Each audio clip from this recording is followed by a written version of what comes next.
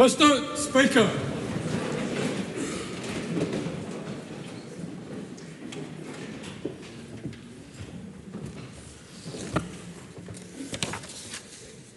Almighty God, we give thanks for the blessings which have been bestowed on us. Laying aside all personal interests, we acknowledge the King and pray for guidance in our deliberations, that we may conduct the affairs of this House with wisdom, justice, mercy and humility for the welfare and peace of New Zealand. Amen.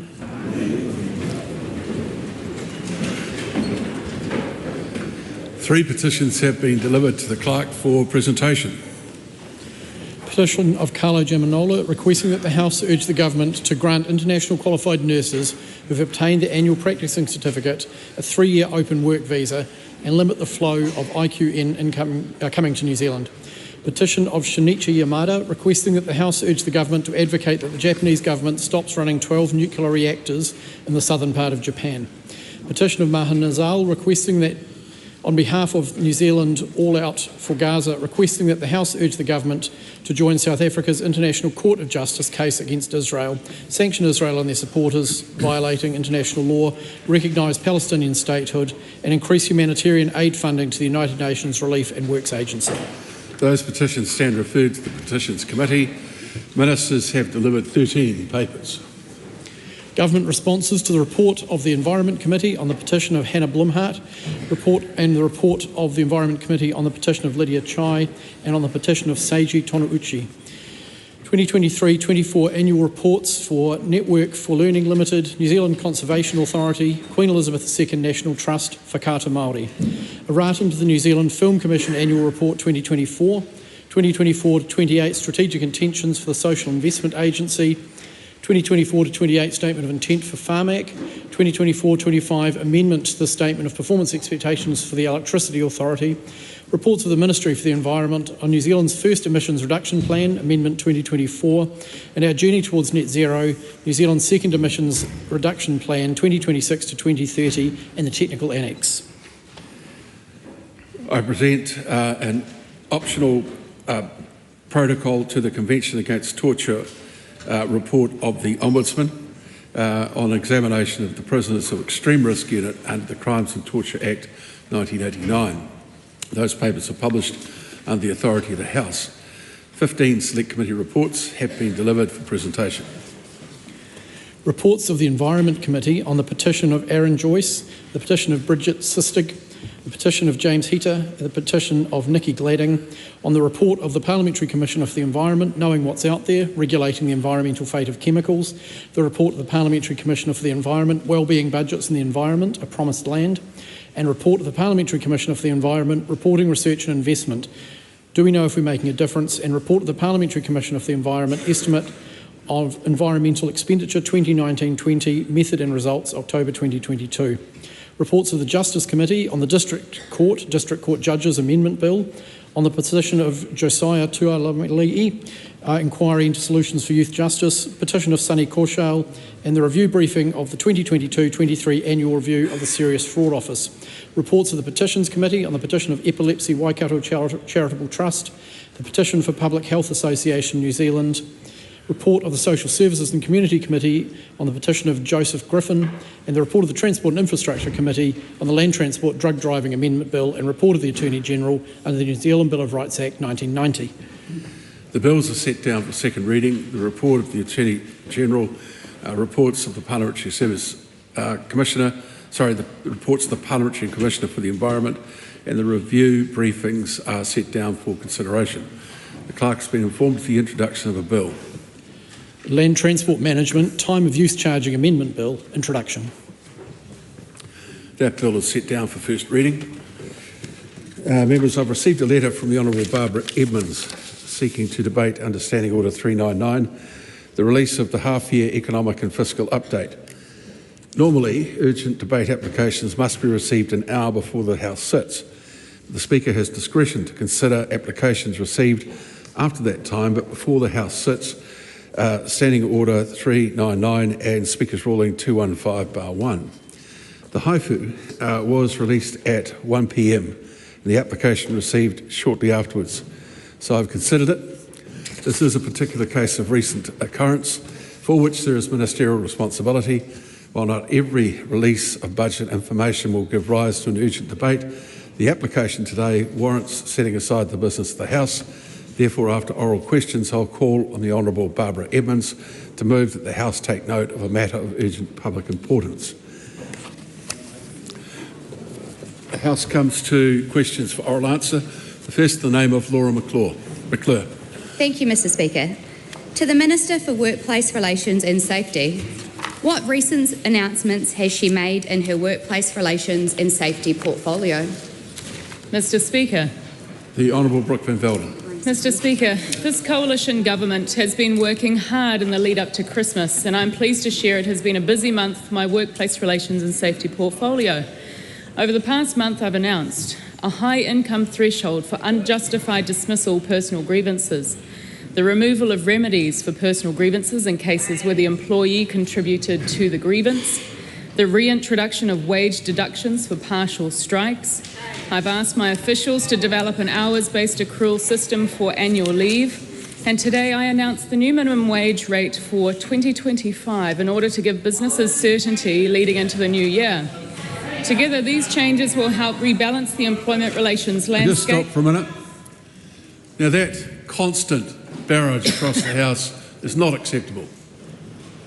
Rare and reasonable was the deal. The Minister will continue. Thank you. Together, these changes will help rebalance the employment relations landscape, make it easier to hire workers, and reduce compliance costs so that both workers and employers can focus on what they do best. Supplementary. How will your announced changes affect employers? Mr. Speaker, I've met a lot of employers up and down the country, and I know that these changes will be welcomed by many. Dealing with vexatious personal grievances can be extremely stressful for employers who can find themselves facing large and unanticipated costs. An employer's own well-being and reputation can be harmed throughout the grievance process, yet for employers there is no recourse. Reintroducing wage deductions for partial strikes will be particularly welcomed by employers with workers in customer-serving industries, where it is often the public that suffer as a consequence of partial strikes. And employers have welcomed the decision I've made to scrap the previous government's approach to fixing the Holidays Act and pursue a much simpler and more workable path of an hours-based accrual to annual leave. Excellent. Supplementary. So, how will your announced changes affect workers? Mr. Speaker, these changes recognise and reward the hard-working, aspirational Kiwis out there who are doing their best to make a good living for themselves and the people they care about. The changes to personal grievances will improve workplace culture and morale. Many workers will be able to recall a time they've had to work with a difficult employee. The Minister will just stop. I just spoke to the House about the constant barrage of interjections, none of which are reasonable and are certainly not rare. I point the House to Speaker's ruling 65-2 by Assistant Speaker Robertson and Speaker Wilson, and suggest that that is the course that we're going to follow. The Minister can start the answer again. Thank you, Mr. Speaker. These changes recognise and reward the hard-working, aspirational Kiwis out there who are doing their best to make a good living for themselves and the people they care about. The changes to personal grievances will improve workplace culture and morale. Many workers will be able to recall a time they've had to work with a difficult employee or manager. This change is for workers who find it galling that the worst behaviour or mediocre performance receives a financial payout. An hours-based accrual system for annual leave will reduce the risk of underpayment that has plagued the current Holidays Act, and the 1.5% increase to the minimum wage rate that I've announced today will make sure young people continue to have the opportunity to get their first job, enjoy their newfound sense of responsibility, and build those necessary life skills that will take them far in their career ahead. Order is helped by ministers being concise in their answers. Question number 2, the Right Honourable Chris Hipkins. Does he stand by all of his government statements and actions? The Right Honourable Prime Minister. Thank you, Mr. Speaker. Yes, and especially our work to complete our latest quarterly action plan. In the last 3 months, we've completed 42 actions designed to lift New Zealand's economic performance, restore law and order, and improve the public services that all of us rely upon. This quarter, that included a massive package of changes to the RMA designed to unlock growth and investment, slashing red tape for farmers in the primary sector, unlocking regionally and nationally significant projects through fast track. It's still not too late for the other side to support it, and introducing fresh changes designed to unleash investment, housing, energy, infrastructure and farmers. This government's working hard to make sure that we deliver for New Zealanders, and I want to say thank you to all my hard-working ministers and the officials who've been up all day and night making sure we unleash fast track on New Zealand. Supplementary question, Mr Speaker. Just wait till your own side settles down. So Right Honourable Chris Hipkins. Who's correct then? The Prime Minister, who says his whole government's relentlessly focused on his quarterly action plans, or his Deputy Prime Minister, who says, and I quote, "I don't have this sort of dashboard crap that I see other people perform on, and a 50-point plan or a 100-point plan or a quarter-year plan," end quote. And if Winston Peters thinks that his plans are crap, why should Kiwis think otherwise? Well, I just want to say what a fantastic Deputy Prime Minister we have. Because not only did he complete his 2 actions in the Q4 action plan around the racing industry and around knocking off greyhounds, he did a brilliant job. Sorry. Just reaction to something is fine, but keeping it on like that is not. Now, I'd invite you to start again, but I don't want that reaction again, so pick up where you left off, please, Prime Minister. Well, as I was saying, the Deputy Prime Minister did an excellent job completing his 2 actions of the 43 in the Q4 action plan, which was to help the racing industry get ahead and also to make sure we deal with the greyhound industry, which he did very, very effectively and very, very well. And I think if you ask the Deputy Prime Minister, I think he was referencing his previous experience working with the last government. That's right. Supplementary question. Why has his government agreed to increase the fees paid to directors of government companies between 39% and 104%, while increasing the minimum wage by less than the rate of inflation? Well, if I take the last issue first, we have found a balance with a 1.5% increase to the minimum wage. This has got to stop, or someone's leaving, or a number will be leaving. It's unbelievably bad. Prime Minister. Thank you, Mr Speaker. As I would talk to minimum wage, we've proposed a 1.5% increase to the minimum wage, but this is also a government that actually cares about low and middle income working New Zealanders. Unlike the other side who failed to support tax relief for low and middle income workers for the first time in 14 years, this is a government that's delivered tax relief, inflation relief, interest rate relief. Importantly, every quarter of this government, wages have grown faster than prices, unlike the 13 quarters in a row under the previous administration. So we care about working New Zealanders on this side. We're supporting them with family boosts, supporting them with working for families credits and tax relief. So why... No, hang on. There's a lot of people on your own side talking while you're starting. Just wait till the House is quiet. Well, point of order, Mr Speaker. I beg your pardon? Point of order. A point of order, Right Honourable Chris Hipkins. If the Prime Minister actually addressed the questions that were asked, rather than giving a long speech about things unrelated to the question, there might be less interjection on this side of the House. Order in the House goes both ways, Mr Speaker. If you'd like more order on this side, you might want to make sure that side is also complying with the rules. Just a moment. 3 strikes. Excuse me. 3 strikes. The member might like to reflect. The member might like to reflect on his own question. Does he stand by all the government's statements and actions? That leaves open to anything and any answer from that point. The Right Honourable Chris Hipkins. Point of order, Mr Speaker. A point of order. That's a very new ruling, one that's not consistent with any other Speaker's rulings in the past. It's not a new ruling. A supplementary question that is quite specific is still a specific supplementary question. Well, look, that might be the member's view, but I've heard speakers, many speakers, talk about the open nature of that particular question, which is a feature of today's question time. Does he stand by all his government's statements and actions? And that would assume that he can talk about anything that the government has done, actions and statements. Well, point of order, Mr Speaker. You're speaking to your point of order. Yeah, a further point of order, Mr Speaker. If I place a more specific question to the Prime Minister at a future question time, will you ensure that it cannot be transferred to another minister? Well, unfortunately, the standing orders allows the government to do that. The member is welcome to have his representatives on the Standing Orders Committee raise that, along with the other 6 matters the Standing Orders Committee is currently dealing with for matters that are of contention in the House. A new point of order, Mr Speaker. New point of order. You may be aware that the Standing Orders Committee has previously discussed whether questions should be specifically allocated to the Prime Minister, and there should be a set number of those, and it was the National Party that blocked that. Well, I'm sure that the member. Excuse me. If you, the Leader of the House is not immune to the prospect of being asked to leave. Don't speak whilst points of order are being taken.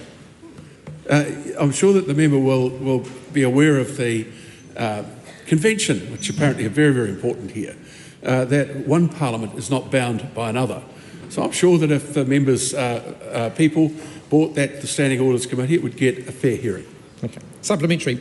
Why is it that under his government, minimum wage workers have to tighten their belts with a real terms pay cut, while company directors get a 100% pay rise?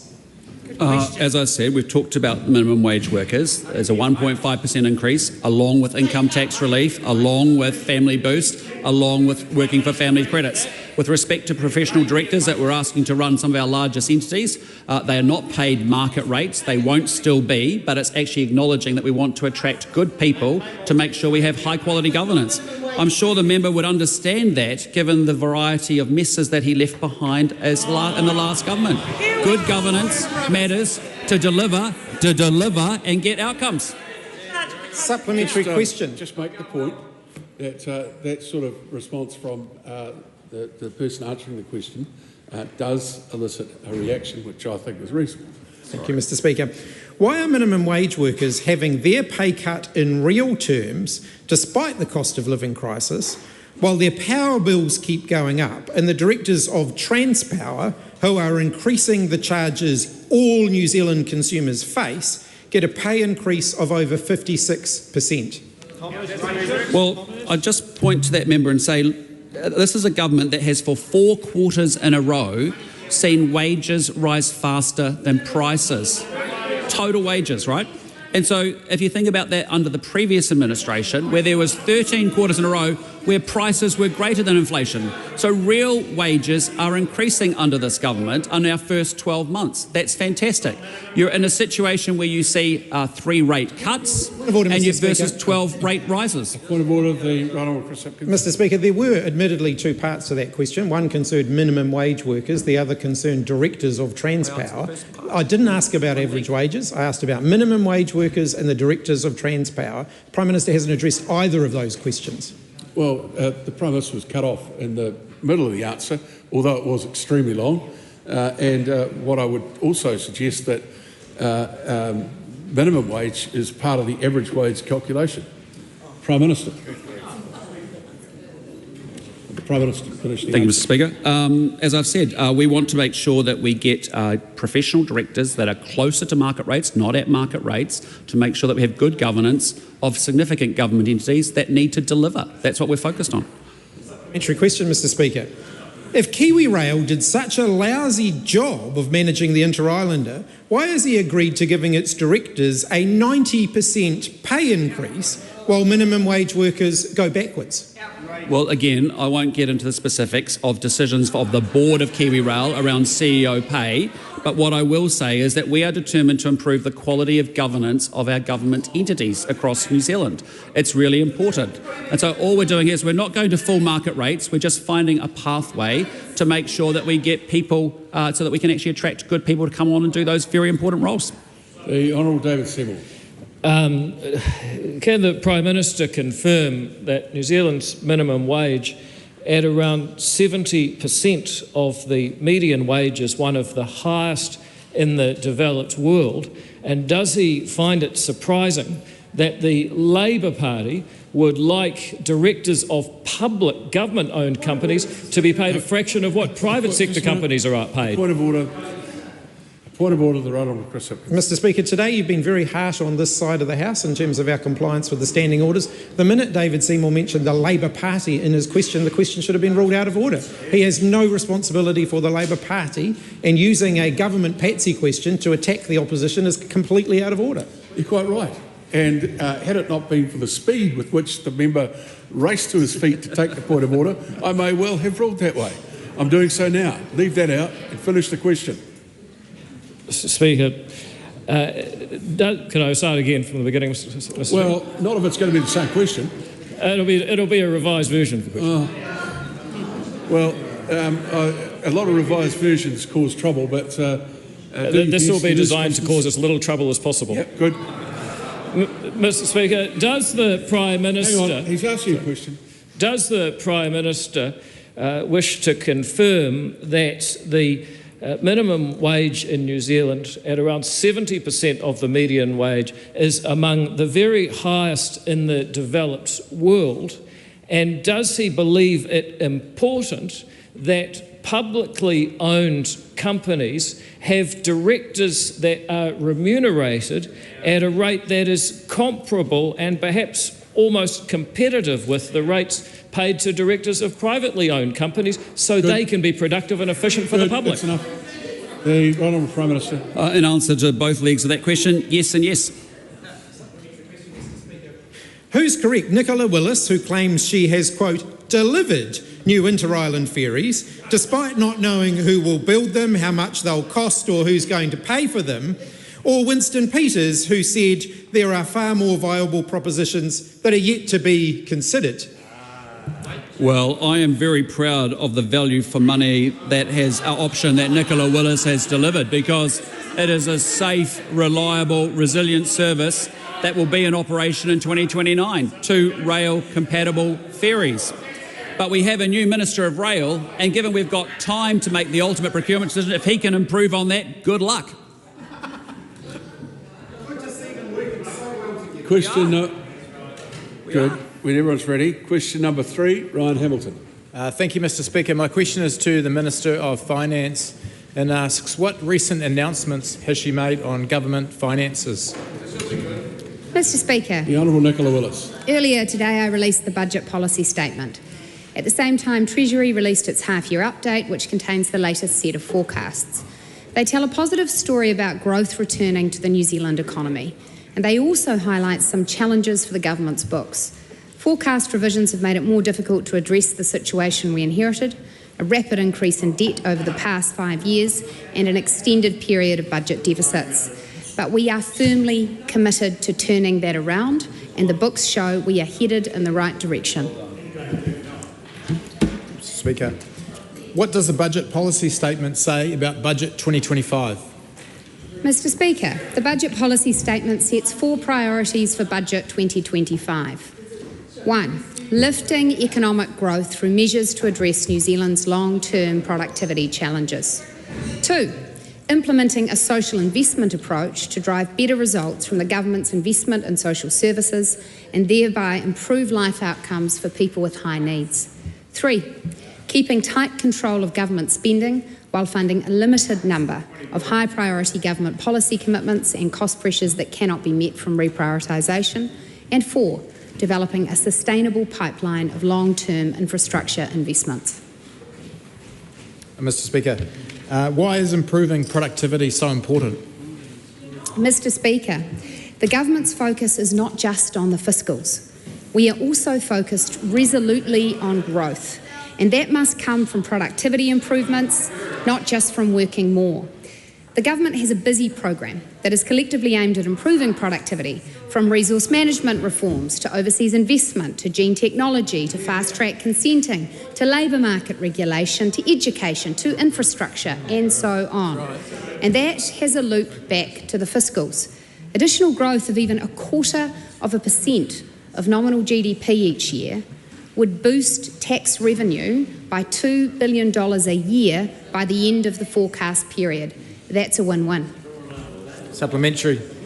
What alternative advice has she received about fiscal strategy? Well, Mr. Speaker, I receive a lot of advice about fiscal strategy, much of it unsolicited. For example, I recently received a letter from 15 economists telling me to increase current and future government spending. I noticed that several people who signed this letter telling me to spend more were advisors to the previous Minister of Finance, and 2 are currently on the Labour Party Policy Council. I wasn't surprised. I've also heard advice from a person saying that a budget surplus is a moot point and that a future government they could be finance minister and would consider taking on more debt. This actually did surprise me because it came from Barbara Edmonds. Question 4, Rārobi Waititi. Tēnā koe te pika o tira, tēnā tātou e te whare. My question is to the Prime Minister. Does he stand by all his government statements and actions? Right Honourable Prime Minister. Thank you, Mr Speaker. Yes, and especially today's announcement that we are taking further actions to keep Kiwis safe in emergency departments this summer. If you visit or work in an ED, you deserve to feel safe, and over the holiday period, EDs can be particularly busy and stressful places. And that's why we're building on last year's successful program and ensuring more support is available to keep Kiwis safe. 20 hospitals will receive additional funding for security, and further funding will be available if there is a major incident or event that requires a greater security presence. So our government's working hard at improving public services that all Kiwis can rely on, whether that's in the community or an emergency department. Will his government's benefit sanctions help to put more kai on the table or less kai on the table this Christmas for the thousands of hungry tamariki in Aotearoa? Well, I'm very proud of the traffic light system that our great Minister from the Ministry of Social Development has implemented, because what it means is a pretty simple requirement. Show up and talk to your case manager, get a resume and show up to your job interviews. Does he agree with the Child Poverty Action Group that his decision to put the well-being of landlords over the well-being of tamariki will put 20,000 more children into poverty by the time his term is up? What I'm proud about is under Budget 24, with all the cost of living measures that this government delivered for low and middle income New Zealanders, is that 17,000 children are going to be taken out of poverty compared to the last year of the Labor government, where 23,000 more children were put in poverty. What does he say to Logan, a 7-year-old Tamaiti who wrote to Santa asking for a burger to share with his mum for Christmas? I acknowledge that across New Zealand it's a pretty tough time. That's what happens when you don't run an economy well. If you care about low and middle income New Zealanders, you run the books well. You don't spend more, tax more, borrow more and deliver less. If I sold 3 houses and earned 769,500 in untaxed capital gains, how many burgers could I buy for Logan and his mum? Well, the point I'd make is that the Prime Minister cannot be expected to know the fluctuating price of burgers anywhere in the world, let alone New Zealand. The question's out of order. Darn useless.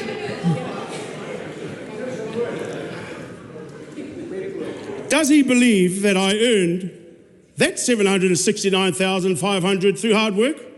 Or did I benefit from the increased demand of housing driven by his mega landlord donors? That question's out of order too. Yep. The right Yes. honourable Winston Peters. I do suggest that we're going to have to sometime over between Christmas and New Year do a familiarisation course for members of Parliament. That sort of question is outrageous and extreme, it's hypothetical and extreme, and would not be accepted in any first world parliament, let alone this one here has been going since 1854. Excuse me, and who's speaking during a point of order? The Marsden Point closed down merchant was speaking when I was talking. Was that helpful? Well, in fact, I didn't hear it. I'm sorry. But the point was that the question is out of order, and I'd already ruled it out of order before the point of order. Supplementary. Has he read the book by Mary McHugh, How Not to Become a Crotchety Old Man? Well, much as it might be of interest to the House to find out what the Prime Minister's personal reading materials are, I don't think it was necessary to give a demonstration of what the book was about. We'll move on now to question number 5. The Honourable Barbara Edmonds. Thank you, Mr Speaker. To the Minister of Finance, does she stand by all her statements and actions? The Honourable Nicola Willis. Mr Speaker, in context, yes. I particularly stand by my statements to the effect that now, more than ever, is a time for disciplined government spending and a focus on driving economic growth. Supplementary. Isn't it the case that the last time net core Crown debt was this high, which will peak at 46.5% of GDP, was in 1994? Mr. Speaker, it is also the case that in the past 5 years, the last Labor government added more than $100 billion to New Zealand's debt. And we as a government are now saddled with the task of bending that debt curve. Stop, thank you. You can't expect me to have any view on the quality of an answer if the noise is so loud it can't be heard. Now, that might be the intention, but it's not going to continue. Minister, begin answering the question. Answer the question again from the start. Am I going to make it clearly a point that it is not inappropriate to mention matters of policy conducted by a previous government? Mr. Speaker, the context for New Zealand's debt position is that in recent years, more than $100 billion was added to debt, blowing it out as a proportion of GDP. It is the fiscal intention of this government to see that debt curve down, and we have laid out a path to achieving it. I would also note that the member opposite is the very same member who told Radio New Zealand she doesn't think debt is a problem. Isn't it the case that net core Crown debt will now be 3.5 percentage points higher than what was forecast in her budget? Mr. Speaker, as I have set out today in the budget policy statement, it is the case that forecast revisions to New Zealand's GDP trajectory will have an effect on debt. That is why it is so important that the government maintain a disciplined fiscal position with lower operating allowances than have been the case in recent years, when the last government blew spending out as a proportion of GDP, leaving our economy in a very challenged state. If that member wants to join those on this side of the House in the pursuit of fiscal discipline, I can only welcome it. Supplementary. Isn't it the case that there will be $58.7 billion more debt, peaking at $235 billion than what was forecast in her budget only 6 months ago? Mr. Speaker, as I have laid out today in the budget policy statement and as Treasury has laid out in the half-year economic fiscal update, downward revisions to the fiscal forecasts have had an effect in two ways. One, the current recession is estimated to have started earlier and to be more protracted than had previously been forecast. And two, there has been a downward revision to productivity forecasts. This does have an effect on debt. Now, Mr. Speaker, this government believes there is a place for debt for borrowing for long-term infrastructure assets. We also believe it is very important to get debt down to a trajectory under 40% of GDP. Again, I note that if the member wishes to join us in that pursuit, that would be novel for her and her party, but I can only encourage it. That's enough. Listen, it's very hard to listen to an answer when you've got a very, resounding voice coming in one ear. If you wouldn't mind. Yeah, it'd be great. Supplementary. Will she take responsibility for the growth forecast being revised downwards since her budget and predicted to be $20 billion smaller in 2028? Mr. Speaker, I won't take responsibility for the mistakes of the last government, but I will take responsibility for fixing it. Supplementary. Does she plan on shifting any other goalposts to help reach her targets, like she has done with the definition of Obigel and with child poverty targets? Mr. Speaker, I reject the characterisations of the member's question. Question number 6, Katie Nemeth. My question is to the Minister responsible for RMA reform. What progress has been made in meeting the commitment in the Government's Q4 action plan to passing the fast-track approvals bill to speed up delivery of regional and national projects of significance? Good question. The Honourable Chris. Oh, just give him a minute. The Honourable Chris Bishop. Thank you very much. Mr. Speaker, this afternoon the fast-track approvals bill will receive its third reading, fulfilling one of the actions in the Q4 action plan. The new system will be up and running in early February 2025, with listed projects able to apply directly to the EPA for their substantive application process to begin. Mr Speaker, we've long said it takes too long and it is too hard to consent things in this country. This government is getting on with the job of fixing that through fast track. Supplementary. What positive feedback has he received on the fast track approvals bill? Oh, Mr Speaker, it's been extraordinary going up and down the country. Anyone who's tried to get anything built in this country has been radicalised against our current consenting process. One constituent wrote to me to say, the fast track process is an excellent initiative for the right project. I agree it needs to be maintained. Another simply wrote, keep up the excellent work. Protesters are only a minority. And of course, it was interesting in the House last week, Mr Speaker, to see Labor Party MPs both vote against the fast track but spend much of the committee stage debate lauding various projects listed in the bill, most notably the Hope Bypass project down in Nelson, which is, of course, a road of national significance and a government priority. Sit down. Emma knows that those proceedings should not be brought into the House at this particular time. And I'd say to the member on the end of the crossbenches on the opposition side that she needs to modify her contributions considerably in order to stay. Supplementary. Does the Minister expect to see economic growth benefits from the fast track approvals bill? Oh, Mr Speaker, yes we do. There's no doubt that the cost and time of consenting stifles economic growth. So much time and money spent on long, costly processes. These 149 projects, the initial tranche, will help rebuild our struggling economy and kickstart growth around the country. If we want a brighter future for New Zealand, we have to stop giving in to the NIMBY, low-growth, status quo minority.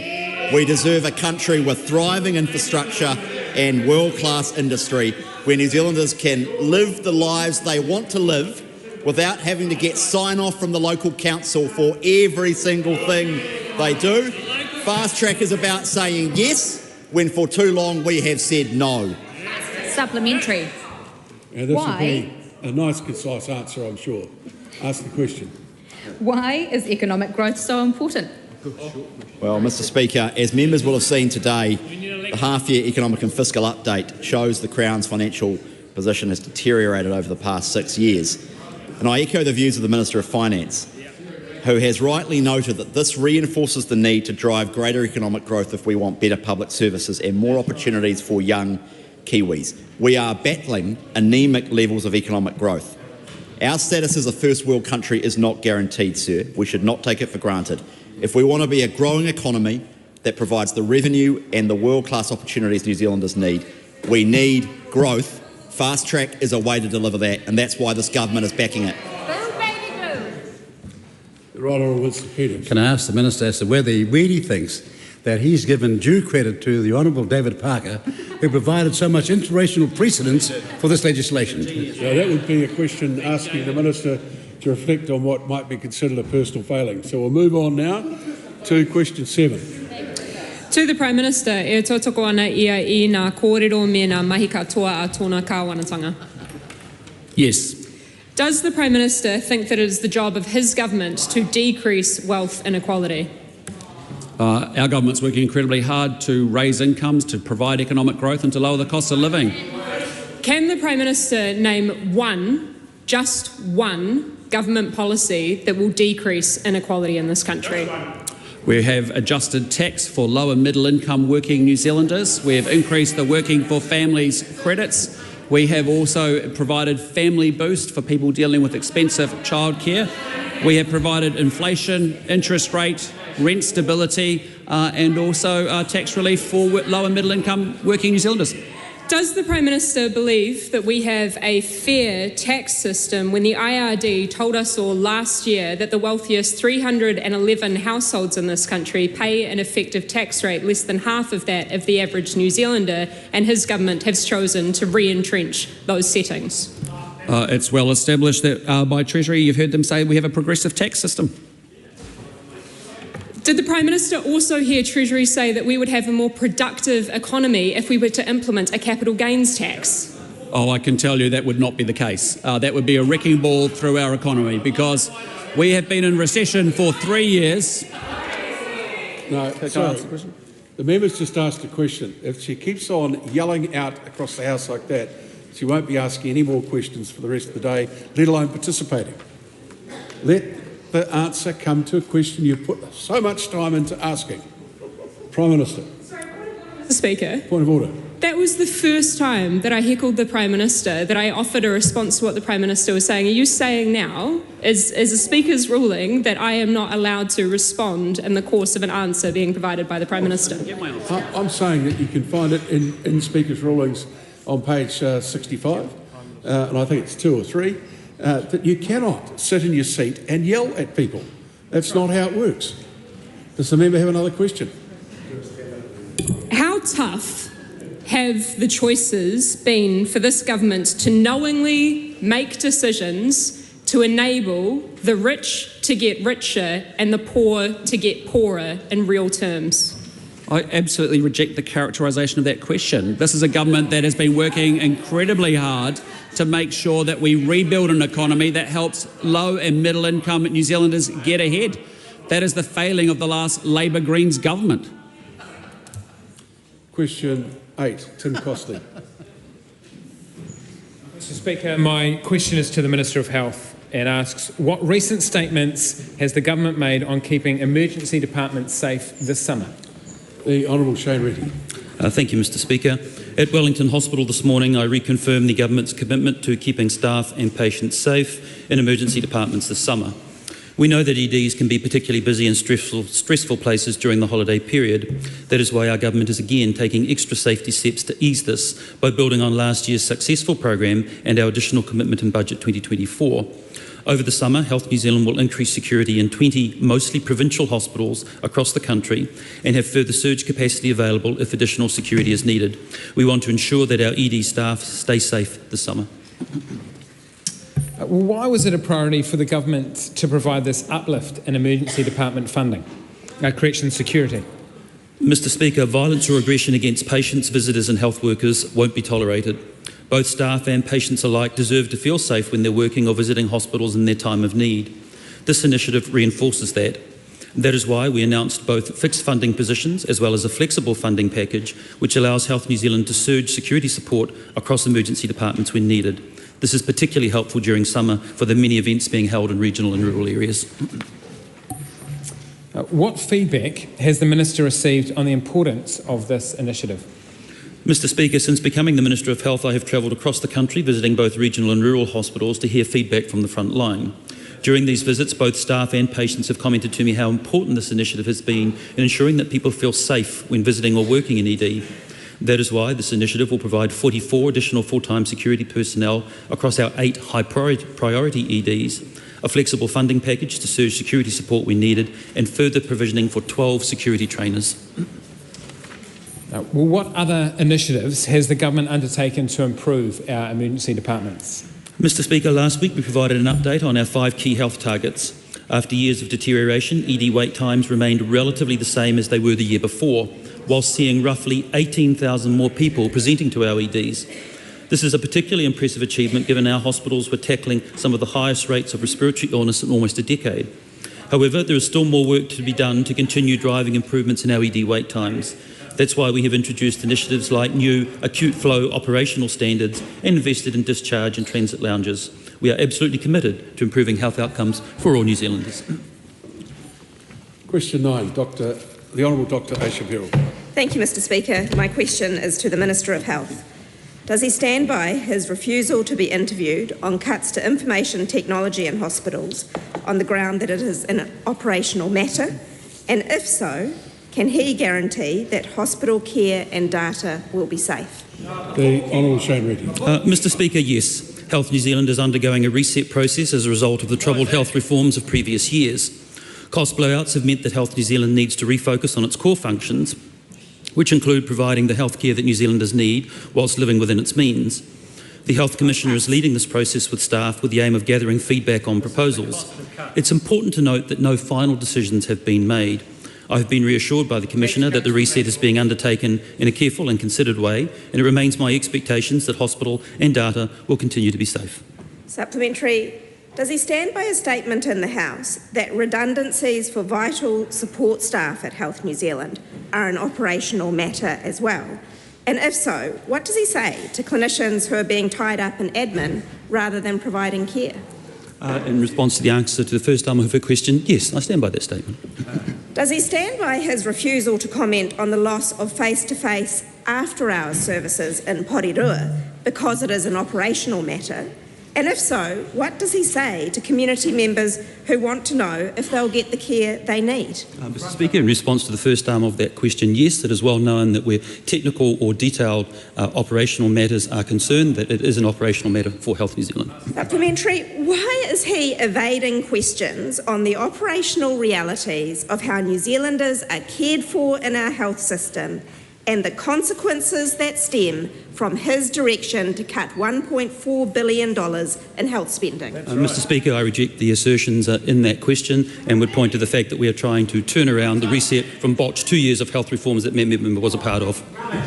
Does he stand by his commitment to lower wait times for surgeries, or are operations now operational too? Mr Speaker, yes, I do stand by that commitment to lower the wait times for surgeries. Question number 10, Tom Rutherford.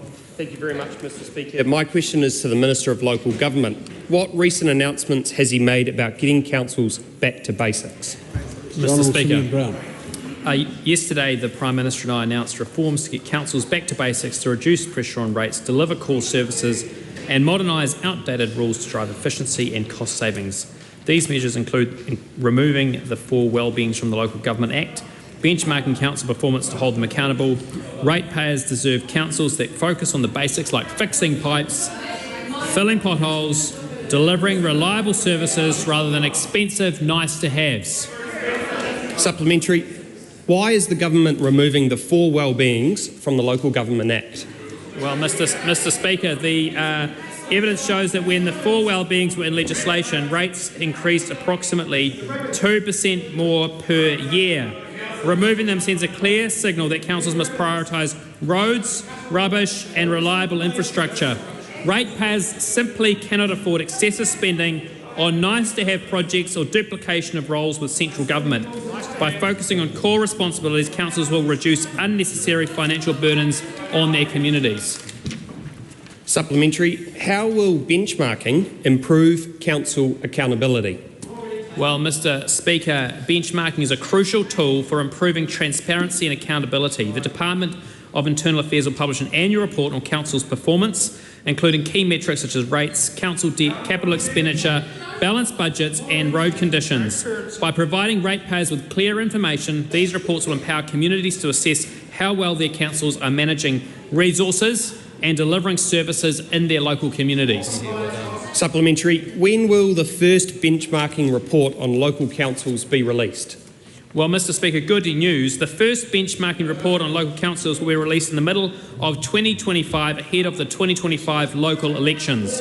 This report will give hard-working ratepayers and residents across the country clear information about their council's financial performance prior to going to the polls in October 2025. Mr Speaker. Question number 11, Lan Farm. Tēnā koe, Mr Speaker. My question is to the Prime Minister and asks, e tautoko ana ia I ngā kōrero me ngā mahi katoa a tōna kāwanatanga? Sorry, I missed the translation. Right on, Prime Minister. Sorry, can you repeat the question? I missed the translation. E tautoko ana ia I ngā kōrero me ngā mahi katoa a tōna kāwanatanga. Yes. Supplementary. Aye. Can the Prime Minister confirm that no level of environmental protection will remain for public conservation covenants, outstanding natural landscapes or water conservation orders under the Fast Track Approvals Bill? Well, that's not an accurate answer. I reject the characterisation of that question. But what I'd say to you is that I am incredibly proud of the fast track legislation, and I really hope it's not too late for the Green Party to get on board, because we really do want to have a 30% increase in renewable energy projects across this country. We do really want to build 55,000 more houses, and we want to build up 180 kilometres of new roads. Supplementary.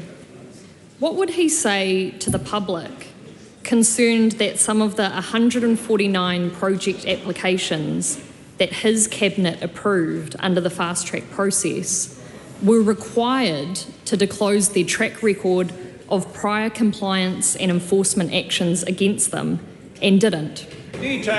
Again, I'm not getting into the details of individual projects. There's an expert panel process that will manage that. But what I would say to that member is that the New Zealand public are actually sick of how long it takes to get things built in this country. There is no justification to take 19 months to build a 3 to 4 bedroom home that's 50% more expensive than the same home in Australia. Supplementary. Just wait for a moment. Okay. Did Cabinet consider whether the 149 applications contributed to regional and nationally significant infrastructure? And if so, what was the rationale for including projects that didn't even bother answering how they supported regional or nationally significant infrastructure? Again, we have a process where projects will go through an expert panel, but what I'd say is these are projects of national and regional significance. And we make no apologies for making sure that we prioritise economic growth after 3 years of being in a recession, thanks to a Labour Greens government. Supplementary. Will he commit to reconsidering projects included in the fast-track approvals bill if the Auditor-General inquiry into Cabinet's handling of conflicts of interest finds the process was not managed appropriately? Nitpicking. Hypothetical question, I'm not answering it.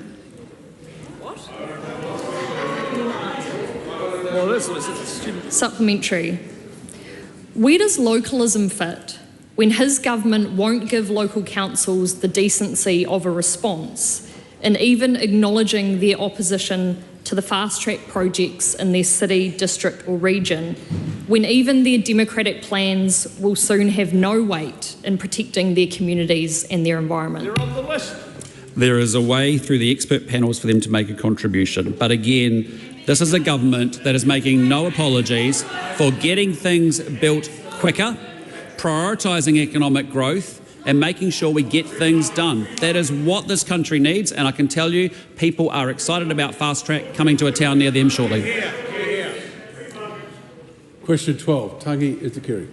Kia ora, Mr Speaker. My question is to the Minister for Rail. Does he stand by his statement regarding any new Cook Strait ferries that rail-enabled ferries is part of our considerations? Yes, and that is a no-brainer. If so, will he guarantee that the new ferries will be rail-enabled? The Right Honourable Winston. Can I say to the member, I'd have thought this is far more important to be question number 12 today, but we get on to the answer. Nothing has been ruled in or out. We are looking at all the options, the costs and benefits, and the pluses and minuses, and we'll make decisions based on the best interests of our country. We are not going to make silly pledges before the work is done, and we can guarantee the member that we are not going to be asleep at the wheel like his colleagues were for the last 3 years. Supplementary.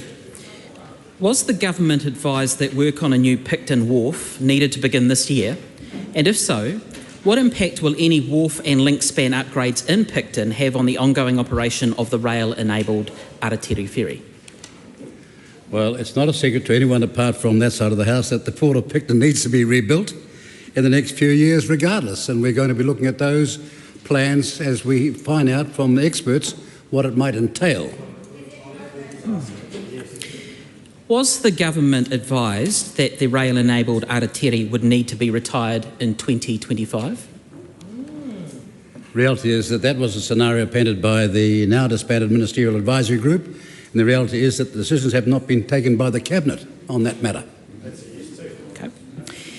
Can he then guarantee that the Inter-Islanders' sole rail-enabled ferry, the Aotearoa, will be scheduled to continue operations until 2029? What I can guarantee is that having had a meeting with early this morning with KiwiRail and MUNS, that's the Maritime Union, at midday, and we're going to consult with everybody. We're going to find out exactly what's going on and what went wrong. And then we'll come to this House and declare transparently. No, we don't go off the top of our head like the previous government.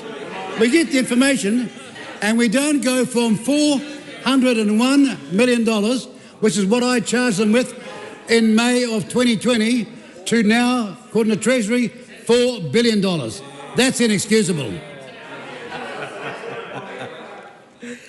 Was the government advised that the cheapest and most basic option for new Cook Strait ferries came in at $282 million each, which for 2 ferries would add up to more than the rail-enabled ferries contracted under IREX?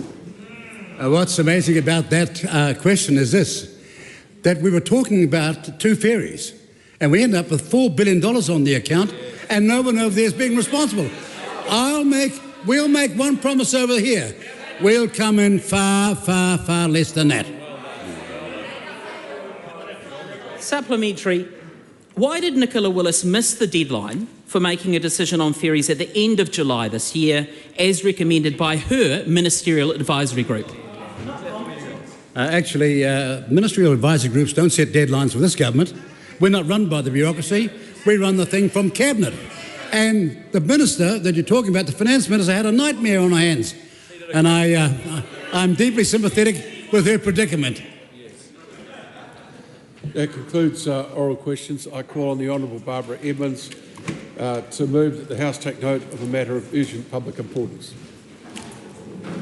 Thank you, Mr. Speaker. I so move. Mr. Speaker, there was once a time in our country where a child who lost their parent could rely on the state to provide a safety net so that they wouldn't fall through the cracks.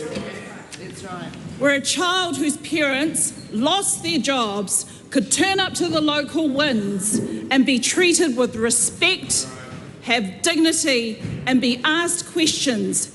How can we help you get into work? There was once a time in this country where a government would help their people get into their first home and continue to build social housing so that those who didn't have a home could have access to a roof over their heads. There was once a time in this country where evidence, science, data would drive decisions by a government to ensure... Point of order, the Honourable Chris Hipkins. Bishop, sorry. Yeah, OK. Mr Speaker... We'll start again, shall we? Mr Speaker, you have granted an urgent debate on the government's economic half-year economic and fiscal update. We are now 1 minute into the member who requested the urgent debate, and we've had a lot of talk about children, or one particular child, but Haifu has yet to be mentioned. So it's a bit strange that we're now enduring a general debate speech with 2 days to go left in the year when we're meant to be having a debate about Haifu. We're prepared to debate it. The member seems unprepared to actually address the issues. Yeah, well, that I consider to be a pretty unhelpful point of order. I was watching the clock. The member will come to a point very, very quickly, but I suspect that she was setting up the points that she wants to make about the Haifu, which is not unreasonable from someone who is getting to move a debate. Thank you, Honourable Barbara Edmonds. Thank you, Mr. Speaker. Economics is about people. Because it's all about people. Every single number in the Haifu is about decisions that impact people, that impact communities, that impact organisations, that impact businesses in our country. There was once a time in our country where social service providers could depend on government funding to serve communities where the government could not reach. There was once a time where oranga tamariki service providers could care for vulnerable children because they knew that funding was coming down to the line. They knew that when time was going to be tough, there would be a government to serve them. There was once a time in our country where governments made decisions, took responsibility for them, and paved a vision and a future for our country that served everyone, not just their mates in the tobacco companies, not just their mates who are landlords, not just their mates who are getting far higher remuneration than minimum wage earners. Mr. Speaker, with the release of the half-yearly fiscal update and the budget policy statement, it's very clear that those days are over. Mr. Speaker, let me run the House through the numbers. Net core Crown debt will peak at 46.5%. Net core Crown debt will now be 3.5% higher than what was forecast in the budget. $58.7 billion more debt, peaking at $235 billion than what was forecast at budget. The economy is shrinking. It is predicted to be $20 billion smaller in 2028. The $19 billion higher net core Crown debt will be higher than what was in the Minister of Finance's budget. If it wasn't clear, Mr. Speaker, I am pretty sure it is crystal clear now that this government is borrowing for the groceries, is borrowing for tax cuts, and has made deliberate choices to make it hard on every single body except for their mates. That's right. They are giving with one hand, with tax relief, the Minister will crow. But on the other hand, they have reduced the subsidies for public transport funding. It's going to be more expensive for our kids to catch the train or the bus. And the Minister of Finance is asking, what's the relevance of this? And that's the problem. That is the problem. She is so removed from the connection of her decisions to people in our community, to the families who have to put their children on rail or buses, from the families who have to depend on their schools to pay for their lunches, for the ratepayers who depend on a government to support them with water infrastructure, to spread out the debt across the generations to help them, so that this generation is not crippled with that debt. That is what fiscal prudency is about. But again, that side of the House fails to connect. This document with numbers is all about people. Now, Mr. Speaker, I will hear the same spin I have heard for the last year from this government. We will hear the same spin that this is we inherited a mess. Well, you know what? We take responsibility for our spending that saved lives, that ensured families and employees stay connected to their workers. We take responsibility for that because 20,000 people did not die because of those decisions. We take responsibility for the infrastructure spend that we had to do, which I note many government MPs across the House have been present at to either cut a ribbon or to put a shovel in the ground. And I get it, right? I get it. I get the infrastructure spending through COVID to fix fire stations across the country were needed. Fire stations help meet the needs of communities. So I welcomed those government MPs last year when I was cutting the ribbon because I knew the importance to the community. I knew the importance to people. And Mr. Speaker, what really, really grates me is this particular sentence in the budget policy statement on page 3. Second, savings will need to be found beyond those already identified in the previous budget. And third, with a small number of exceptions, government departments should expect to receive no additional funding in the budget. And yes, the Minister of Finance says, but it's choices. We told the Minister of Finance that the tax cuts were unaffordable. We told the Minister of Finance that that was absolutely irresponsible. But she still gave the tax cuts. She borrowed more for the tax cuts. And as a result, she has taken away, with the other hand, she has ripped away that relief by making it harder for families to access relief for early childhood education, by making it harder for families for public transport subsidies, for removing universal prescription fees, for ensuring that they're not putting downward pressure on rents, by giving tax breaks for landlords. This side of the House did have interest deductibility, but it was for the build of new houses. It was to incentivise the building of new houses. But what do we see from the other side of the House? And this is what I need to warn New Zealanders of. Every single MP, when you go to your community, you will need to go eye to eye with these social service providers who are dealing with more homeless people, who are dealing with more people who cannot make their everyday budget because of decisions made by this government. But instead of helping those families being able to access their entitlements, this government has just made it worse. Dashboards, performance indicators. What about these people's entitlements? They've lost their jobs because it's quite clear in Haifu that this government has no plan to help the economy grow. And that's why the numbers reflect that. That's why our economy is shrinking. So no matter how much this government likes to say productivity will get us out of here, I'm still waiting for that plan. Has anyone seen that plan? Anyone seen that plan? Anyone seen the plan to build infrastructure? I've seen plans for potholes. But what I haven't seen is a vision, a plan for our country.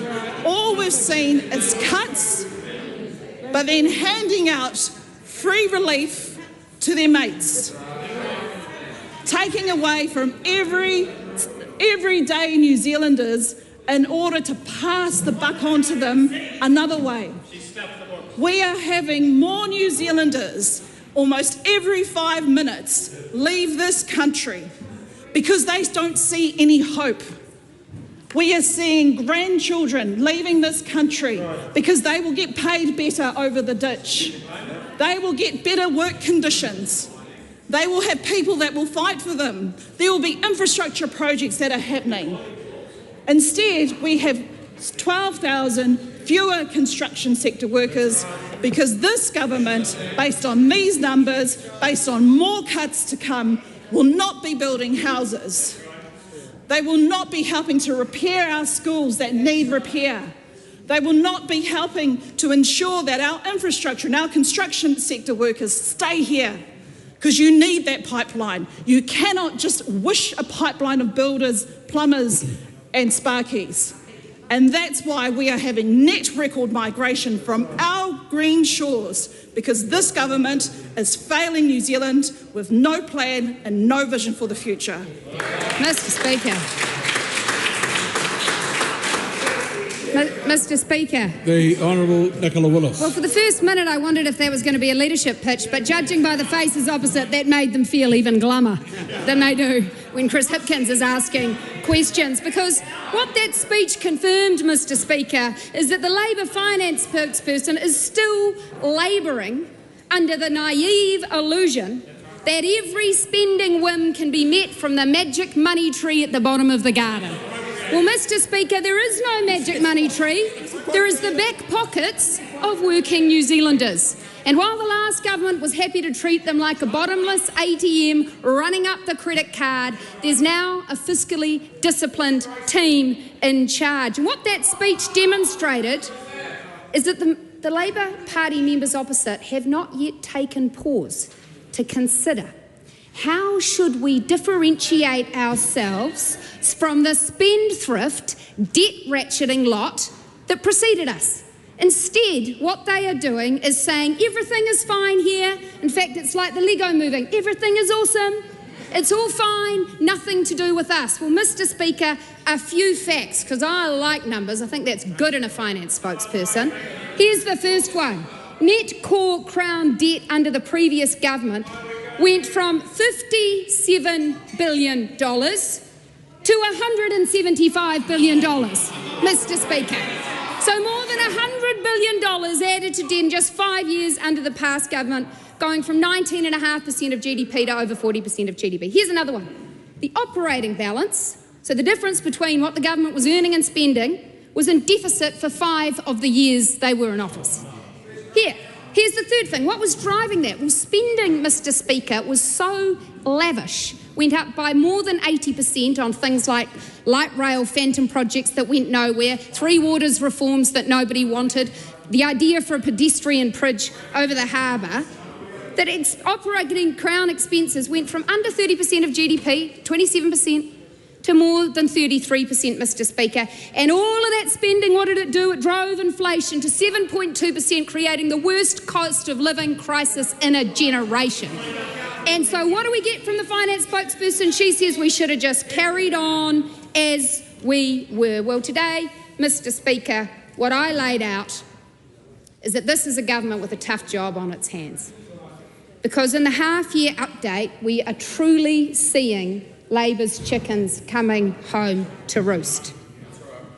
Now, we've had a chapter in New Zealand political history where the government's focus was continuously on how they could spend it, how they could spend more and more and more and add more layers. Well, that chapter now needs to come to an elegant close as we open the chapter called How Do We Earn It? Because what New Zealanders understand is that if you want a nicer car, you need to earn more money. And on this side of the House, we understand that.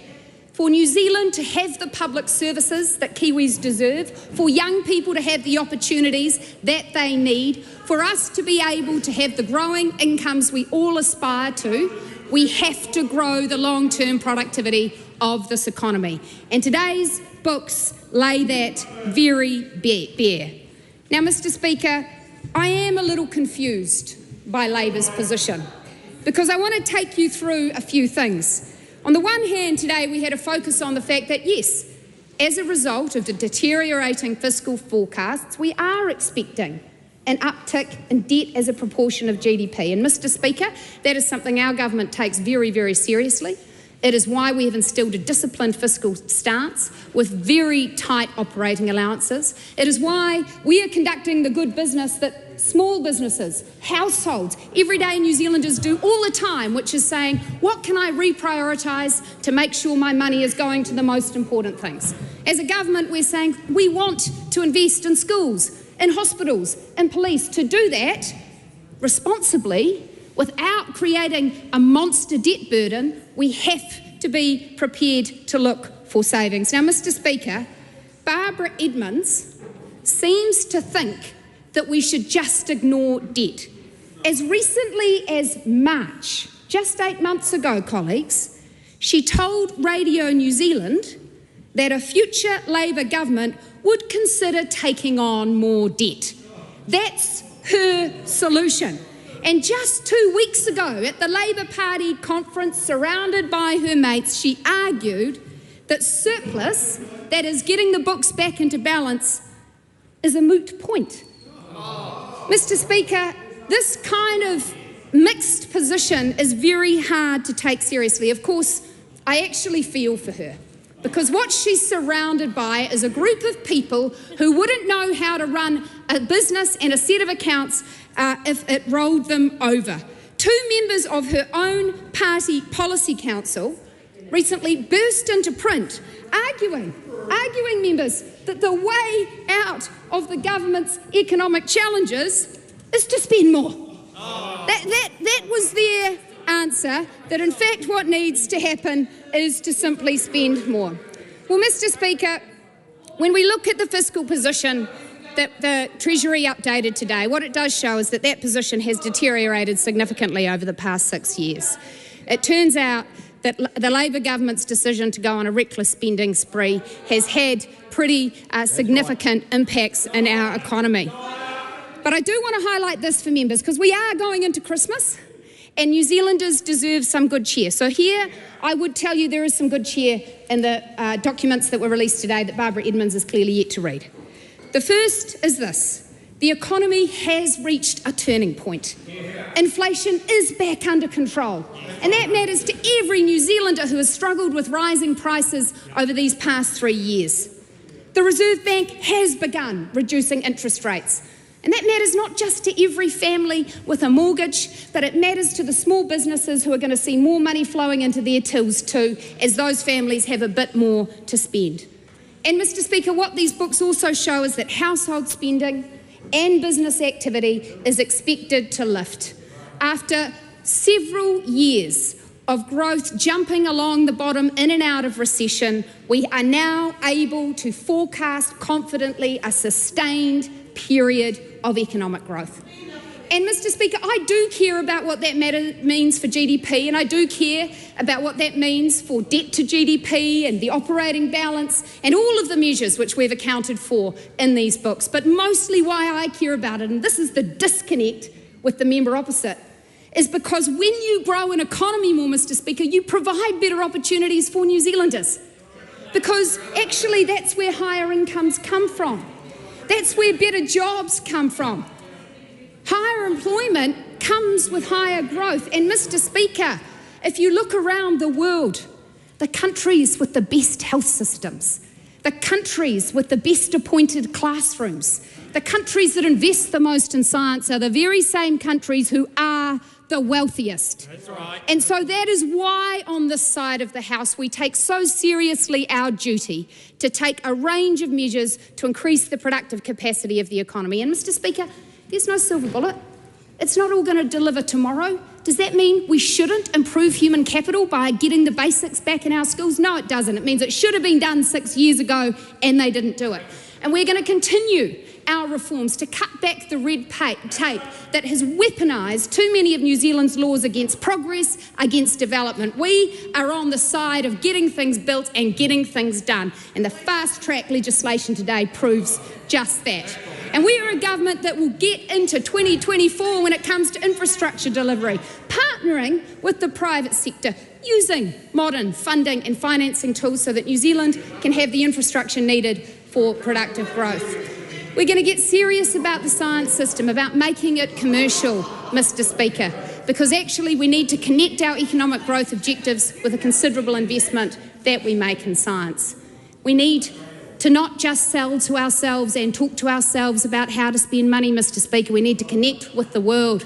We need to say yes to investment from those firms and countries who want to create good jobs and incomes here, and we need to trade with those countries too. So, Mr. Speaker, where we stand today is in a very stark place, because I recall in my time in this chamber thoughtful debates where people talked about how to solve the problems. But what we've had from those opposite is simply willful denial about the challenges New Zealand faces. Well, the good news is this: Kiwis are smart people. They elected a government who they could trust to get on and solve it. We have laid out a path to get our books back in balance, to bend the debt curve down, and to do it while investing in essential services. And here's the thing: we've closed the chapter that's all about spending more for spending's sake, and now we're getting on and earning it.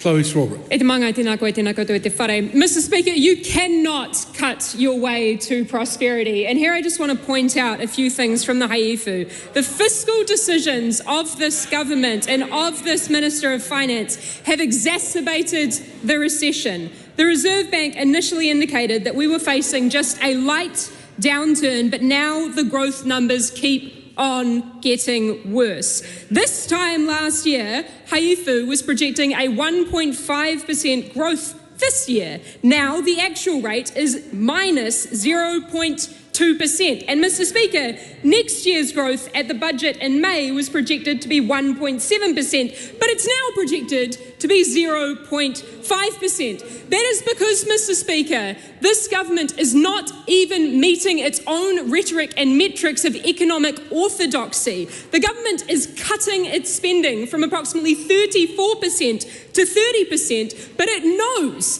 that households and small businesses, and definitely not the oligopoly that we've been talking about at Finance and Expenditure Committee, they are not going to fill that gap. Mr. Speaker, government decisions made by the politicians sitting on that side of the House are diminishing the growth that they so love to talk about. They are diminishing productivity, and they are knowingly increasing inequality and climate changing emissions. Which Minister of Climate Change will only make things worse for future generations. Treasury's forecasts have only massively deteriorated since the government took power. In just 1 year, the Crown's forecast operating balance for 2025 has worsened by 50%, from a deficit of $6.6 billion to $9.9 billion. This is unprecedented outside of global financial crises. And Mr. Speaker, it's self-inflicted because the government has decided to contract its spending so much. Haifu shows us, Mr. Speaker, what all of us know. That is that tax revenues have stalled due to unemployment, which government decisions have exacerbated, and company failures and a deep recession, that the government expenditure is climbing due to that unemployment and those company failures. And there is no evidence whatsoever, no plan that we are hearing from this government to get us out of that. Because, Mr. Speaker, this is the austerity playbook. It is to defund public services to failure, to watch them fail, point that out to the public, and then say, hey, we should privatise that. So mark my words, Mr. Speaker, that is the next thing on the agenda. Treasury notes that the government's planned road building frenzy, which the Minister of Transport was crowing about in question time today, has no believable source of revenue other than to widen the deficit faster than Waka Kotahi can widen those lanes. Mr. Speaker, we heard just before from the Minister of Finance about how if you want a nicer car, you've got to earn more money. I think the Minister, who was doling out to members of the opposition some orthodox economic speaking notes, should in fact reflect on the fact that the economy is not a car. The economy is all of us, the stuff that we create, and the rules that we put in place in order to try and get certain outcomes. And what this haifu underscores is that we are setting up for a two-track economy. That is wage and salary earners, beneficiaries and small businesses all going backwards. Meanwhile, the oligopolies, that is our banks, our supermarkets and our gentailers, will continue to compound their power and their profit under decisions made by this government. We can, Mr. Speaker, have a better world. It is entirely within our grasp. And in fact, all members of this chamber know that, because all members of this chamber were across the IRD report released last year,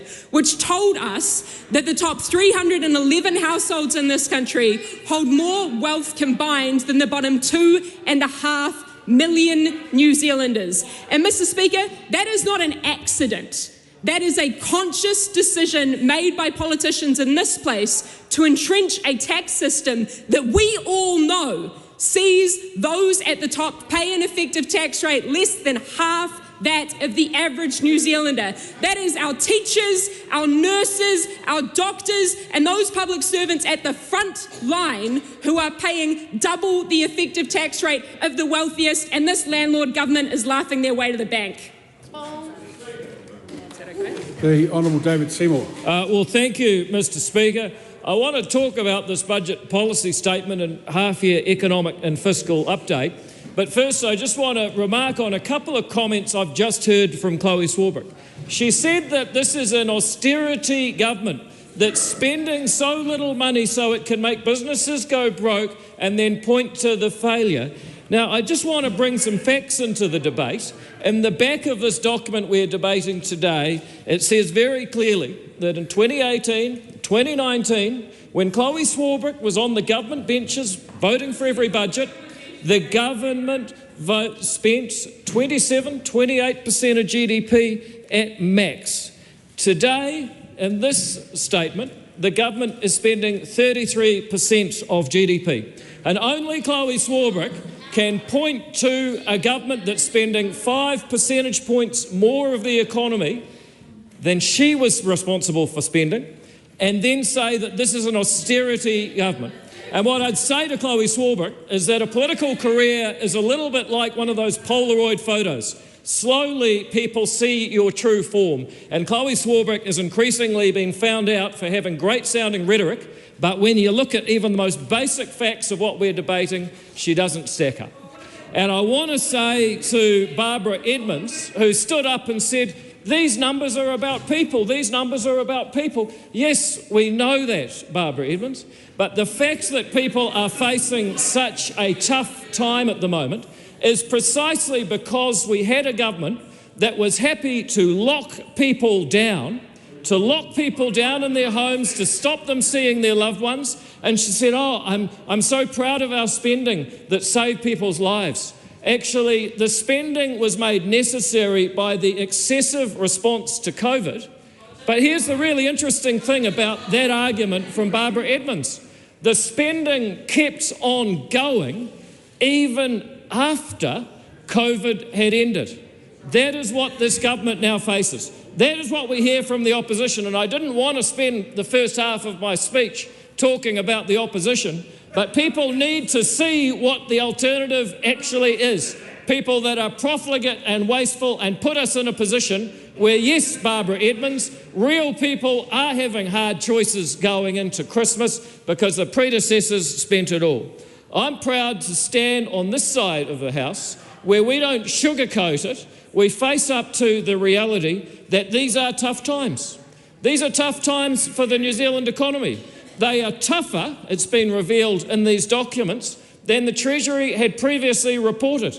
They've had to point out that the economic conditions 5 years ago were not as good as they were reporting back then. And that is because we have a productivity problem in New Zealand. No matter how hard people work, and we're some of the hardest working people in the world, people aren't getting the increase in productivity. And what are we going to do about it as a government? Well, two things, Mr. Speaker. We are going to reduce wasteful government spending. I predict we're going to have to reduce it by around $6 billion and find ways to do stuff better and smarter. And I know what the other guys will say. They'll say, oh, well, that means you're going to cut services. No, actually, spending money is not its own objective. Our objective is to deliver better and more efficient outcomes for less money, just like people in farms and firms and families have had to do while they were in government and continue to as we turn this economy around. And the second thing we're going to do is we're going to reduce red tape and regulation so people can spend more time doing the things that make their lives better and allow them to provide for themselves and their loved ones, and less time in compliance and administration activity or being dissuaded from using their creativity whatsoever. That's what we have to do, Mr. Speaker. We cannot afford to listen to the rhetoric, the empty and, as I've shown, inaccurate rhetoric of the opposition. We must confront the reality that this government faces alongside New Zealanders and make our own operations more efficient in order that New Zealanders can see the government taking a smaller slice, have more for themselves. The government place less red tape and regulation on them so that New Zealanders can use their time and talents for the good of our nation and themselves and their families. And under those conditions, Mr. Speaker, I'm confident we will see a turnaround that will keep these people far away from any levers of power for a generation to come. Thank you, Mr. Speaker. The Honourable Shane Jones. The value of today is that the New Zealand public has been given access to data which reflects that Treasury itself realises it needs to do better. This is a revision of forecasts where Treasury itself says, Mr. Speaker, that it's had to go back and rework its own modelling. And this document says that those forecasts reflect nothing in terms of what this government is doing to remedy and turn around the situation that the government has inherited. Yes, you'll hear all sorts of strange, bizarre rationalisations from the cooker lentil speakers from that side of the House. This has got nothing, Mr. Speaker, to do with the changes that we are making because they're overdue. Go no further than page 8, growth strategy. The growth strategy is necessary because we've come out of a recession. We've come out of a period of time where the Reserve Bank has maintained extraordinarily high interest rates to deal with the legacy that we inherited. Too much money chasing too few goods. And if you've got any doubt as to whether or not the recipe we are pursuing will or won't deliver, look no further than the massive growth in export income coming from the primary sector announced last week. Fisheries up, horticulture up, farming up, forestry increasing. And what does the other side of the House want us to do? They don't want a growth strategy. They want us to halt our regulatory green, brown, red tape busting efforts. But unless we free the economy from the calcified rules and regulations we've inherited, we will not see the growth. Sure, we are going through a struggler's gully dip. But then all Kiwis know that because they're managing their own household budgets. No one, sir, believes the green soup, the cultural promises that have been put about by the opposition. It is only by building confidence and certainty with new investment which will flow and blow forward into our economy like leaves on an autumn storm, and the effect of the fast track will be like a storm. Blow away all the cobwebs of complacency.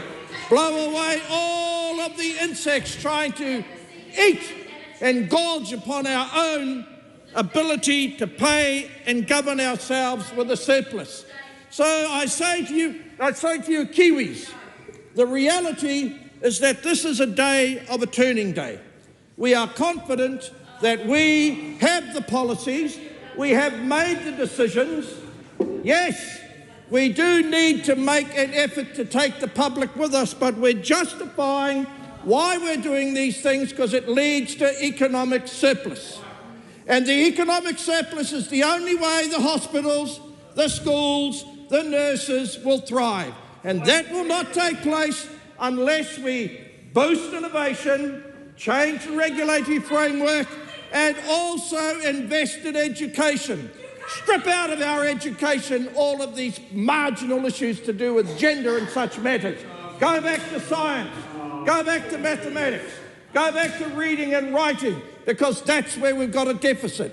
Of course, these are contestable ideas, but there's things that you cannot contest, i.e. we have inherited a system where costs are consistently understated and risks are overstated. And for those reasons, Mr. Speaker, the recipe, the changes, and indeed the options that will be outlined later today inside the fast track, and it's a tragedy that they won't vote for it, but they will all be present when the projects are opened.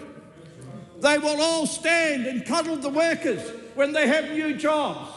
They'll all stand and use the new infrastructure, bridges, roads, new infrastructure that will define a new era of prosperity in regional New Zealand.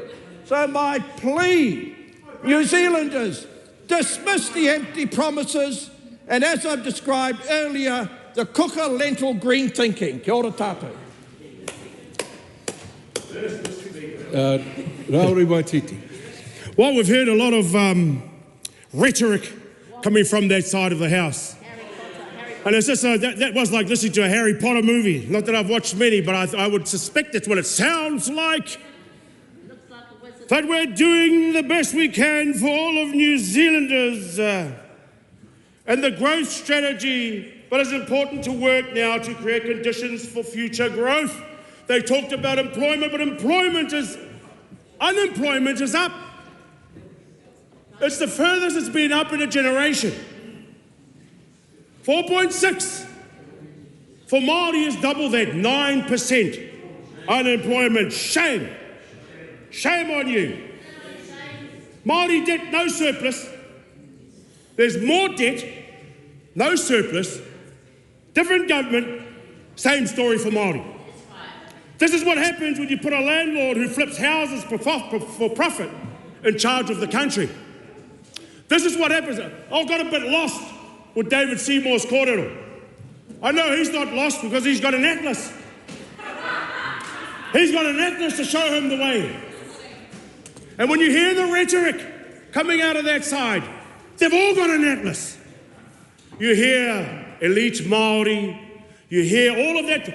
All of that has been orchestrated by the atlas you use to ensure that you don't get lost when you're using the mother of right-wing think tanks. And when you've got the mother of right-wing think tanks and the mother of the past chairperson of Atlas giving money, donating money to ACT, Dame Jenny Gibbs, absolutely $50,000, you can tell that they have an Atlas that makes sure that they don't get lost, and lost in a way that continues their policies to benefit the 2% of the population that control 50% of this country's wealth. That is what we're dealing with. You get $3 billion in tax cuts for landlords, while more than 2 million people are earning less than $30,000 per year. You get a tax system that lets the richest New Zealanders get away with only paying 9.4% in tax, while the rest pay 20%. You get a Prime Minister who makes $69,500 in untaxed capital gains, while he cuts school lunches. 5 more years of deficit means 5 more years of poharatanga, of austerity and pain for our people. This government is facilitating the biggest transfer of wealth in a generation. From hard-working whānau to property developers and landlords, all while putting our country in an economic hole. And as people, they are ripping off the working class, the poor, and we'll have to dig ourselves out of this hole. Talk is cheap. Talk is cheap unless you are the Minister for Finance. When you're the Minister for Finance, it costs $1 million an hour. That is how much this government is borrowing to make up the services they cut.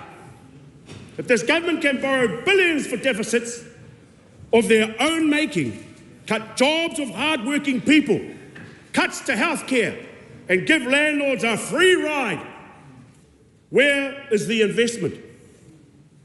It isn't where it should be in the future of our mokopuna. Real deficits are staring at us in the face. Housing crisis that leaves whānau in garages.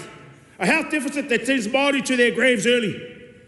An education deficit that is cutting funding to critical areas. An economic deficit of their own making. Deficits that keeps hard-working whānau struggling and the wealthier getting richer. The half-year economic fiscal update paints a clear picture of the government entrenched in the deficit and debt, yet blind to the realities that Māori communities face every single day. This government has a choice. It can perpetuate the deficit for Māori, or it can invest in us as the solution. It is time to invest in Māori-led solutions that uplift our whānau. We know the answer. They lie in recognising the value of tikanga, rangatiratanga and kotaitanga as foundational to a thriving Aotearoa. Our message is clear. There can be no fiscal well-being without Māori well-being. Deficits will not disappear until Māori are at the table. Thank you very much. Kia ora tātou. Mr Speaker. The Honourable Megan Woods. Thank you, Mr Speaker. Mr Speaker, this debate started within the first minute or so with the Leader of the House calling a point of order and asking why our finance spokesperson in Labour was talking about people. And I think there could be no greater moment in this debate that shows what this government is about. And it certainly is not about people. It is about the child. It is about that child that Barbara Edmonds was talking about.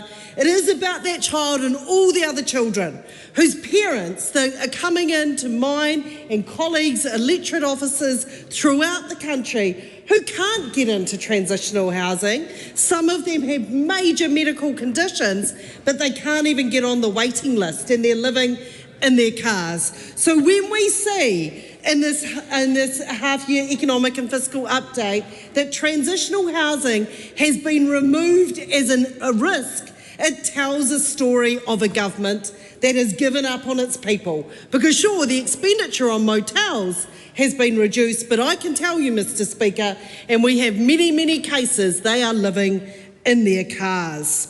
And then we had the Minister of Finance, who spent her time not only talking about the last Labour government, but so bereft of vision and ideas, she was talking about the Labour Party Policy Council.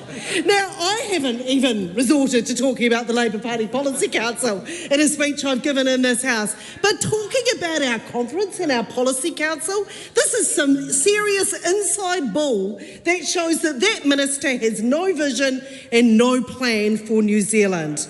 And Mr. Speaker, that is a great tragedy, because this document that was delivered today tells a very grim story for New Zealand. And it tells a grim story for the people of New Zealand. And this is what this government has to understand. Economics is not something that sits outside the domain of people's everyday lives. This talks about rising unemployment. This talks about unemployment rising further into 2025. More people and more families who cannot get by. This document talks about net crown debt peaking at its highest level since 1994. That tells a story about us having to spend more money on that borrowing rather than schools and hospitals and houses. And Mr. Speaker, this is about choices this government has made. Let us not forget that they gave $2.9 billion in tax cuts at the last budget, when faced with many of the forecasts that we're seeing continuing in this project. But disturbingly, Mr. Speaker, what it shows is that the austere budgets that are to come in the next two cycles, it confirms the operating allowances of $2.4 billion. But Mr. Speaker, well over $1 billion of that for budget 2025 has already been committed. There is $700 million of unallocated operating allowance that remains to be allocated. This means all those things that the government has yet to deliver on in its coalition agreements and in its manifestos stand next to no chance. So we've seen the cuts, and we see dire warnings in this document that actually the government is leaving optionality around further cuts. They're saying no at the moment, but we'll reassess and see what economic conditions look like in 2025. So be afraid. Be very, very afraid of Budget 25 and what it is going to bring. It is going to bring more cuts. It certainly isn't going to bring more spending. And Minister Jones might like to reflect when he's talking about how great the spending decisions are that are outlined in this document, what the document says about his regional infrastructure fund. The fact that it may need to be adjusted, more money. But Nicola Willis has given a clear message to the country today that she has prioritised tax cuts for landlords, tax breaks to tobacco companies over the fact that New Zealand needs more spending. And that is what is coming home to roost. This is a government that does not understand about that child. It does not understand about people. And it is a government that is failing New Zealanders at every turn. Great speech. Speaker, call on the Honourable Simon Watt. Well, thank you very much, Mr. Speaker. And what is clear is New Zealand, like many other countries, has faced significant economic challenges in recent years. New Zealand businesses, New Zealand households are doing it very tough. And I think the reality is that New Zealand households already know that the results included in this half-year economic and fiscal update are the reality in which they already face. They see the challenges every day when they go into the supermarket. They see the impacts in their bank account. They see the impacts of what is a result of what has been inherited by this government, and that is we have inherited a sick economy. And what this government has been working very hard on in only 12 months is to write the prescription, to dose the medicine, to get this economy back on track. But the reality is, Mr. Speaker, is as we've heard today, time and time again, the opposition are in denial. They still deny that they are the problem and that their actions have led us to where we are today. But New Zealanders are not silly, Mr. Speaker. New Zealanders understand why we are where we are today, and they put the trust in this side of the House to get them out of the ditch and get us back to where we need to be. Slower growth in our economy has resulted in lower forecasts of tax revenue. And as the Minister of Revenue, I see this very clearly. Revenue forecasts as a result of that constriction in our economy are down $13 billion over the forecast period, peaking at around $4 billion reduction per annum over that period. That is a significant reduction in revenue available to government to fund public services of which we require. The likely comparative numbers around that are the defence budget, the police budget, together do not even add up to $13 billion. That is the quantum of reduction of economic constriction as a result of decisions made by that prior government. But it also is shown in the Treasury forecast is that over-optimistic assumptions in past forecasts have hidden some of the issues. I wished we had this forecast when we came into government. I wish that we could have had this perspective of what is the reality in our fiscal situation and what is only now coming to light as a result of over-optimistic assumptions in past forecasts being corrected. Revised economic forecasts affect the fiscal outlook, and the reality is that this fiscal outlook will continue to be challenging. The haifu reinforces the importance of the trajectory that this government, Mr. Speaker, are leading, which is one focused on fiscal discipline around expenditure, getting us back on track, living within our means, only spending what we can afford and not indebting the future generations of debt that doesn't deliver anything new. No new significant infrastructure on the increase in debt by that prior government. That is absolutely disgraceful. And where is the apology? Where is the accountability for the debt that has been laden on future generations by that past government? They are like crickets, Mr. Speaker. They are crickets because they do not take accountability for their actions, and that is going to be on this side of the House to tidy up that mess, and by hell we're going to do that. We are doing that relentlessly, and we will continue to do that. Why, Mr. Speaker? Because we understand the reality of hard-working Kiwis around this country. We're the first to make sure that we're going to be putting money back into their back pockets of hard-working Kiwis, not taking it away, not thinking we know how to spend their money better than they do. That is the change in reality, and that is what we will continue. But what is positive to note is that the outlook going forward is going to be better. We know that the economic growth forecasts for next year are increasing. We are at a turning point, we are in a turnaround, and the actions that this government has taken on this side of our House are setting the foundations for a successful future in this country, which will see increased economic growth, increased value, and increased benefits for hard-working Kiwis. And this government is proud of its contribution, and we are proud of the efforts that we will be doing to get this country back on track. Speaker. The Honourable Dr. Deborah Russell. Mr. Speaker, there is something quite revealing in this Crown, this half-yearly economic and fiscal update. And it's talking about the new risks to the government's financial statements, the new risks, the new fiscal risks. And on page 67, these statements tell us that the Health New Zealand operating deficit is a risk. Mr. Speaker, what does that tell you about the attitude of that government? It says that people and their health are a risk, a real risk. Now, they're worried about the operating deficit in Health New Zealand, a deficit that I might add was run up by some very clever accounting. But they say there is a risk that the Crown may be required to provide further funding to support Health New Zealand. Colleagues, your health, my health, the health of our families, the health of those mums and dads and their children, that government regards it as a risk. Not something that simply must be done, but a risk. And that tells you their entire attitude.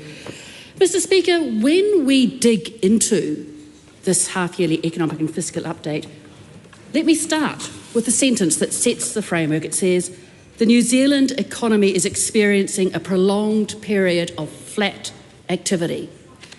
And how is that getting expressed? Well, sitting on the page which has got the inflation data, inflation that was starting to turn down when we were in government, it tells us that the quarterly survey of business opinion reports that firms have a modest uptick in how they feel about the economy. But the fact is, and I quote, firms are as pessimistic about their current activity as they were during the global financial crisis. That is on that government's watch. They are the government now, they've been there for a year, as pessimistic now as they were during the global financial crisis. Confidence is down. We know that unemployment is going up, but it has increased, it says, at a slower than expected rate, largely owing to more people exiting the workforce. That is people leaving New Zealand because of that government, leaving the workforce and leaving New Zealand. It is a sad state that the economy is in. There are all sorts of figures sitting here, but Mr. Speaker, I want to talk to you about the government's plan. Their major plan, which they have set out in these documents, but have not particularly talked about, is they want to ensure that the government, that the economy grows through lifting economic growth to address New Zealand's long-term productivity challenge. But again, sitting in this document, how do we lift New Zealand's productivity? Well, we lift it through education. We lift it through science. In particular, we know that if we lift tertiary education, if we ensure that around about 80% of New Zealanders have a diploma or a degree, then productivity will lift.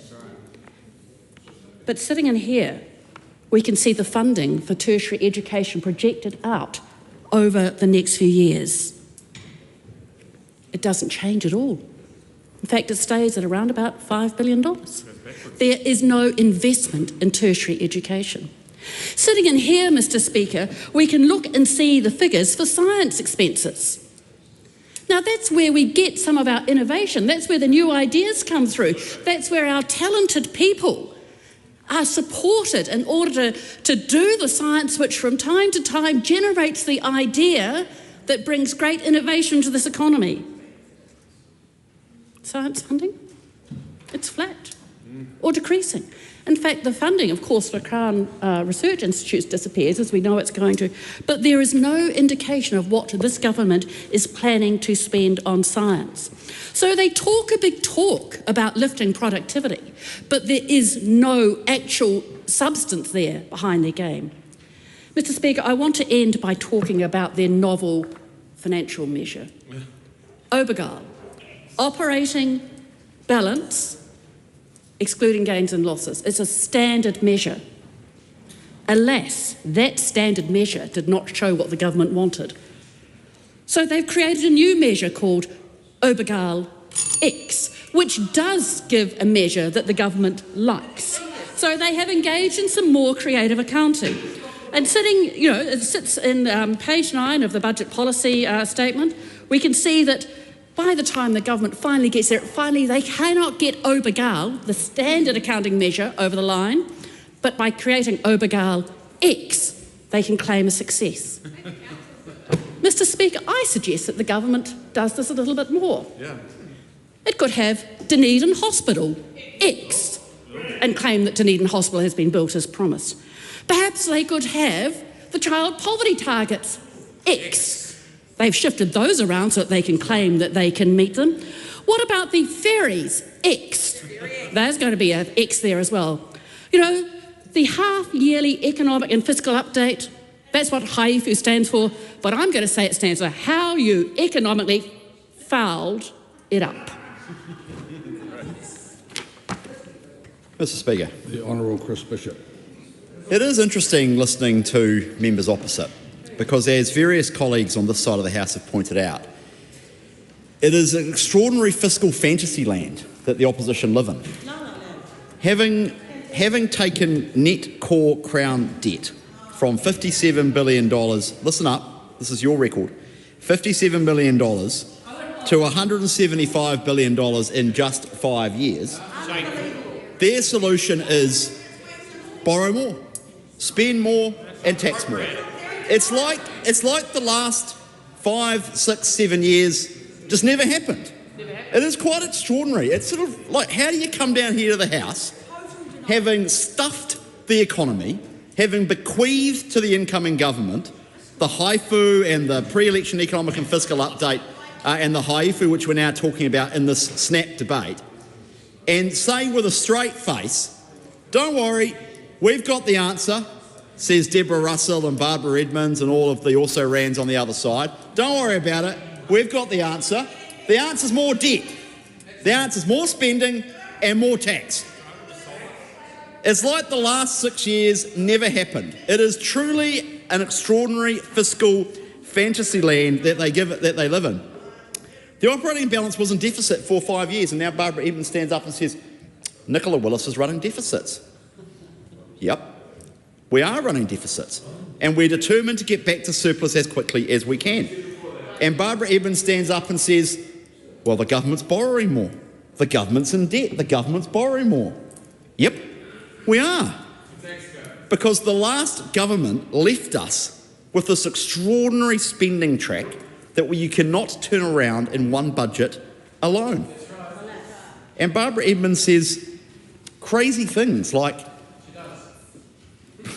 you haven't actually heard what I said, but that I agree with you. She does. She says crazy things like debt's not the problem. Her entire question time today to Nicola Willis was to ask a series of questions about increases in debt, after having said earlier in the year, debt's not a problem. Well, which is it? Is debt a problem that the government can be lashed for, or is debt something that we don't need to worry about? It's just, the Labor Party need to work out what their best line of attack on the government is. Is it that we are borrowing too much, or is it that we are not borrowing enough? They don't have their story straight. Well, this government's got its story straight. This government's story is the economic and fiscal reality that we inherited, which is that years and years of high government spending, much of it wasteful, has driven government spending to record levels such that we ran operating deficits for 5 of the last 6 years. Debt blew out to 42% of GDP, and we've got to get the country and the government books back on track. And that's not an easy task. And the HIFU that we are talking about in this special debate makes that really clear. It was interesting when Barbara Evans led off the debate, because I thought we were going to be talking about HIFU, but actually we spent 90 seconds with a sob story. It was sort of like a Year 10 debating speech that somehow made its way into Parliament. It was quite an extraordinary series of events. So we've got our story straight, which is that at the end of the day, what matters? Fiscal discipline matters. Because, yep, you can keep spending and laying it on the credit card bill, but guess what? Eventually, the people who lent you money come calling, and you have to show a credible path back to surplus. And that is what this government is focused on. That involves tough decisions. And it's really easy in opposition, I've been there, it's really easy in opposition to stand up and say things like, we will rebuild New Dunedin Hospital. Okay, well, to do that, you actually need to know how much it costs. The opposition left us a project with New Dunedin Hospital that started life as $1.2 billion and ended up on the thick end of $3 billion. It's a bit like with IREX. IREX being another paradigmatic example. IREX sounded great when it was first posited. 2 new ferries for $700 million, except they forgot about the $3 billion on top of that to actually house the ferries. So government involves tough decisions. And until the Labour Party opposition get their head around the fact that there is not a magic money tree at the end of the garden, they will continue to fail. And we are getting this government's books back on track.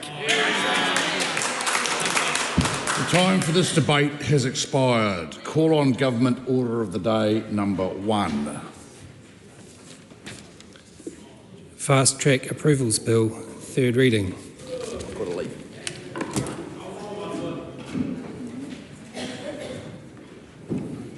Mr. Speaker.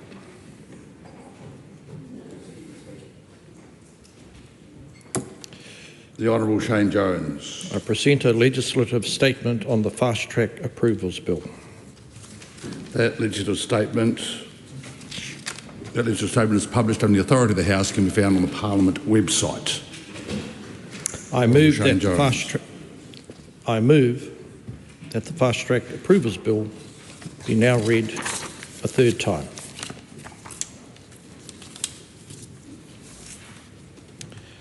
Sir, this is a speech that I will give with a level of seriousness because of the critical importance to the New Zealand public, to the affairs of this House, that this piece of legislation represents.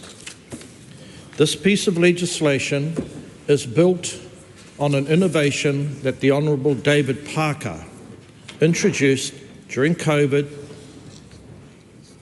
into this House to fast-track the consideration of proposals dedicated to boosting New Zealand's resilience. Our party, whilst in political wilderness for 3 years, did a great deal of work as to how David Parker's efforts could be improved. With that recipe, we came forward, sir, and formed a government. And that government was formed with the party led by the Prime Minister and the ACT Party.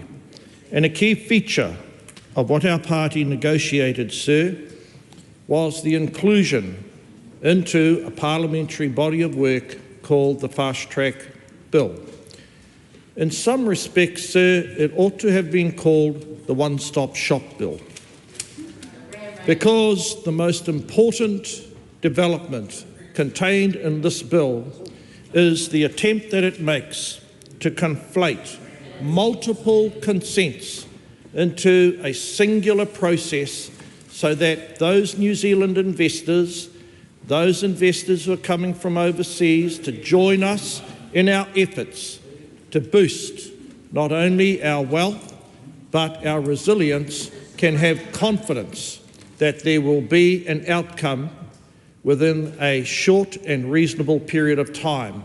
So we now have arguably the most permissive regime to effect growth and development in Australasia.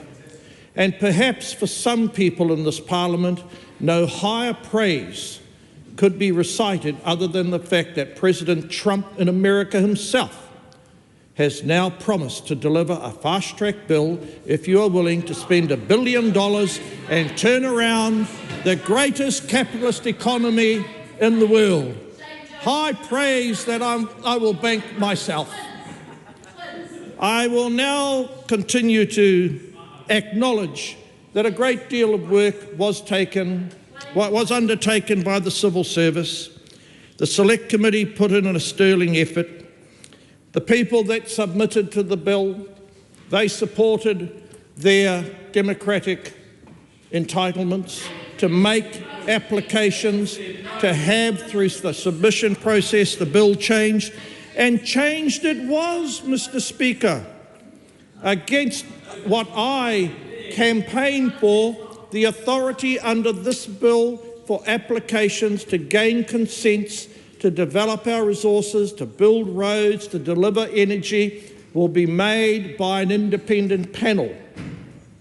An independent panel that I'm hopeful will have the quality of people that the independent assessment panel chaired by a well-known lawyer, David Tapsell, undertook the analysis to deliver us the 149 projects, Mr. Speaker, that are in the schedule. And it was a very bleak day that in a tawdry attempt to capture public attention, members on the other side of the House sought to stigmatise, demonise and spread a whole host of mythology about applicants, including those who are going to improve the housing outcomes for New Zealand. So on behalf of the sentient, respectful members of this House, I want to apologise to the people associated with projects on that list, including the Winton Company, that they were dragged through muck, they were misrepresented, and they were subject to a host of demonising remarks that the people who made those remarks will never mention such things out of the House. Of course, one of the problems with this bill, it's attracted a great deal of dangerous rhetoric from the other side of the House. In fact, applicants on the schedule within this bill are now receiving letters from the Māori Party. And the Māori Party is promising to strip any applicant of their resource rights, consent rights that they may achieve under this bill. So now we have the Venezuelan example here in New Zealand, that if you gain a legal statutory consent, then you're going to be stripped of it in the event that the Māori Party forms part of an alternative government. I can assure you they have nothing to worry about, because the Māori Party won't be here at the next election. If the SFO doesn't drive them out, the people who voted for them in will turn their backs on them, because this bill actually embeds genuine statutory engagement and participation rights for Māoridom. And of course, we will enrich our nation through the minerals sector. And the minerals sector is about to get a great boost off the coast of Taranaki as a consequence of this bill, where people will have a statutory entitlement to apply for a resource consent, something that has been denied them through mythology, cultural fabrications, but science. Can I just Ms. Narewa-Packer, there's a difference between interjections and a continual commentary, and you're certainly erring on the latter at the moment. So could you just tone it down a little bit, please? Sir, there's a line out of the Bible, forgive them, they know not what they do. So as I was saying... Well, there's a line out of the Bible that don't comment on what comes from the chair or some equivalent of, so just carry on, Mr. Jones. Yes, far for me to give you deified status, but I will take on board what you've just said. So what have I covered off? I've covered off that this is pro-development, this is pro-growth. And why are we doing it? We're doing it because the country needs an economic boost.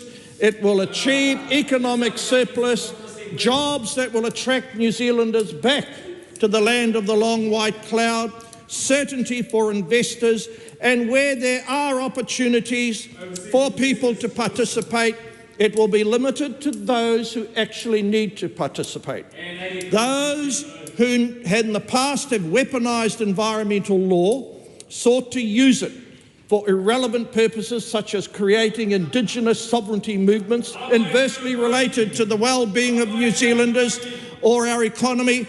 They will be ruled completely out of court. They will be marginalised because their contributions, sir, will not enrich the country. Now, on the question of where to from here, shortly the apparatus will be in place for the fast-track bill to be operationalised.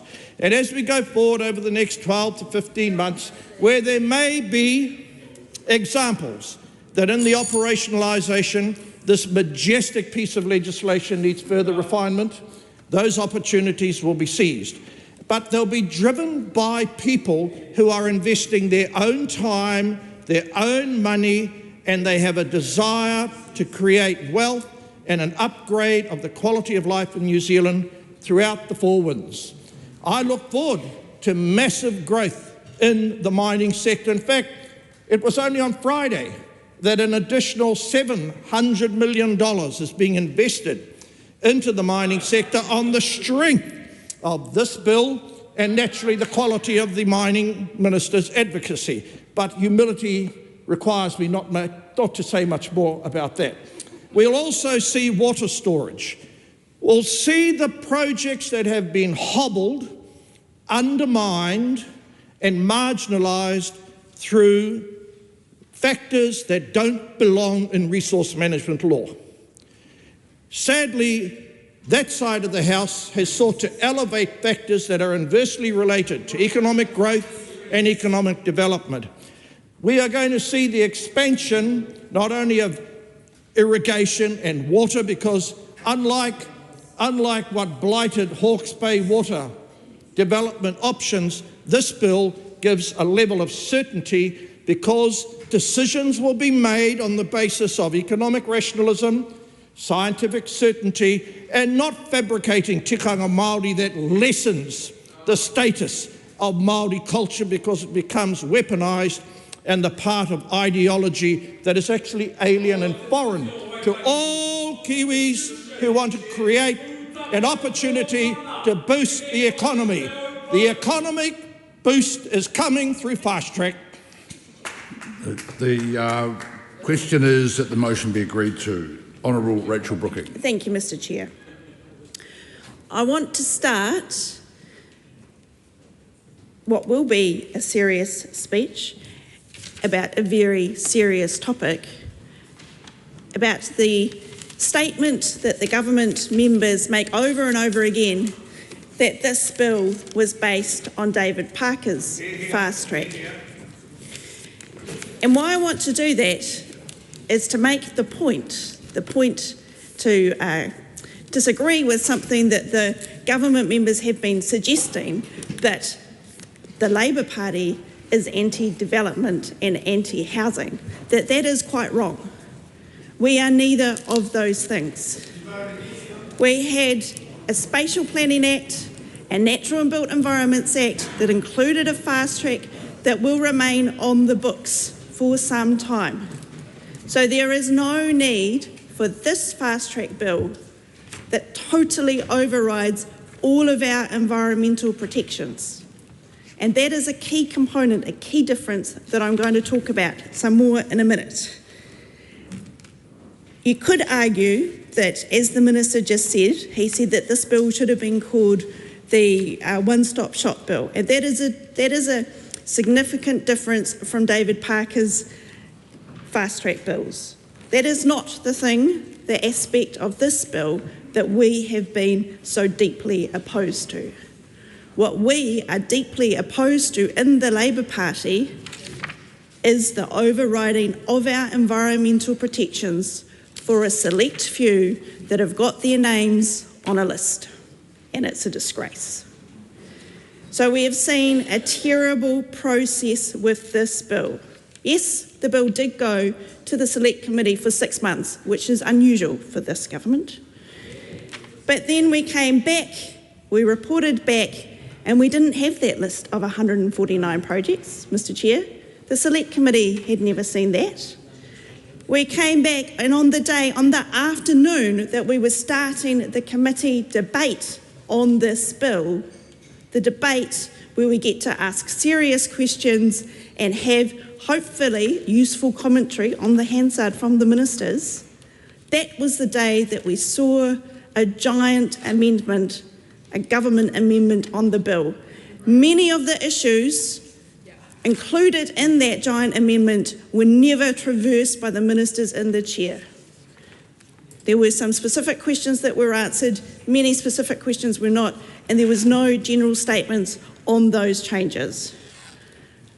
And then, Mr Speaker, when we were debating in the committee stage of the bill, the minister had to put up a number of other amendments during the committee stages debate, because that amendment paper in the minister's name was big and significant, and there had not been enough rigour applied to it. And that just goes to show what nincompoops this government is. There is no social licence for the projects included in this bill, which means that there is no certainty for them. And why there is no social licence is, we've just heard the Minister say, people, members of the community, environmental groups, neighbours that aren't adjoining, iwi groups that don't have treaty settlements, they have no input into these processes. So there's that problem. Then we know that the purpose of the bill doesn't refer to the environment or terms like sustainable management, despite all advice going to the Minister saying that that should be included. And I've just heard from the Minister how he was being modest, something about being modest in the mineral sector. Well, I was reminded the other night that Aotearoa, the advocacy group for the mineral sector, they submitted that they wanted an environmental clause included in that purpose of the bill. They don't want this bill to override all of our environmental protections because they know when they go to the international investors and the like and try and show that they have adhered to good environmental regulations, that it will be impossible to do that under the fast track. In that form, of course, they did also apply to be on that list of 149, which in my view is problematic. Now, because there is no social licence, because these projects are just going across because the Minister's agreed for them to be on the list, some of those projects will have large environmental effects and really muck up the livelihoods of those around them. Not all of the projects, of course. This is a cynical government that makes sure that it puts projects on the list that they know will be popular. Some housing projects, some renewable energy projects. But then there's the coal mine in the Kiwi habitat and housing on floodplains, and who knows what else will come to pass because, of course, new projects can be added. So there will be protests, and that will lead to uncertainty, and my advice to applicants is not to use this process. And then, of course, we know we've had the debates, we had the Clark rule, and the Speaker overturned him, that those 149 projects listed in this bill are getting a private benefit. And the Minister, one of the ministers may say, well, they're not getting consents, they can be declined. That is true, they can be declined. But it's very unlikely that they will be declined once they're on this list because of how the bill is written. And that is that the primary focus of decision makers has to be on that purpose, which is to facilitate the projects. And, Mr. Speaker, these applications can be for things that are prohibited under the Resource Management Act, which means that it is not possible to get a resource consent. So you can go, not you, Mr. Speaker, an applicant can go from not being able to even get a consent because something is prohibited to being able to get a consent. And that is a private gain, and that is why these projects should have been included on private bills, not in this government piece of legislation. And Mr. Speaker, we've heard a lot about the zombie projects, those projects that have already been declined. And the Minister might say, well, they can submit different proposals when the environmental effects have been modified. And Mr. Speaker, I put up an amendment so that that could be the case. But like all my other amendments, of course the government voted against it. And then, since we were in committee stage last week, we have had the delivery of some of the information about those applications for the 149 listed projects. And we can see from those that there is no change from what was applied for and what was declined in the past. So that is a very real private benefit to those companies on that list. Those companies that had already been declined consent could not go ahead with their projects. Now they have the opportunity to do that, and it's highly likely that they will proceed in some form or other. And that is a disgrace. It's a disgrace to our public law system that donors to the government can get themselves onto a list.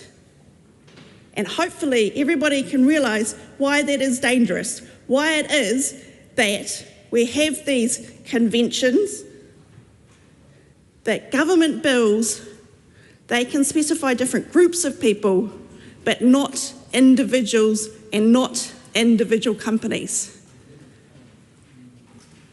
So it is a disgrace. We, of course, I'll talk about this in the next bill as well, we've made bipartisan offers to talk with the government and they come to nothing. This is an extremely radical law. It's good that the ministerial decision-making was changed, and I thank those people who protested against the fast-track bill when it was in that form. But this is still radical law. This is still law that changes our constitutional arrangements. It's bad for New Zealand's reputation. It's bad for democracy. It creates uncertainty. Any future government that might look to review these consents that are granted that are going to harm the environment, it's not on them, it's on this government for producing such a horrendous act that goes against so many of New Zealand's norms of fairness and the same rules applying to everyone. Lan Farm. Tēnā koe, Mr. Speaker.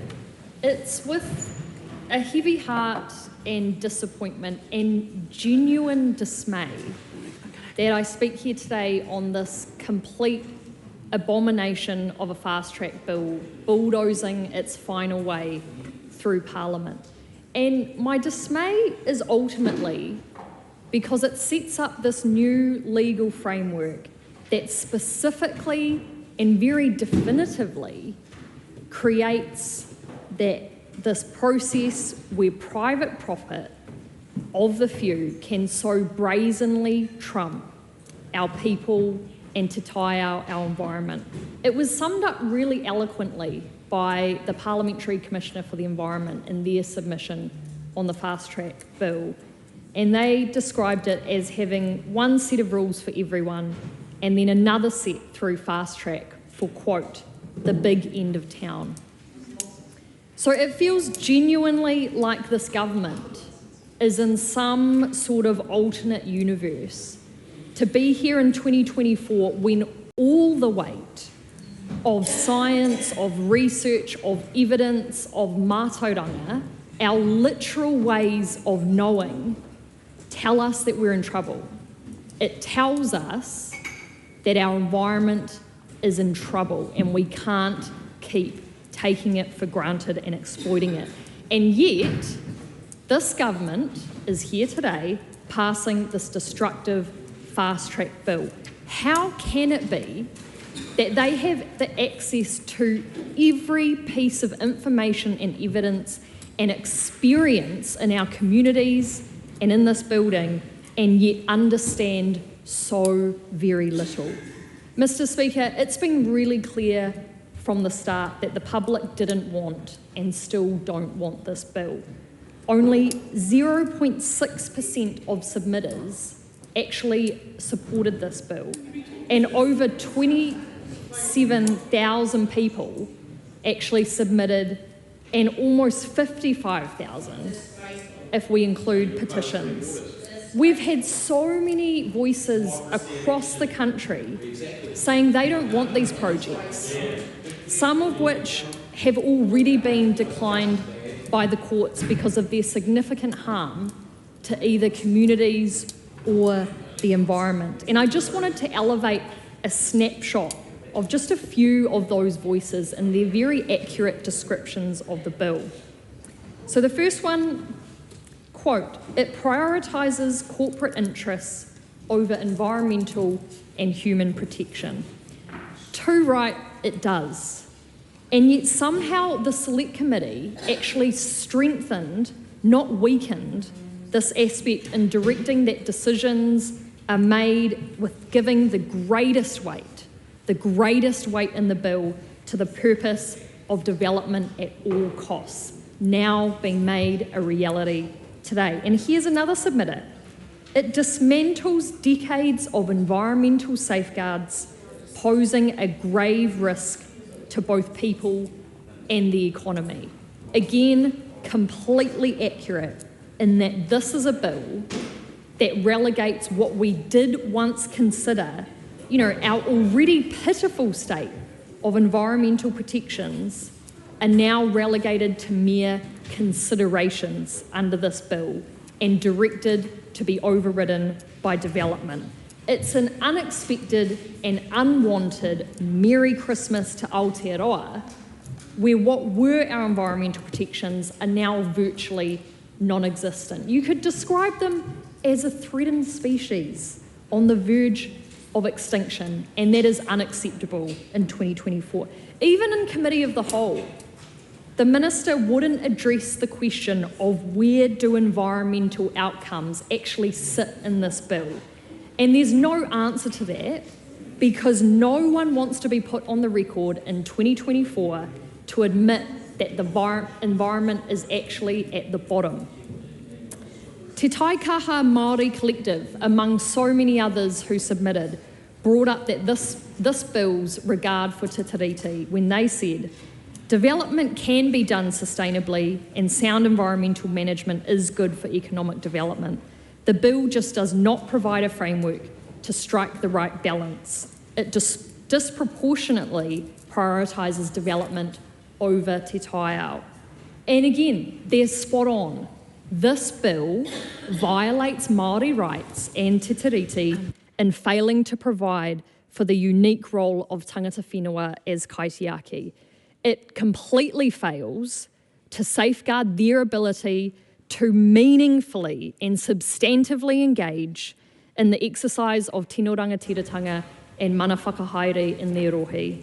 Mr. Speaker, it's really hard to gauge from the Select Committee process and in this chamber who from the government side is actually listening or paying attention, because I keep thinking, Mr. Speaker, if they knew what was really in this bill, if they knew the places and communities that would be put at serious risk by these projects, they would not be passing this bill. And I wanted to touch really briefly on two of these projects just to highlight why. Now, the first glaring example is the Waimate Waste Incineration Plant. It's a disaster waiting to happen in terms of highlighting how serious these impacts on people and Te Tai Ao are. These plants overseas, where they've been in operation for a number of years, have been proven to be so harmful to people and the environment that a number of countries, particularly across the EU, are now decommissioning or banning them.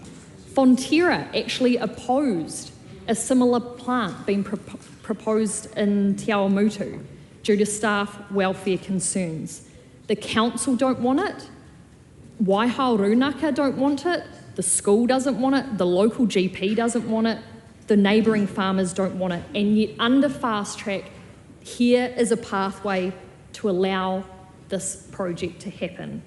We've got the Bendigo Ophir open cast gold mine by Santana, and this breaches the district plan, the outstanding landscape provisions in the district plan. It crosses numerous conservation covenants. It threatens not only the water supply, but the burgeoning wine industry that has taken hold not only in the valley, but the wider central Otago region. It's all at stake. It's all up for sale when we allow these pathways for private companies to benefit and override the good and well-being of everyone else.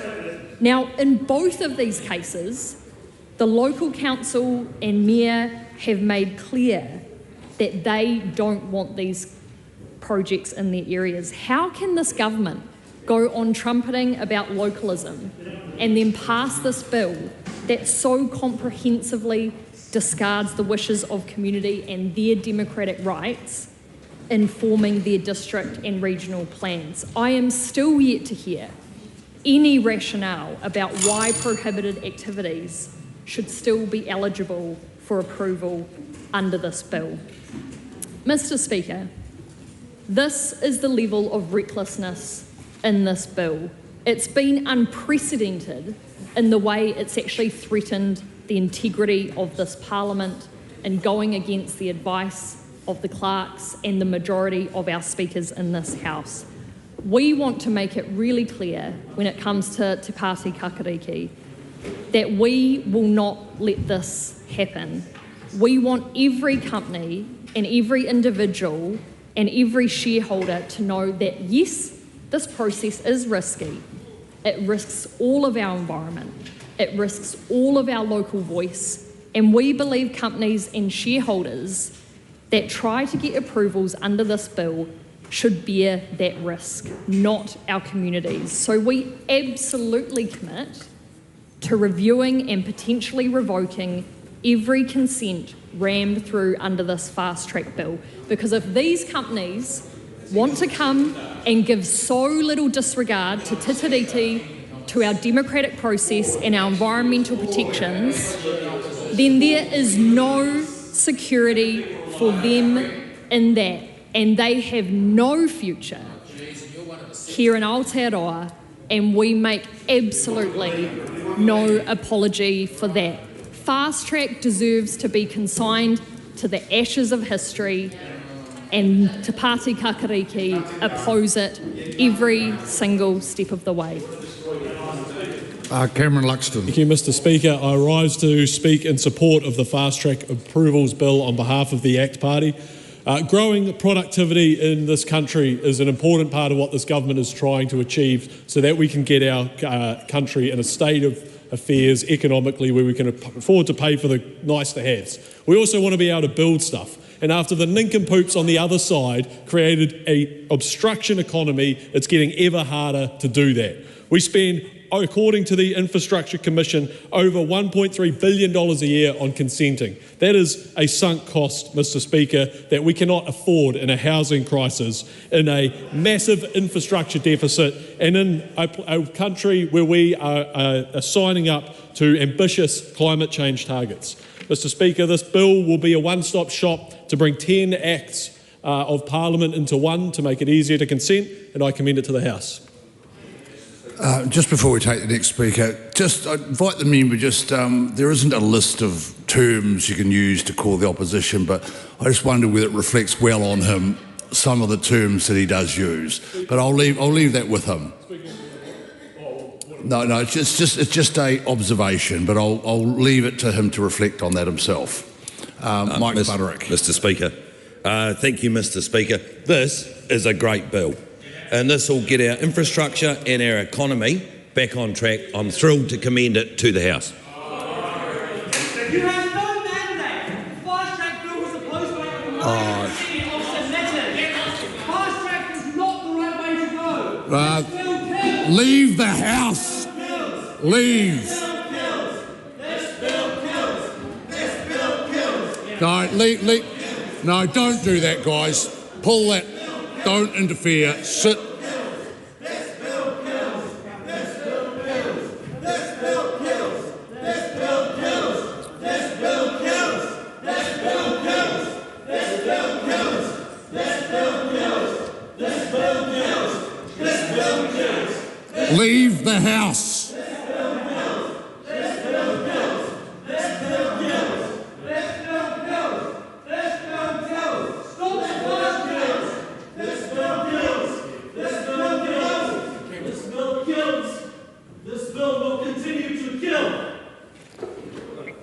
All right, thank you, House, for maintaining your composure. That was appreciated. And for those, no one here will have known that was going to happen. It doesn't do anyone any good when that happens. So thank you. We'll carry on. So who's the next speaker? Was Te Pāti Murray. Debbie Narewa-Paka. Tēnā koe, Te Speaker. And I guess they are part of the 83% that oppose this bill. And this is what we need to remind ourselves, is that that type of behaviour is felt out very strongly in the communities that I represent and move along. Because the fast track bill, no matter how you want to call it, I heard the minister say, oh, we should call it the one-stop shop. Oh, hell no. This is what we would call the ram raid bill.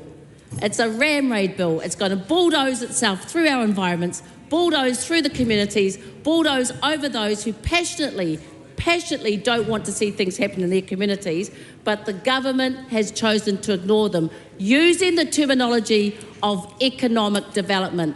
Do not insult our intelligence. Do not insult those communities that live there and know their communities better than you ever will, or the government ever will, that this is what this bill is about. It is a shortcut. And that's the concerns that we can see out in the community, that there is a shortcut. It gives no effect to our role and our rights as tangata whenua, mana whenua. It gives no effect to te tiriti. It gives no effect to those who are here intergenerationally looking after our communities. And in fact, what we've seen unleashed is scathing attacks from the very minister that started the kōrero today. Pixie-like hapu. We're going to milk Mother Earth of everything she has. The arrogance that has come out of this government and thinking that there would be no consequences. I think there's another terminology, and it's not lost on any of us, is excessive wokeness. Well, isn't that interesting? Because there was never any excessive wokeness when we saw quarry connections to the ministers and donors. Because that is what this is. It is not lost on us what this is about. It's not lost on us that this has been directed by very, very clear those who actually have an atlas to be able to show their way forward in Aotearoa's economy. Because the atlas is showing everyone really what it is that's at stake here. The arrogance in this bill has been unprecedented. The flaws, and we've seen this, and I want to really talk about a couple of the other projects because I'm not here with a full 10 minutes like those who actually only spoke for a minute. What we have here is a government that is allowed to bring back to life, to resurrect, to bring zombie projects back that courts and every court in Aotearoa had told were not good enough. Their practices were not good enough. They could not meet the threshold that we require in our highest environmental thresholds. And again, I'm going to talk about Trans-Tasman Resources, who promised to bring $1 billion to Aotearoa's economy. And in fact, their promises were so bad, they had to do a formal retraction to the Australian Stock Exchange. What the heck is that economic strategy?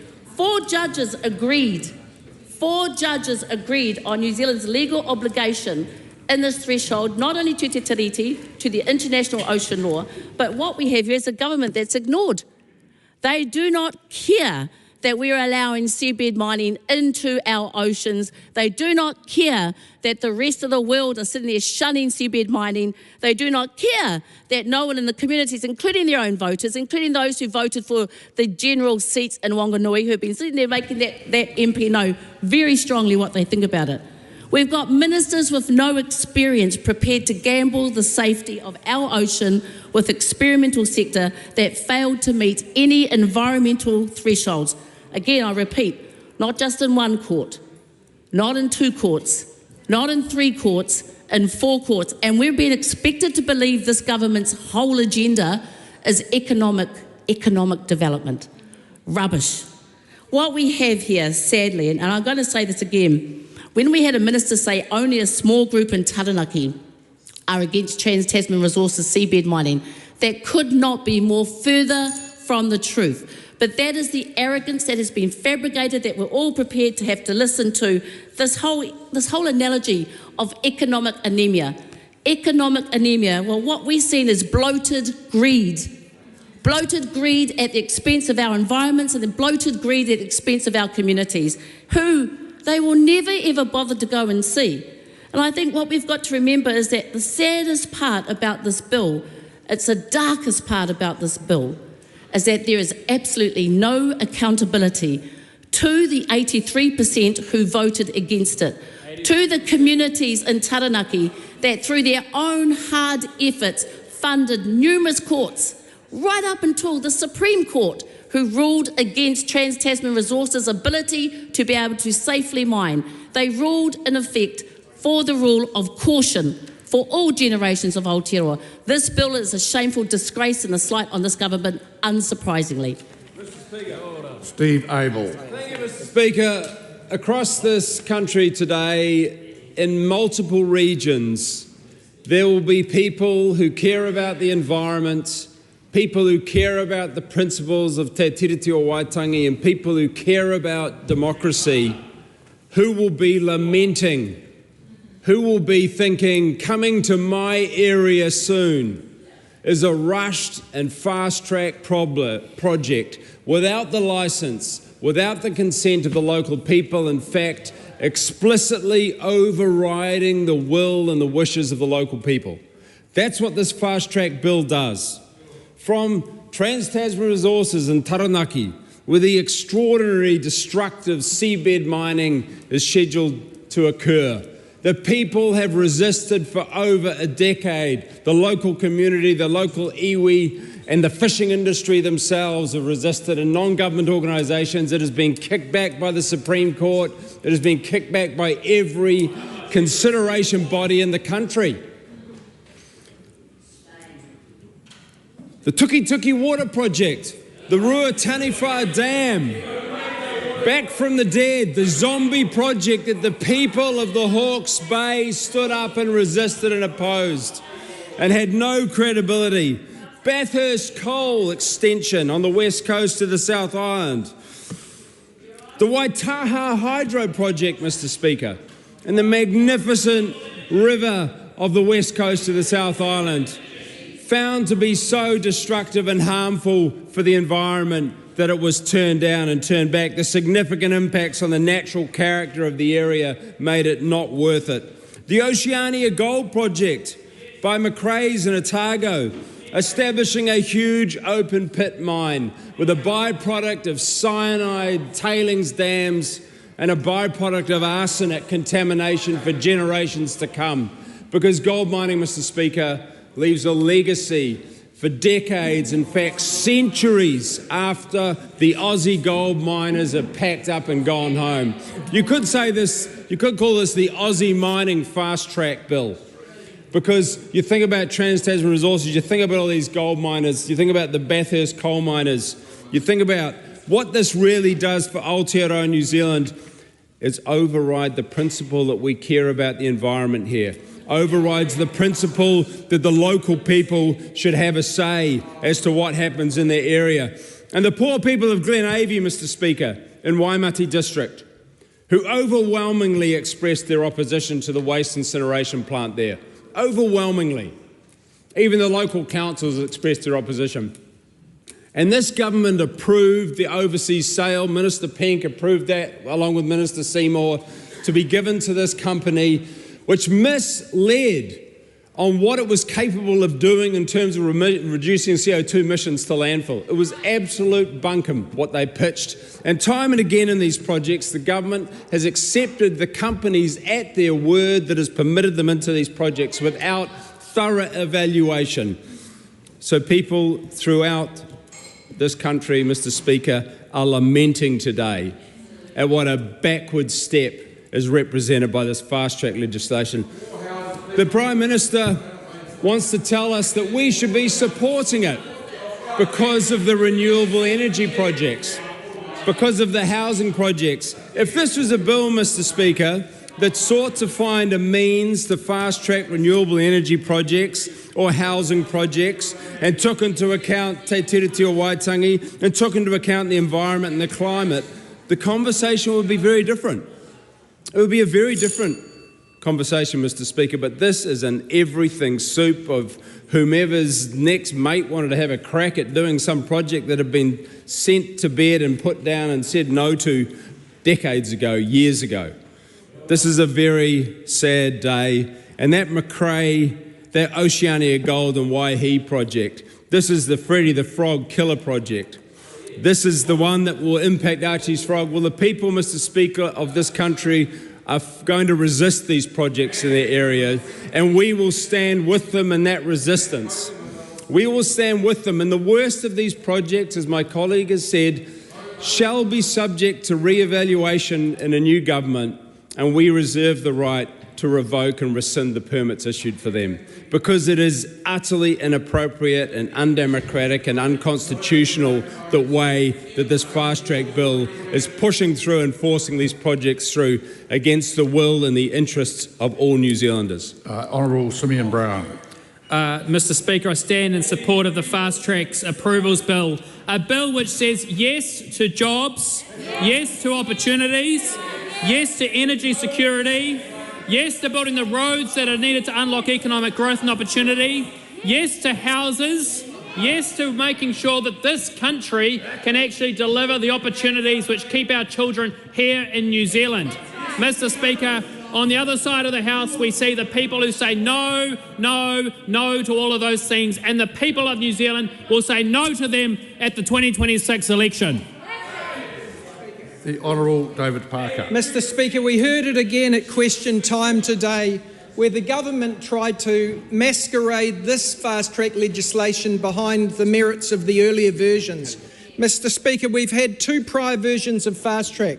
The first was the COVID response fast-track, and the second was embedded on a permanent basis through the Natural and Built Environments Act, which repealed the RMA and carried fast-track forever. But there are major differences between those forms of fast-track and this one that is in this legislation, and some members have already covered it, but I'm going to reiterate what I think are the important differences.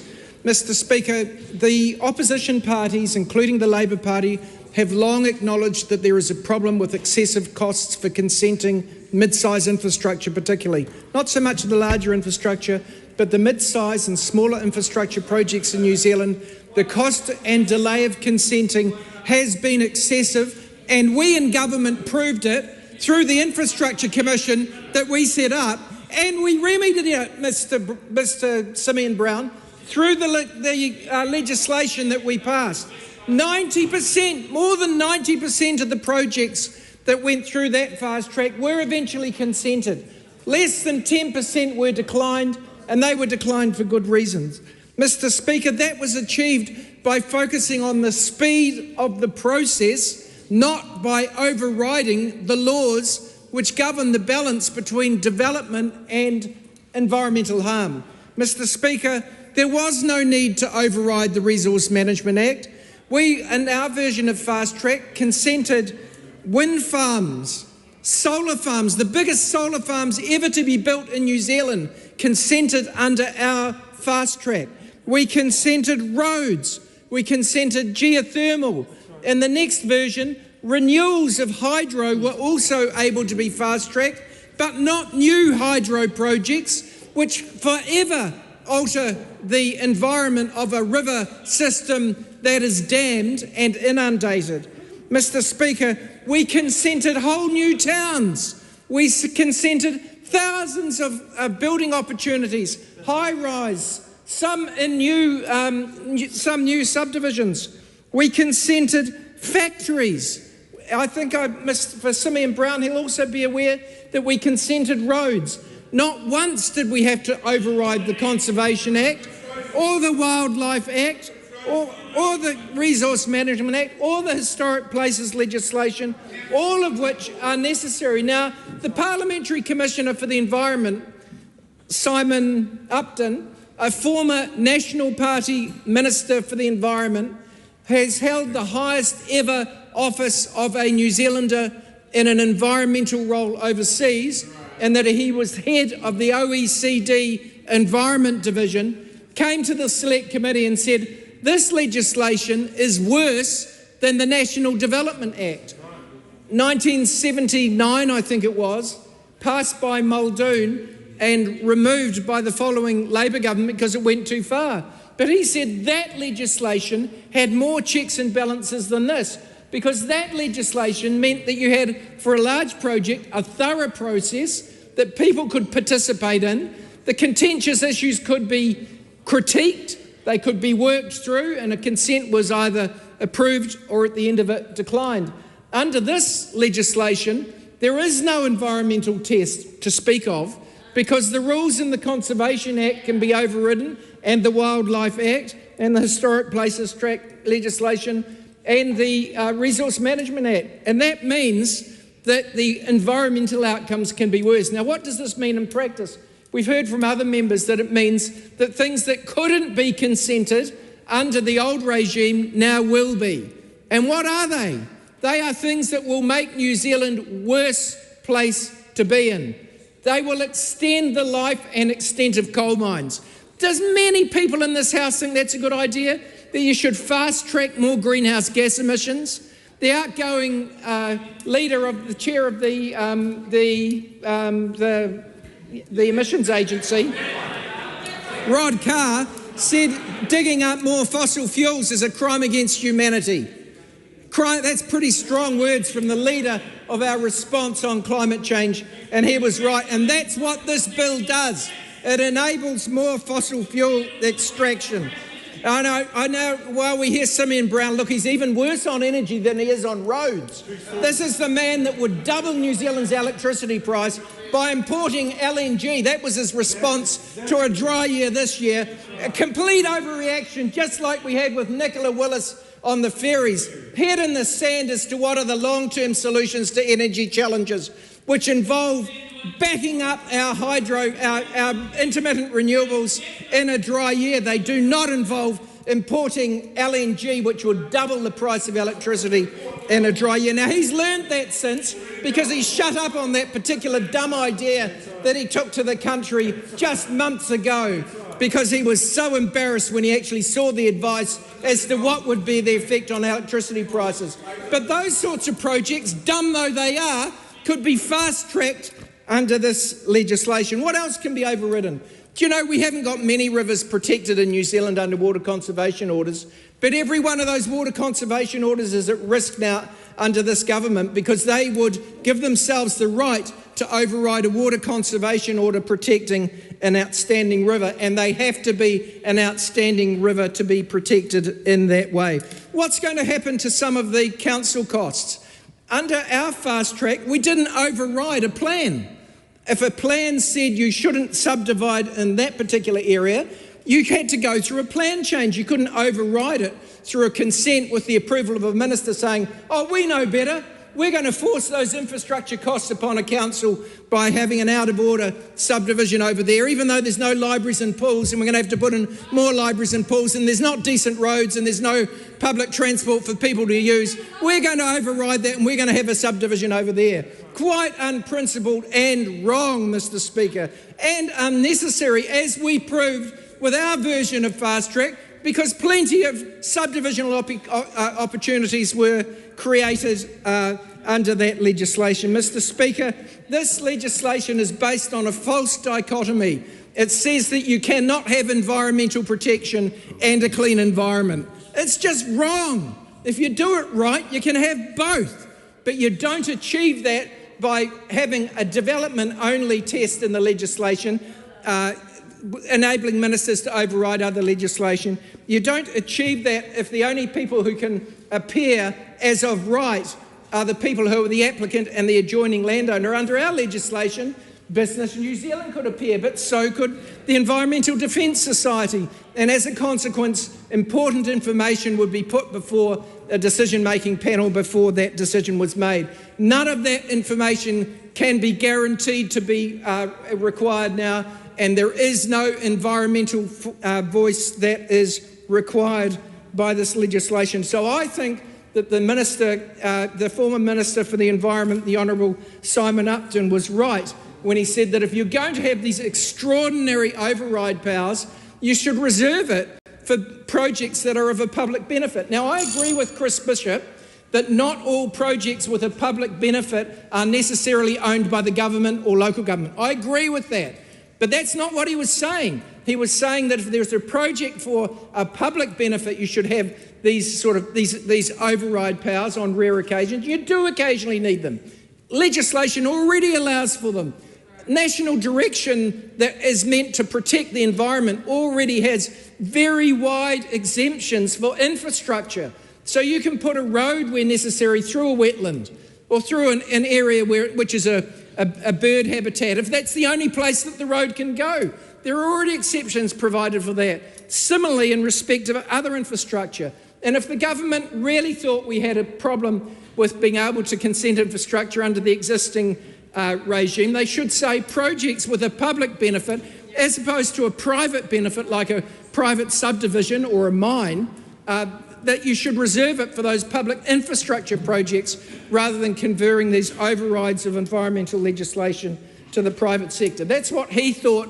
He didn't like this legislation, but he said if you're going to have those override powers, limit their application. Mr. Speaker, the other thing is there are some projects that are just so big and contentious that the public will never be satisfied if there isn't a process that allows their voice to be heard. And there are sometimes contentious projects that nonetheless ought to be consented, but you'll never settle down public disquiet if you exclude the people from the process. And that's one of the things that the other fast-track thing didn't do. It didn't impose the will of government in respect of those serious issues where there should be some public process prior decision being taken. So, Mr. Speaker, this is far worse and different to the earlier versions of fast-track. Okay. Honourable Chris Bishop. Thank you, Mr. Speaker. It is great to be able to stand here for the third reading of the Fast Track Approvals Bill. And, sir, I'd like to start by saying thank you to the vast army of officials across the public service who have moved at pace over the last year or so to pull this together. Mr. Speaker, the genesis of this bill has been traversed by the Honourable Shane Jones speaking in moving the third reading of this bill. And it comes from the desire of the New Zealand First Party to build upon the framework left by the Honourable David Parker. And I accept that he dislikes the comparison between the COVID-19 fast-track legislation.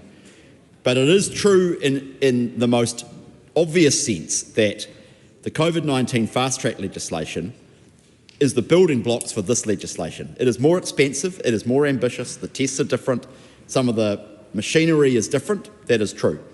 But the framework, the architecture is similar. And New Zealand First came to us after the election and said, we've campaigned on this thing called a one-stop shop fast track. How do you feel about it? And the National Party in coalition negotiations signed up to that. And I was tasked as Minister for RMA Reform and Infrastructure Minister with shepherding it into law alongside my friend and colleague, the Honourable Shane Jones. It has been a Herculean task. It has been a mammoth undertaking. And a horde of officials from across the public service have worked on this. The Ministry for the Environment, the Ministry of Business Innovation and Employment, the Department of Conservation, the Infrastructure Commission, Crown Law, Ministry of Primary Industries. At one point when we were having these late evening meetings in my office, we had to go out and go to all of the other offices on the 6th floor and pull together more chairs for the officials. And then it turned out there were more officials sitting on Zoom in the corner of the room overseeing everything on the TV screen. I have somewhat happy memories of those meetings.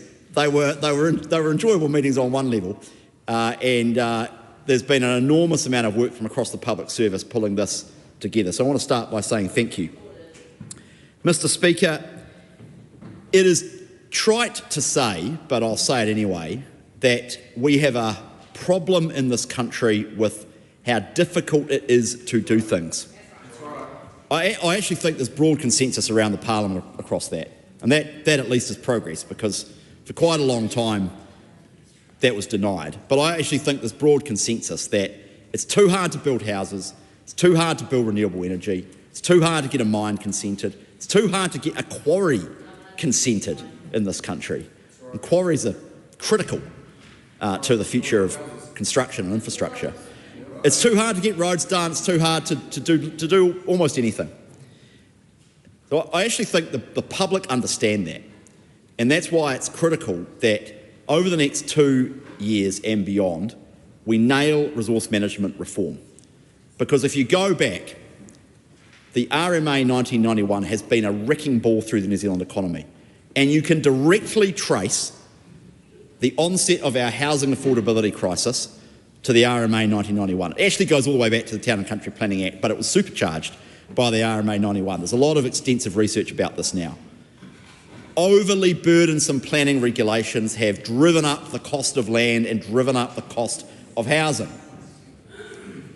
You can trace our infrastructure cost overruns and blowouts, which actually is occurring under this government and occurred under the last government and the government before that, to the RMA 1991 because of overly punitive conditions, overly litigious court processes, endless debate about the word avoid, endless hours and days and millions, hundreds of millions of dollars spent in court debating singular words, overly complex and elaborate tests that go all the way to the Supreme Court and beyond to just build stuff. You know, the East-West Link project, which members will have different views about, has gone all the way to the Supreme Court and beyond and is coming all the way back down again. It took 10 years to reconsent our existing geothermal power station that got built in the 1950s. No, it's only 15 years ago. It's only 15 years ago. Anyway, I'm making a point about the consensus that is now there around difficulty. Fast track is a way of cutting through this, and it is needed more than ever before because Haifu today, the half-year economic and fiscal update, revealed just how parlous the state of this country's economy is. Anemic levels of economic growth. A country that has been in recession. A country that is staring mountains and mountains of red ink in the face. And again, members will have a debate about who's responsible for that. But can we at least acknowledge the reality, which is that so much of our problems as a country could be addressed through economic growth. Better health, better education, a better standard of living, better wages, inequality. And Ms Narewa Packer is ranting away as she always does, but just not listening to the facts, which is that so many issues that she purports to care about could be solved through economic growth. That is the missing gap in the New Zealand economic story over the last 20 years. That is why we are 30% poorer than Australia, because for 30 years we have grown on average at a lower rate than they have, and productivity is part of that, and the RMA feeds into that. So fast track is about getting going on these projects and building a pipeline of projects. Sir, can I deal with this public-private distinction? And it was really good to hear the Honourable David Parker make a point about that. Because my argument right through the sort of ongoing debate last week about were there private benefits in this bill was that the whole debate was facile and actually ridiculous. Because we live in a mixed economy. There are public and private electricity generators. There are private deliverers of infrastructure. Many of our airports are privately owned or some combination of private and public ownership. In the case of the mixed ownership companies, they're literally listed and the government owns 51% of them. Wellington Electricity Network's privately owned, for example.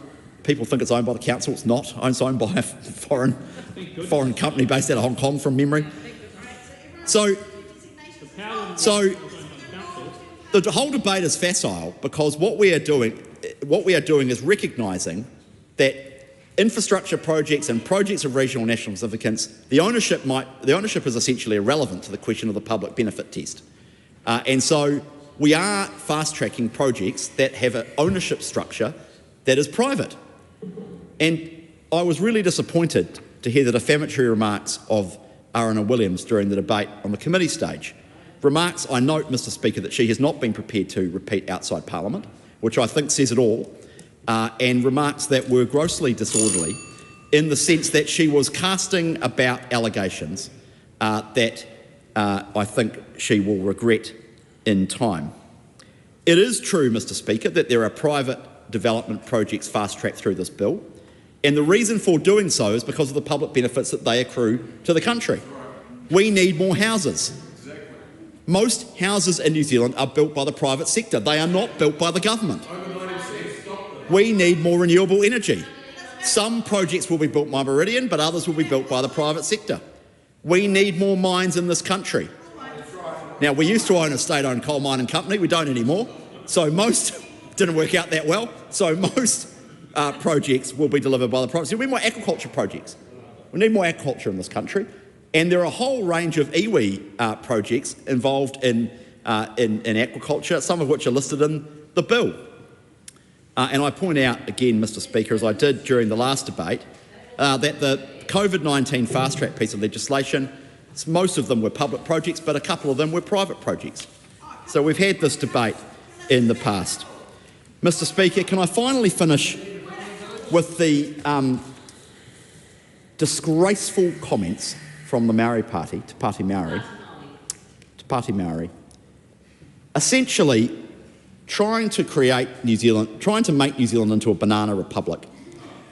This idea that the Maori Party or Te Pāti Maori would, firstly, the idea that they'd ever receive ministerial warrants is frankly fanciful, and we should all make sure that day never happens, because the idea of Debbie Ngarewa running anything in this government fills me with dread.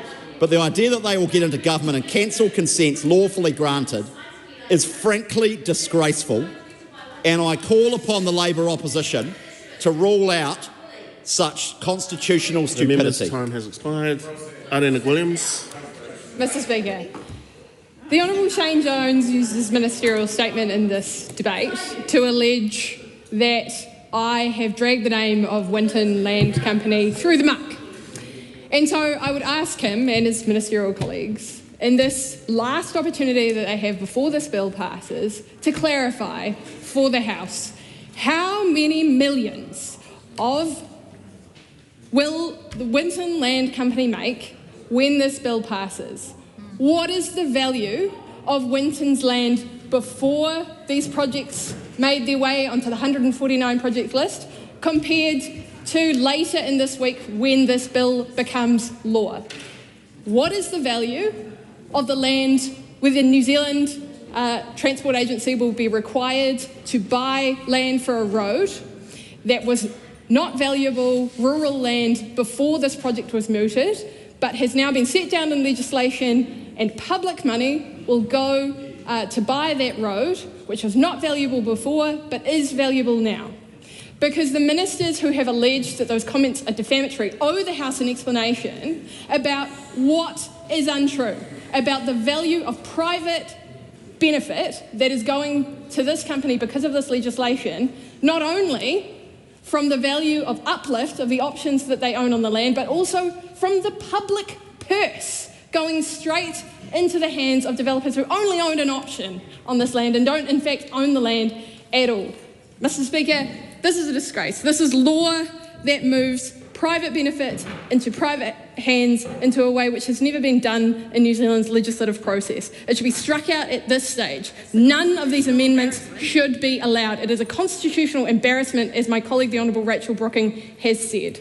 This is not how we should be making law in New Zealand, and this is not something that we should ever tolerate again in this way. The government has used the legislative process to force private development through with none of the normal checks and balances to ensure the public's interests are properly represented in this. People who live near these developments get to have a say normally in the way that these projects are rolled out. And I'll speak more generally to this. The government is trying here to change our planning laws for the better, but this is not how other countries we like to compare ourselves to do these kinds of changes. In the last 10 years, we've seen politicians and senior leaders take more accountability for the infrastructure projects that they are championing. Politicians in Australia, in the state of Victoria, getting out in front of their infrastructure projects, leading people along with them, winning the argument in people's hearts, convincing people that these are important projects and they should happen. This goes in the face of that. This is the opposite to that. This is about ramming through pet projects that people cannot possibly have faith in because there are a list of 149 projects that people don't get a look at. Not only was there no public scrutiny in these, but this is to the benefit of some developers over others. And I want to speak directly to supporters of the ACT Party here. If you're not on this list, you have lost out. This is not liberalising planning laws. This is not about red zoning everything for development. This is not about allowing mining everywhere that it could be done. This is about allowing some projects at the expense of others.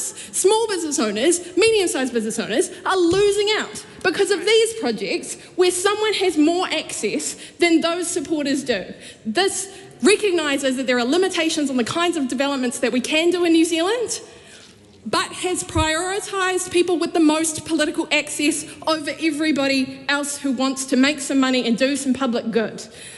If the government was serious about this, they would have given serious consideration to exactly those projects where land for roads, land for schools is now seriously valuable to those people on this list, and money will be changing hands from the public purse directly to private benefit as well. Those projects, above all, should have been struck out. I want to also talk very briefly, since the Minister has thanked the public officials who have worked on this. They have done a huge and gargantuan task, and it must feel good to get that off the plate before Christmas.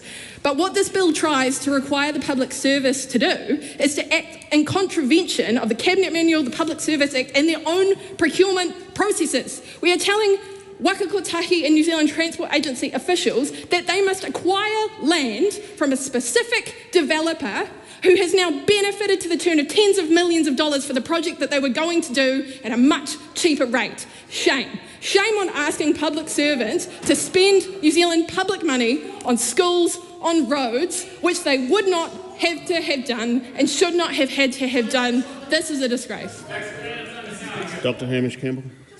The fast track bill is a crucial step in unlocking New Zealand's potential. Whether it's housing or renewable energy or aquaculture, this bill aims to streamline the approval process for infrastructure and development projects which are of significant regional and national benefit. So therefore I commend this bill to the House.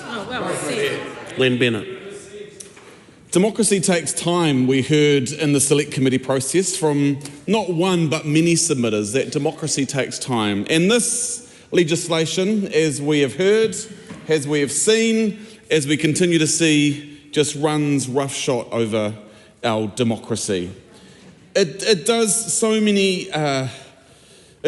disservices to not only our democracy but to our environment, to our obligations and our responsibilities, to te tiriti, to our engagement with local communities, right through, Mr. Speaker, through to actually the court processes. And we've heard already this afternoon in this debate about zombie projects, about projects that have been rejected, that suddenly, magically, who knows how, end up in Schedule 2 of the fast track bill. Now, more than 27,000 people submitted on this piece of legislation. And not all of them had the opportunity to speak in select committee to their submissions, which is, again, a shame and a challenge to our democracy. But I just want to quote from one of our submitters who made a very poignant statement around our democracy and the importance of it to ensure that as we move through this House, through different laws and legislations, that we do right by people and we do right by our democracy. Now, ngā rangahau tira, in their submission, they said democracy is not exercised once every 3 years. A healthy democratic society allows for the frequent exercise of democratic rights when decisions are being made that affect the public, particularly in their own communities. This bill erases those opportunities for democratic consultation. This bill erases those opportunities for democratic consultation. And Mr. Speaker, that's why this bill concerns me. Because it's not only running roughshod over lots of pieces of legislation and laws, but it comes into the very heart of democracy itself. And who is affected most when there is a new road, where there is a new energy project, when there is a new coal mine? It is those people who are closest to it that are the most affected. I'm not sure why that's funny. We should laugh about the fact that those are affected, but they are. And in this piece of legislation, it's going to run roughshod over them. And that is the challenge.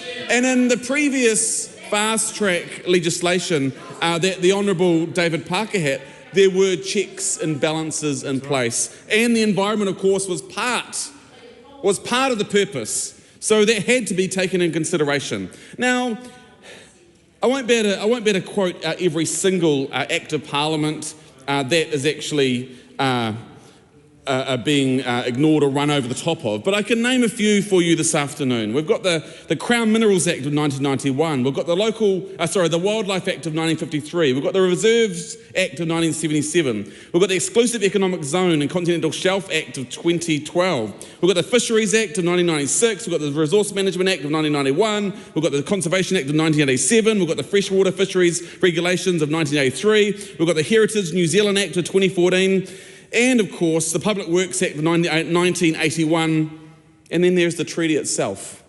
There's bits of it that it mentions in there, but it very much runs roughshod over that. And that is just some of the statutes that are just being run over the top of in this space. Mr. Speaker, I am concerned that not only it is about the challenge to our democracy, not only is it a challenge to our environment, but it is a challenge to Te Tiriti itself. And as a Te Tiriti partner, my responsibility is to stand up for the sake of my role and my responsibility as an ancestor who came here on the premise of what Te Tiriti offered to my people. And I continue on in another submission that was made, and they said, and I quote, by bypassing proper consultation processes and disregarding the protections guaranteed by Te Tiriti o Waitangi, it undermines the rights and interests of Māori and the conservation of sacred lands, including wahutapu and public conservation areas. Now that should alarm the House. The fact that a submitter has considered and looked, and as we talked in terms of when we were in Select Committee and then through the Committee of the whole House, the fact that this legislation, this bill that potentially, I assume, unless those on the government side want to cross the floor with us this afternoon and vote it down, this legislation has a potential to run roughshod over our responsibilities to our democracy, to Te Tiriti, but also to sacred spaces, but also to our urupas, to our wahitapu sites, to all those kind of spaces. And it has. This is, Mr. Mooney, I have read the bill. I've been on the committee for the past 6 months, so I know it very well and know the fact that you do not need to, in terms of there's some responsibilities, but there's some mays. They may have to do this, may have to do that. Mr. Speaker, we cannot support this bill. We are concerned, but also want to raise again through our Select Committee process that we went through to another organisation in a submission, and that was from the Insurance Council of New Zealand. The Insurance Council of New Zealand, because they, in their written submission, made it very clear, and I quote, that it is paramount that the bill does not inadvertently provide a pathway for projects which expose communities to excessive financial and physical risks of natural hazards. And Mr. Speaker, this bill does. They go on to talk about decision makers should take a long-term view that supports the broad availability of insurance by avoiding new development in high-risk areas. And what does this bill do? What does some of those 149 projects do? They are definitely spaces where we probably should not be building new houses and new subdivisions. They go on and talk about, this is the Insurance Council of New Zealand, talk about the Auckland Anniversary Weekend weather event. They talk about Cyclone Gabriel and the challenge that they had 110,000 claims from those two events with an estimated cost of $3.75 billion. Now, the reason I bring up that number in their submission is because the events that they spoke to us about highlight that we must have a stronger focus on our land use, the development, and as we look at the climate change adaptation, the challenges that we're faced, we are going to be responsible for more and more of this kind of activity where where properties are built in places that they should never be built in the first place. But this fast-track bill allows for them not to consider some of those spaces and to move on and allow those terrible things to happen. Mr. Speaker, our world is burning and this government is just throwing more fuel on that fire. Whether it's this legislation, whether it's the Crown Minerals Bill and other legislation that they are trying to get through at pace, this is not good not only for us today, but for those into the future. And I want to reflect in terms of what this means when we talk about zombie projects that have been brought back to life in this bill. When we talk about projects that the courts have rejected for the environmental challenges, and my colleague and friend from Taranaki has also spoken about Trans-Tasman Resources and the challenge that there's a private company in this bill that all they're going to do is dig up and suck up all this sand off the bottom of our beautiful Taranaki ocean, and then the profits go over to Australia where the company's from, and they jeopardise the fact that offshore wind is a viability, is viable. But no, let's just throw them in the list. Let's just make sure that they're there so that they can, they've had their day in court, hasn't gone well, and now we just throw this zombie project back on the list. And to me, it's just despicable and terrible. And as has been said, there's renewable energy projects in this bill, but Mr. Speaker, it is just smoke and mirrors. It is just smoke and mirrors in terms of what they are wanting to achieve. In closing, I want to be reminded of the 30,000+ people that walked down Queen Street back in June, who walked to protest against this bill and what it was going to do for the sake of nature, for the sake of our climate, for the sake of democracy. Mr. Speaker, we don't want to be fossil fools on this side of the House. We want a fast track, not like the trash that they talk about on this side of the House. Nature doesn't need a speeding ticket. And Mr. Speaker, the final I would like to say of one of those billboards on that march was, "Make Aotearoa green again." Katie Nimmin. Do you know what is truly despicable? Is that members opposite talk about respecting te tiriti, but guess what? Last week there was an amendment paper put forward to remove mana ahuriri from this bill. Now, mana ahuriri, for those that don't know, a Napier post-treaty settlement group who want to develop their ancestral land for affordable housing, a business park, recreational ground, historical education, and the members opposite wanted to remove it. How is that for progress? Because at the end of the day, this is progress for everybody. That is what we are doing. And Mr. Speaker, with that, I commend this bill to the House. The question is that the motion be agreed to. Those of that opinion will say aye. Aye. To the contrary, no. The ayes have it. Party vote has been called for. The clerk will conduct a party vote. New Zealand National. 49 votes in favour. New Zealand Labour. 34 votes opposed. Green Party of Aotearoa, New Zealand. Te kaumārima nā pōti whakahei. Action New Zealand. 11 in favour. New Zealand First. 8 votes in favour. Te Pāti Māori. E ono ngā pōti e whakahē rawa atu ana I te pōti nei.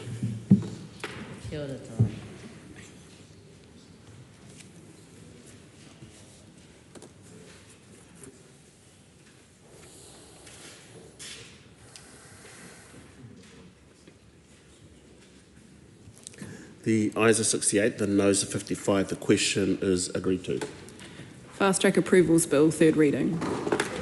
I call on Government Order of the Day, number 2.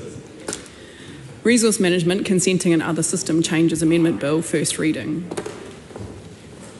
Mr. Speaker, I present a legislative statement for the Resource Management Consenting and Other System Changes Amendment Bill. That legislative statement is published under the authority of the House and can be found on the Parliament website. Mr. Speaker, I move that the Resource Management Consenting and Other System Changes Amendment Bill be now read a first time and nominate the Environment Committee to consider the bill. Mr. Speaker, this bill continues the Coalition Government's commitment to reform the resource management system to drive economic growth and increase productivity by making it easier to get things done in New Zealand. It follows on from Fast Track and our first Resource Management Amendment Bill, which passed into law in October. This bill, sir, is a precursor to full replacement of the RMA, but it makes important changes in the short term to make it quicker and simpler to consent renewable energy, boost housing supply and reduce red tape for the primary sector. As I said, at length in the last debate, sir. The current RMA isn't working. It's a handbrake on growth for the country. So we have taken a phased approach to RMA reform. Phase 1, which was completed almost a year ago, was to repeal the previous government's excessively complicated reforms. We're now in the middle of Phase 2, making improvements to the existing RMA to cut red tape and green tape, primary industries and development and infrastructure, whilst maintaining environmental protections. And these reforms will lay the groundwork for Phase 3, the long-term replacement for the RMA with legislation based on the enjoyment of property rights. There are 5 major changes in this bill. This is quite a chunky and substantive bill, far more substantive than Bill 1. The infrastructure and energy package in the bill gives effect to the government's Electrify New Zealand reforms, which is all about making it easier to get renewable energy built, as well as improving how ports run. There are key changes delivered through this bill. Councils must decide renewable energy generation consents within 1 year of application. Consents for renewable energy generation will receive 35-year consents by default. The default lapse period for renewable energy consents and for infrastructure project designations will go from 5 years to 10 years. Ports will be given requiring authority status, and port coastal permits will be extended for another 20 years to 2046. Designating authorities will no longer have to complete detailed assessments of alternatives when they are the sole landholder. So the housing package is particularly important. It includes reforms to enable the first pillar of the government's Going for Housing Growth policy.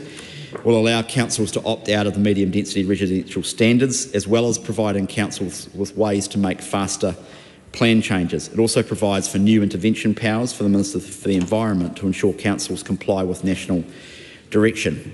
So in relation to the MDRS, the bill introduces a ratification vote for councils on the medium density residential standards to decide whether to keep, change or remove them, whilst also ensuring councils are providing for 30 years of housing growth. That's the quid pro quo of being allowed to opt out of the MDRS, is that councils deliver 30 years of live zoned housing growth. The bill also makes changes to the streamlined planning process and requires all plan changes that use this process, including for the MDRS, to establish an independent hearings panel. The bill empowers the Minister to appoint up to half the members of the IHP.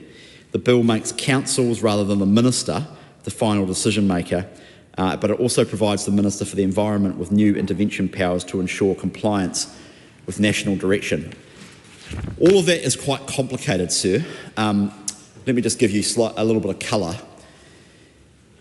Over the last few years, we've been going through this process, or councils have been going through this process to bring their plan changes into line with the MDRS, but also the MPS-UD. I think everyone acknowledges that having the councils appeal to the Minister for either RMA reform or Minister for the Environment is not a particularly great way to go about it. It's produced some quite good outcomes in some cases, but it is not really what you'd like. So the bill changes that and means that councils are the final decision makers. However, it is also true to say that the IHP has not, or the Independence Hearings Panel process has also not been that great either. And so the bill provides for the Minister to appoint up to half the members of the IHP. To give effect to the government's Going for Housing Growth policies, it is necessary to have greater intervention in the way in which councils complete the housing and business capacity assessments as per the MPS-UD, and there's a range of changes coming there as part of the National Direction Package, which is not included in this bill, but is coming next year. So the changes in the bill will allow councils to delist heritage buildings identified in their district plans in a faster way using the streamlined planning process. At present, if councils wish to remove a building from the heritage list, they have to use a standard plan-making process. It's a very complicated process, very convoluted. It's many steps, takes a long time, has quite broad rights of appeal. So under the changes introduced by this bill, councils will be able to apply to the Minister for the Environment for an SPP that is of appropriate scale to the issue being addressed, and the changes for housing and heritage will work in conjunction with national direction, as I say. Third series of changes is around the farming and primary sector package to unlock primary sector productivity, reduces the regulatory overlap between the RMA and the Fisheries Act. It will provide for flexibility and certainty for marine farm consent processes. It will make farm plan certification more practical and cost effective, as well as making sure resource consent applications for wood processing are decided within 1 year. There's a section in relation to emergency and natural hazards. The bill will make responses to natural hazards and emergencies more efficient and effective, as well as ensure the planning system is not allowing inappropriate development in areas with significant natural hazard risk. The bill introduces a new regulation making power to support emergency responses to assist with recovery and clarifies and strengthens Council's ability to decline land use consents or to apply appropriate conditions where there are significant risks of natural hazards. And of course, we are working on a natural hazard national direction package, which I think has been quite widely welcomed by local government land, and that will be part of 2025 as well. Finally, the bill introduces a series of sensible system improvements, which I think most people will welcome. There are higher fines for non-compliance. There are changes to how resource consents applications are dealt with. Fines for non-compliance with the RMA will be increased, and insurance that pays those fines will be banned. Councils will be able to recover more costs from those breaching the RMA, as well as consider compliance history during resource consent applications, and there's a bit of debate around that and during the fast track process. We're also changing the discharge rules under Section 70 to provide certainty and to align with changes to Section 107 that was done through the Resource Management, Freshwater and Other Matters Amendment Bill 2024. There are minor changes to dock functions to improve the management of discharges on the dock estate and improve RMA compliance checks on offshore islands. The amount of further information a council can request from a consent applicant will be clarified so it is not overly onerous. Applicants will be able to request to review consent conditions prior to a consent decision being issued, and councils will be able to return abandoned consent applications. These are system improvements is the easiest way to describe it. I think it's worth noting, sir, that these changes are designed to work in conjunction with a whole series of changes we're making to national direction, national policy statements and national environmental standards next year. And so much of the changes we are making are designed to port over into the new regime. We're acutely conscious, sir, that the government is moving fast. We're making a lot of changes to resource management law, but we eventually want to settle on a system that is enduring. And we eventually want to settle on a system that settles down so that we can actually get on with implementation. And so as much as possible, we are taking a least regrets approach to reform. So as much as we can, the changes through this bill and the changes through the national direction next year, we want to port across and transition into the new system to reduce the need for constant chopping and changing and constant council churn and flux. That is a difficult task. I've got to be honest with the House. That is tricky.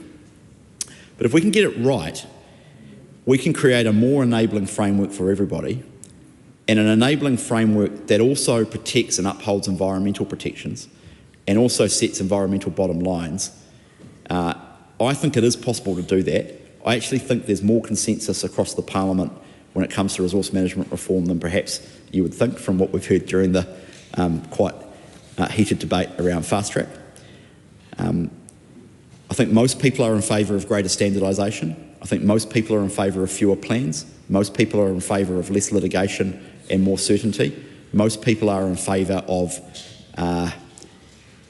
an enabling framework and a spatial planning framework that makes it easier to plan, consent and deliver infrastructure for the future. Most reasonable people are in favour of that, and that is the government's goal as well. And so 2025, a lot of it is going to be about the delivery of national direction and building a framework that can set New Zealand up for growth and development whilst protecting the environment in the 2020s and beyond. Thank you. The question is that the motion be agreed to. The Honourable Rachel Brooken. Thank you, Mr. Speaker. Hopefully I'm a reasonable person, and the list that the Minister just gave out, many of the things, I cannot recite it verbatim, but they are things that I certainly agree with. We should move the system and the resource management system to the plans, to the national instruments, and away from a bespoke consent by consent issue. That is why, of course, we reformed the Resource Management Act over a long period of time and had the Spatial Planning Act and the Natural and Built Environments Act. Both of those acts were repealed last year, last December.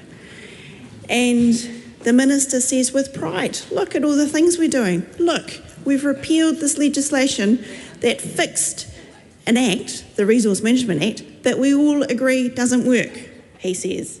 And then in the next breath, he says, and we've done this fast track bill, which will soon be an act, soon be signed into an act, that railroads over all of the environmental protections. And I heard in that list that we do need to protect the environment, and that is not what the fast track does.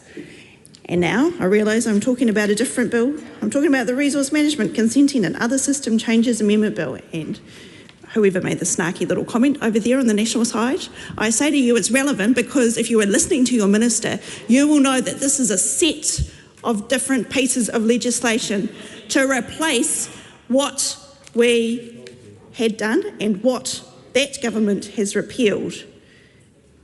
And I note when I was listening to the Minister and when I was listening to the Prime Minister in question time that there's a lot of focus on checklists.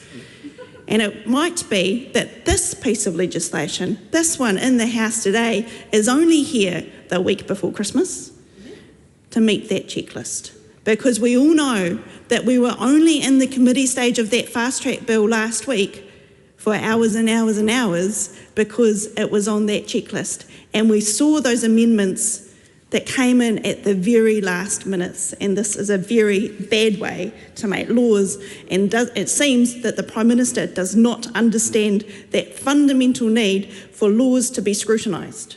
Now, this bill, as we've heard the Minister say, covers a range of different issues. It's not a replacement for the RMA at all. It's not a Natural and Built Environments Act or a Spatial Planning Act or what he says might happen next year. It changes rules around fishing with the Maititi decision.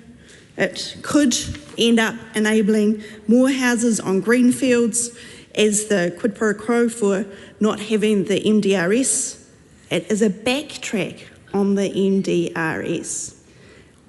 In the last term, National and Labor agreed to have these mixed density residential zones provisions.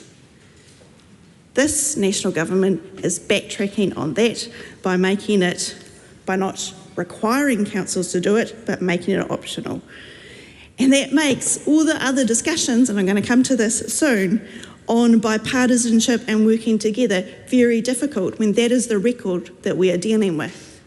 And then there's a change to Section 70, and the Minister noted that that links in with that out of scope, my opinion, change to 107 that came through the last RMA Amendment Bill a month or so ago, a change that was not consulted on, that was not in the bill as introduced, but that some irrigators and others wanted and were able to submit on, but groups like Forest and Bird were stopped from submitting on.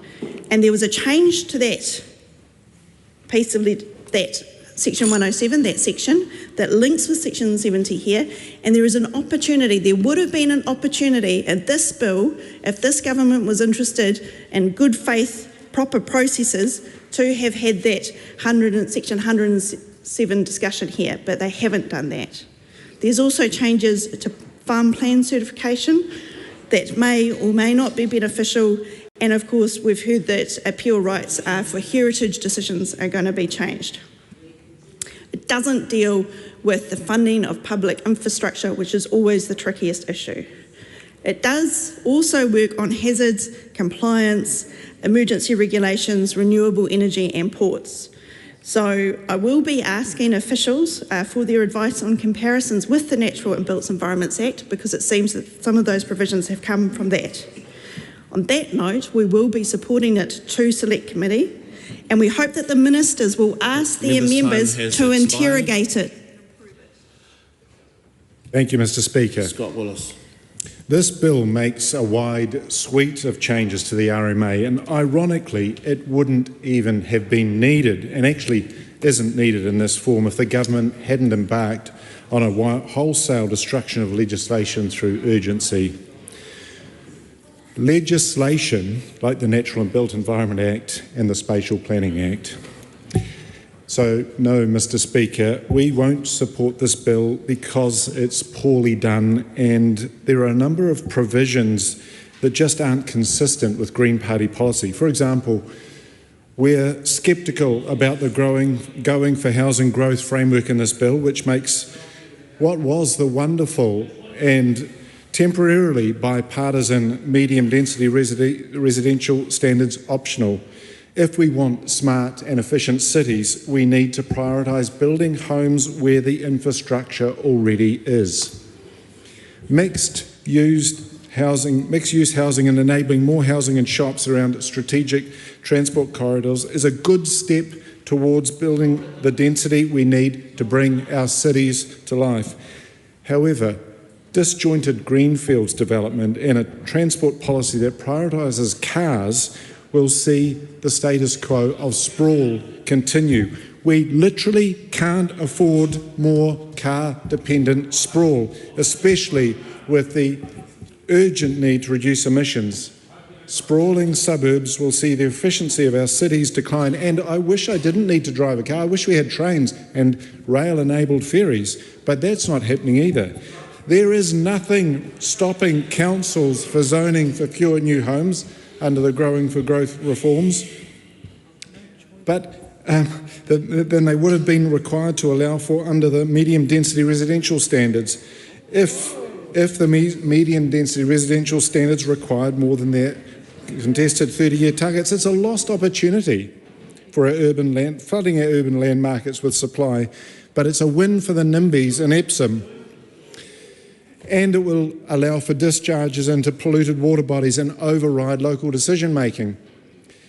Additionally, this timeframe limits the identification of options, the level of analysis, the collation and review of evidence, and engagement with industry, council, iwi, hapu and Māori and other stakeholders. It does not favour those communities the government is elected to serve. We know now that this government hates local decision making. And even in the area where I was looking for some positive, and there is a little bit of positive, but it's pretty disappointing, as the RIS says, constraints imposed by the policy development process, i.e. the limited time frame available to undertake the analysis and the inability to conduct consultation with affected groups, have meant that the criteria cannot be fully met. In some cases, the evidence base is missing on which to form a clear understanding of the policy problem and its causes, which limits the analysis of options to address them. So to be clear, we can support things like a 35-year default consent duration for renewable electricity generation, but oppose a 35-year default consent duration for long-lived infrastructure like gas pipelines. And we're not convinced that doubling the lapse periods for renewables from 5 to 10 years is helpful when we need to build renewables at pace and avoid land banking. So any positives in this bill have clearly been regurgitated from the Natural and Built Environment Act, which begs the question again, why throw out something really useful when it could have been amended and gained more support? We understand that the RIS was prepared when several decisions from government were still to be made, such as the government's direction on fresh water and the inclusion of wood processing projects. And this is the problem with the government's rushed lawmaking, something that legal experts, officials and even a cabinet minister have warned against. It's bad, rushed lawmaking, like so much this government does, like the failure to get law through because it's badly written. And now instead, what I'd like to see, what I think this government could do, is deliver the long-promised national policy statement for renewable electricity generation, promised 6 months ago, and a natural environmental standard for smaller wind projects, something that was called for back in 2010. That's 14 years ago. And I know many farmers who are waiting and waiting for this legislative change so they can build and host small wind farms. Member time has expired. Just before we take the next call, we did have a sharp shock and a bit of a shake there. It was very, very brief. And so if that does happen again, we will be ducking and covering The Honourable Andrew Hodder. Thank you, Mr Speaker. Look, I rise in support of this bill on behalf of the ACT Party. We certainly welcome advancement of our coalition commitment in this bill around the councils being able to have the choice of applying these medium density residential standards. And I'm sure some of my colleagues will speak more of this through the Select Committee process and second and third readings. Obviously, my definition of medium density is being able to see two of my neighbours, so I'm probably not the best person to speak to it. I do want to talk about the farm plans and the elements that relate to primary industries, though. We all know the benefits of farm plans. They enable farmers to be able to highlight the areas, the critical source areas on their farms, to be able to work out plans and procedures of how they can address that and work together as a community. These are important tools that will help our farmers drive better results to the environment. Now, what we're doing in this plan, this bill, is ensuring that the plans that many farmers already have, virtually every single dairy farmer already has a water management plan,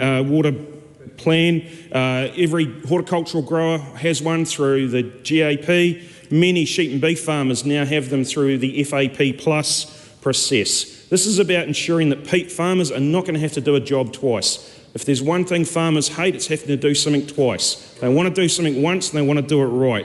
We've got the systems in place already, and it's important that we use them. And, you know, the member there is making a lot of noise.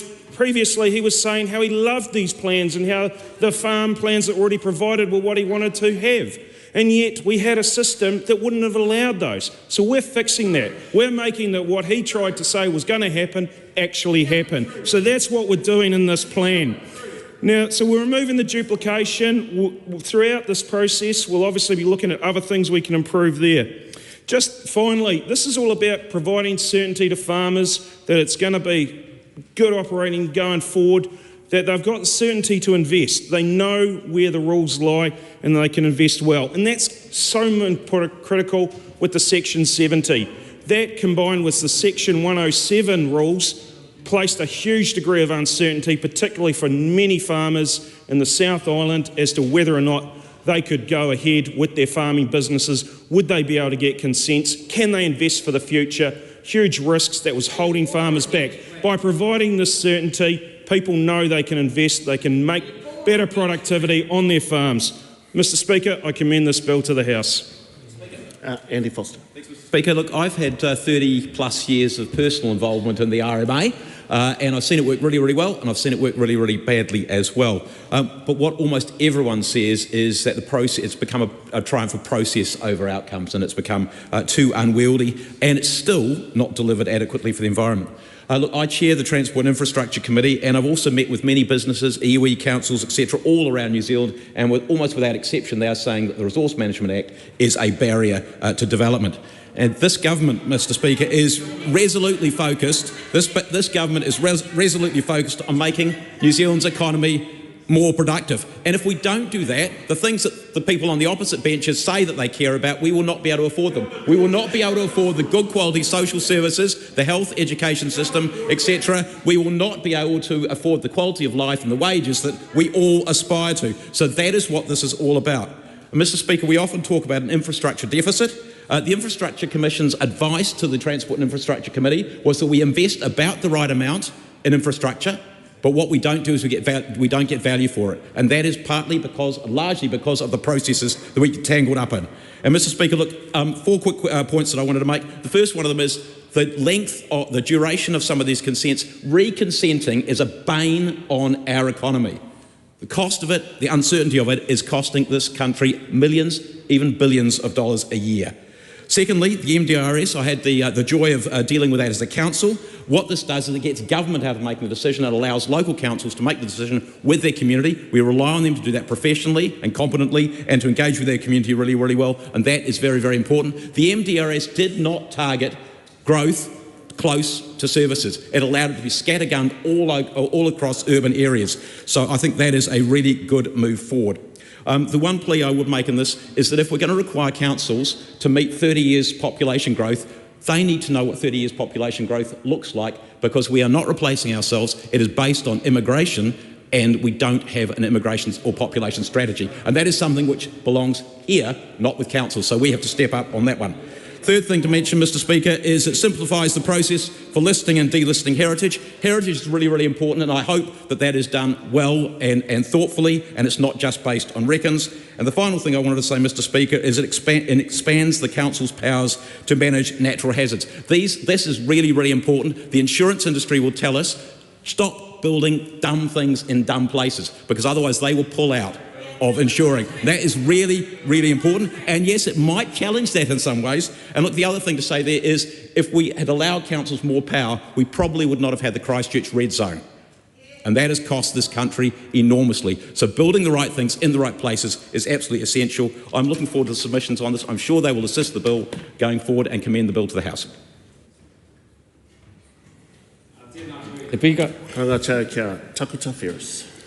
Tēnā hoki tātou.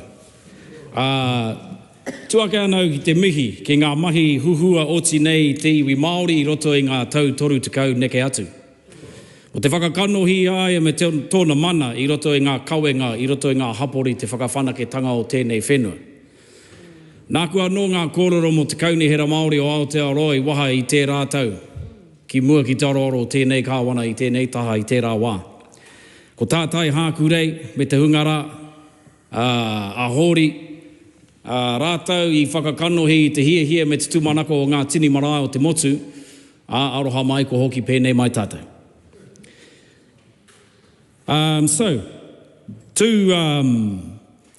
groups such as the New Zealand Māori Council, Te Taikaha, Te Mana o Te Wai, groups that have poured years into already consulting and working with the government, themselves as the Māori, the Tangata Whenua treaty partner with the government treaty partner for the last 5 years. Sadly find ourselves here, back at the place where Māori rights are being stripped out of the RMA, quite bluntly. The RMA has served as a 30-year barrier to Māori fulfilment and achievement and exercising of their own rights inside their own rohe, in towns in their own rohe. 30 years exclusion. And so here we are.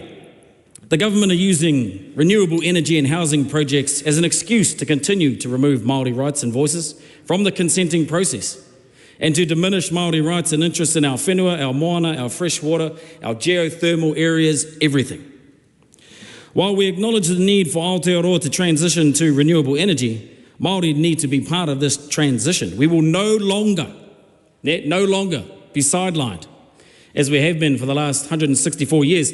And this side of the House, who are the treaty partner, the current government, need to take some deep consideration of their role as the treaty partner in this House. The Ministry of Environment admitted that the short time frame afforded to the bill prevented full engagement with te iwi Māori, and there's nothing new there. This is a consistent pattern. We've been dealing with it through this whole first year. It's exhausting. The government have refused to engage with te iwi Māori despite their own ministry identifying numerous treaty breaches. Despite the fact that they themselves are the tiriti partner, they seem to care nothing for it, the very document that underpins the workings of this House. It will further reduce our ability, already limited influence in the consenting process, as I've said for the last 30 plus years, particularly as it relates to sites of significance, wāhi tapu, the takutai moana, fresh water, te wai Māori, and our coastal marine taonga. You know, Te Tiriti o Waitangi said, o rātou whenua, o rātou moana, o rātou kāinga, o rātou taonga katoa. I think you fellas should know that line inside out. I know you don't. Koeano, without consent or consultation, this bill will make it impossible to recognise Māori rights in fresh water, geothermal rights, all of the rights I've already mentioned that were enshrined in Te Tiriti o Waitangi.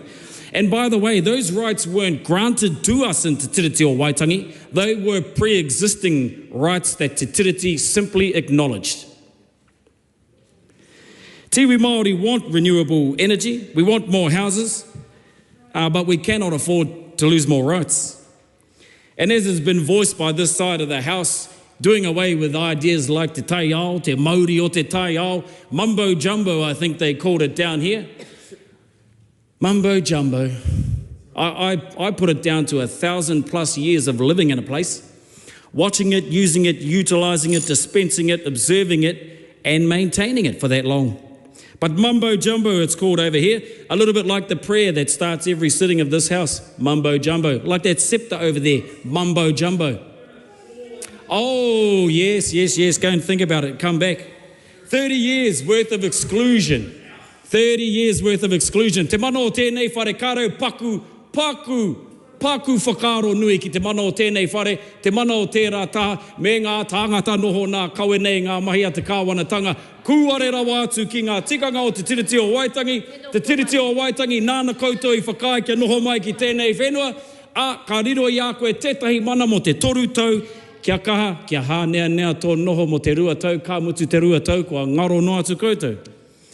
Nō reira, ka huri ka hoki anoa hau ki ngā kōrero nāku I timata, we do not support the bill in the slightest.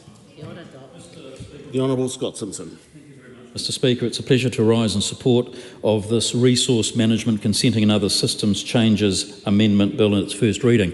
And I'll be chairing the select committee that the bill is going to. I'm very much looking forward to the submissions that will be received, and I know that the committee will give very due and full consideration to all the submissions.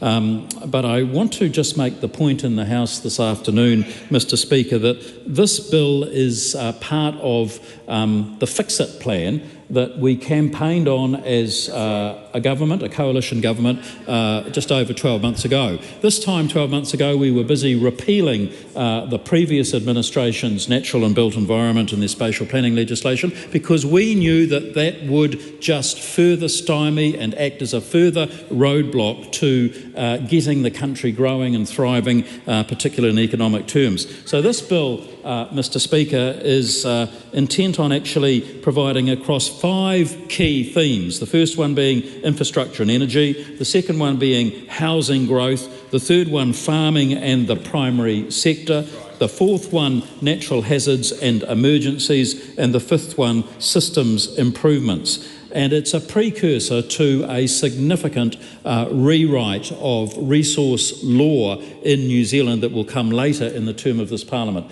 So, Mr Speaker, on that note then I endorse the bill. I'm looking forward to hearing what submitters have to say and to working with the Select Committee on it. Thank you. The Honourable David Parker. Thank you. As you will have heard from a prior speaker, Rachel Brooking, on behalf of the Labour Party, we are supporting this at first reading to Select Committee. I would have some words of advice for the government on this. There has been now too much toing and froing on RMA law, and as a country, we actually need to settle it. I have heard the Honourable Chris Bishop say that he's up for that, to trying to reach an accommodation that everyone can live with. And I heard the Maori Party's sense of disquiet, Te Pāti Māori's disquiet with the legislation because they don't feel that their interests are properly protected or provided for in this legislation. And I think Mr Scott Simpson, the Honourable Scott Simpson, when he chairs this Select Committee, will, I hope, apply his wisdom to the hearing of submissions so that some of these issues can be worked through in a way that everyone can live with them. Otherwise, we're actually going to continue the game of ping pong here in a way that's not very good. Now, I heard the other side say that this is the key to unlocking the development potential of the country. And it is relevant to that. I'm not denying its relevance, but I do think that it's a little bit overstated that it's planning constraints that lie behind New Zealand's lack of productivity growth in New Zealand. And indeed, I don't really know of any planning constraints. I know they're frustrating to the rural sector on whom we rely for the vast bulk of our primary production exports, but I think there's some exaggerated claims as to that being what's held back productivity growth in New Zealand. I'll mention a couple of areas that I think that deserve serious consideration. Te Pāti Māori concerned that their Article 2 rights in respect of their what they still are left owning are effectively frustrated by the existing planning legislation. And the NBEA, which was repealed by which replaced the RMA, which the incoming government replaced the Natural and Built Environments Act, Environment Singular Act that they repealed, did delegate to Maoridom the right to, for example, consent communal housing papakainga on Maori land. Now, I think those sorts of recognitions of tino rangatiratanga under Article 2 should not be problematic for us as a country. I don't see why we should be politicising those issues. Similarly, if there is a geothermal resource which is sitting under Maori-owned land, I don't have a problem with that consent decision being delegated to the Maori owners of that land either. And I think if the government was willing to listen to those sorts of concerns from Maoridom, I think some of these issues might be sorted out. Now, I don't go so far as to say that any subset of the population should be able to take all decisions in respect of land, even their own land, whether it's a private owner or whether it's a private non-Maori owner or a private Maori owner. For example, I don't think we should follow the North American example where you can consent a casino on people's land. I think that's bad law. That said, there are some good things in this legislation, and I'll run through them. It might surprise the Associate Minister for the Environment, but I agree with what's proposed here for farm plans. I think that having the audit and certification regimes trialled through farm industry organisations, I know something that's the Honourable Damien O'Connor wanted, and he was frustrated that we hadn't landed that in a more simple form by the time we left office, and I think that's a good progress. But it should be in support of an objective which is where we have degraded waterways, their gradual improvement over time, and where they're in good condition, not allowing them to degrade further. And if this, however, is accompanied by efforts to undermine the existing freshwater protection rules that we have under the RMA, that will be a step too far, in my opinion. There have been some criticisms of the Te Mana o Te Wai framework, but surely as a mature society we can work through those differences and get somewhere where we land there. In respect of the, I've only got limited time, in respect of the flip-flop that we had from National on the medium density zone, which they agreed under Judith Collins through Chris Bishop and Nicola Willis, but then resiled from later. My concern about this iteration is that if you don't internalise the inefficiency of improperly put infrastructure costs to the decision, you'll get to an economically wrong outcome, and I hope the Select Committee looks at that issue too. Members, the time has come for me to leave the chair. The House will resume at 7:30.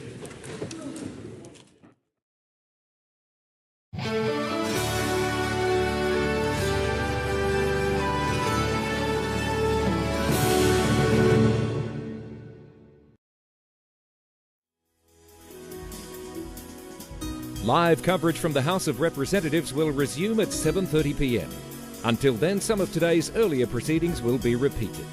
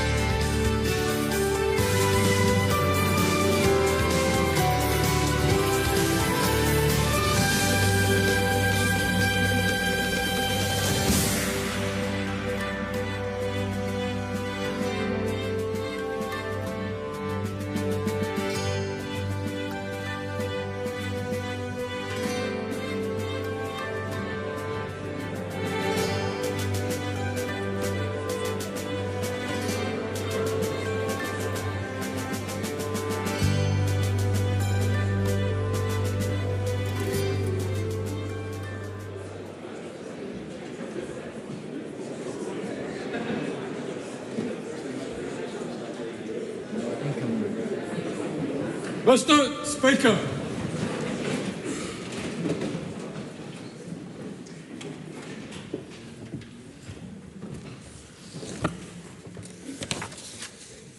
Almighty God, we give thanks for the blessings which have been bestowed on us. Laying aside all personal interests, we acknowledge the King and pray for guidance in our deliberations, that we may conduct the affairs of this House with wisdom, justice, mercy and humility.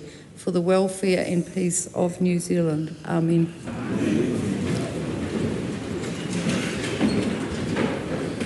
Three petitions have been delivered to the clerk for presentation.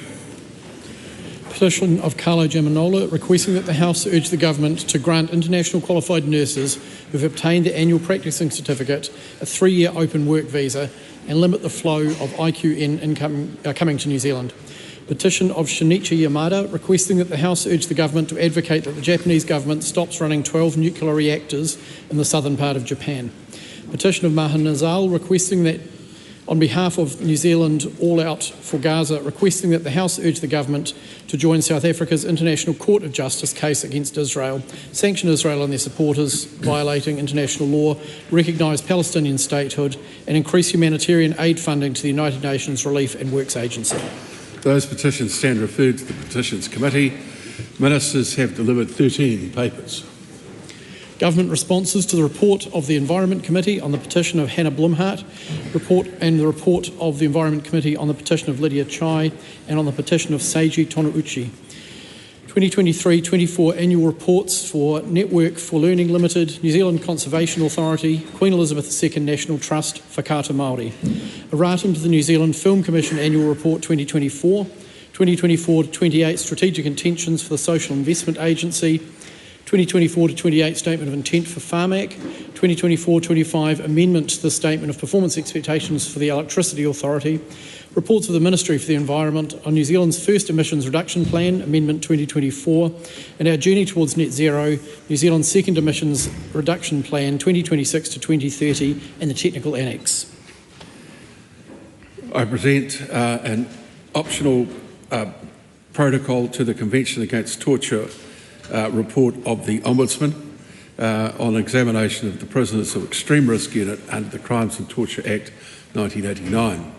Those papers are published under the authority of the House. 15 Select Committee reports have been delivered for presentation. Reports of the Environment Committee on the petition of Aaron Joyce, the petition of Bridget Sistig, the petition of James Heater, the petition of Nikki Gladding, on the report of the Parliamentary Commission for the Environment, Knowing What's Out There, Regulating the Environmental Fate of Chemicals, the report of the Parliamentary Commissioner for the Environment, Wellbeing Budgets in the Environment, A Promised Land, and report of the Parliamentary Commissioner for the Environment, Reporting Research and Investment, Do We Know If We're Making a Difference, and report of the Parliamentary Commissioner for the Environment, Estimate of Environmental Expenditure 2019-20, Method and Results, October 2022.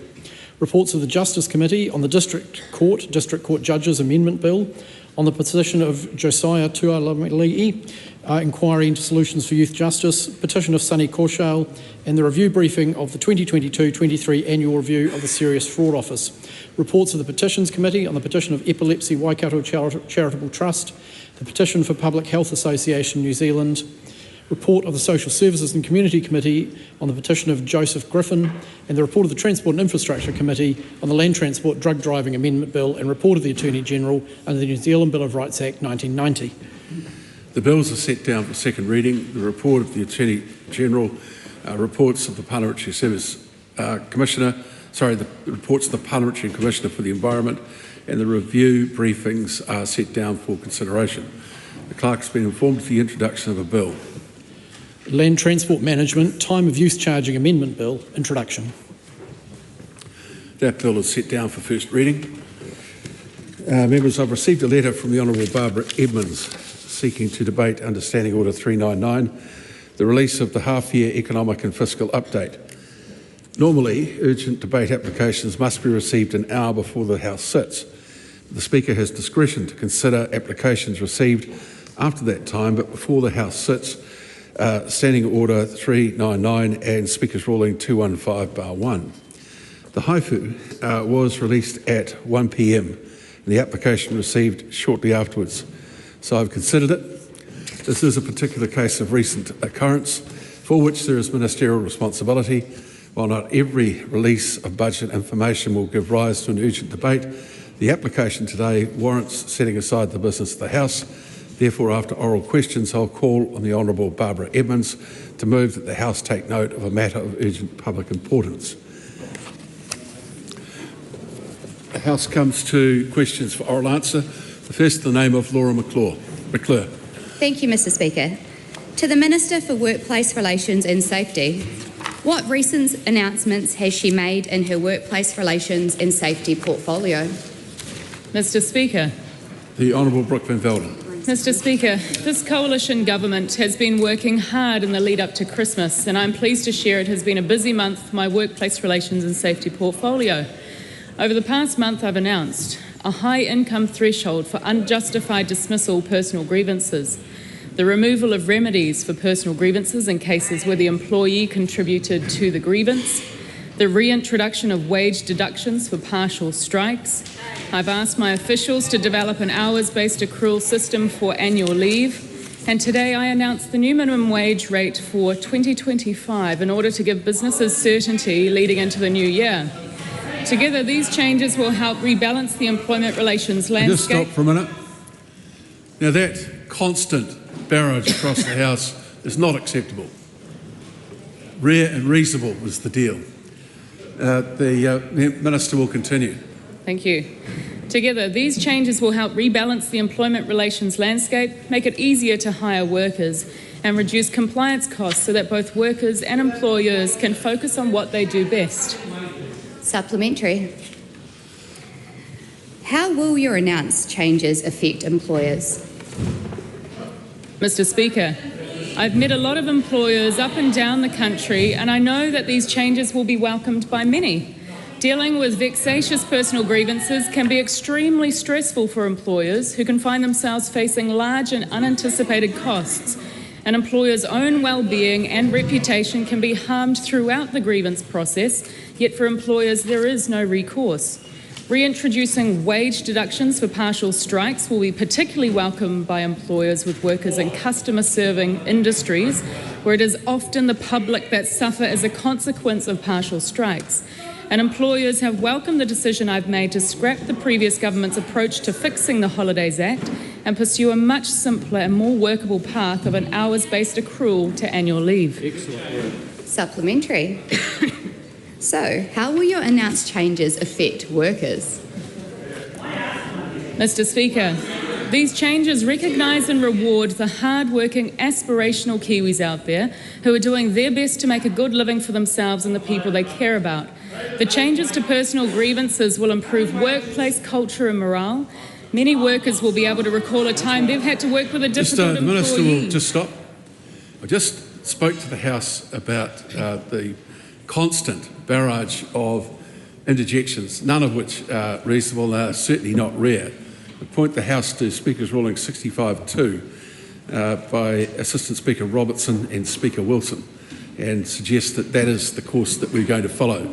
The Minister can start the answer again. Thank you, Mr. Speaker. These changes recognise and reward the hard-working, aspirational Kiwis out there who are doing their best to make a good living for themselves and the people they care about. The changes to personal grievances will improve workplace culture and morale. Many workers will be able to recall a time they've had to work with a difficult employee or manager. This change is for workers who find it galling that the worst behaviour or mediocre performance receives a financial payout. An hours-based accrual system for annual leave will reduce the risk of underpayment that has plagued the current Holidays Act.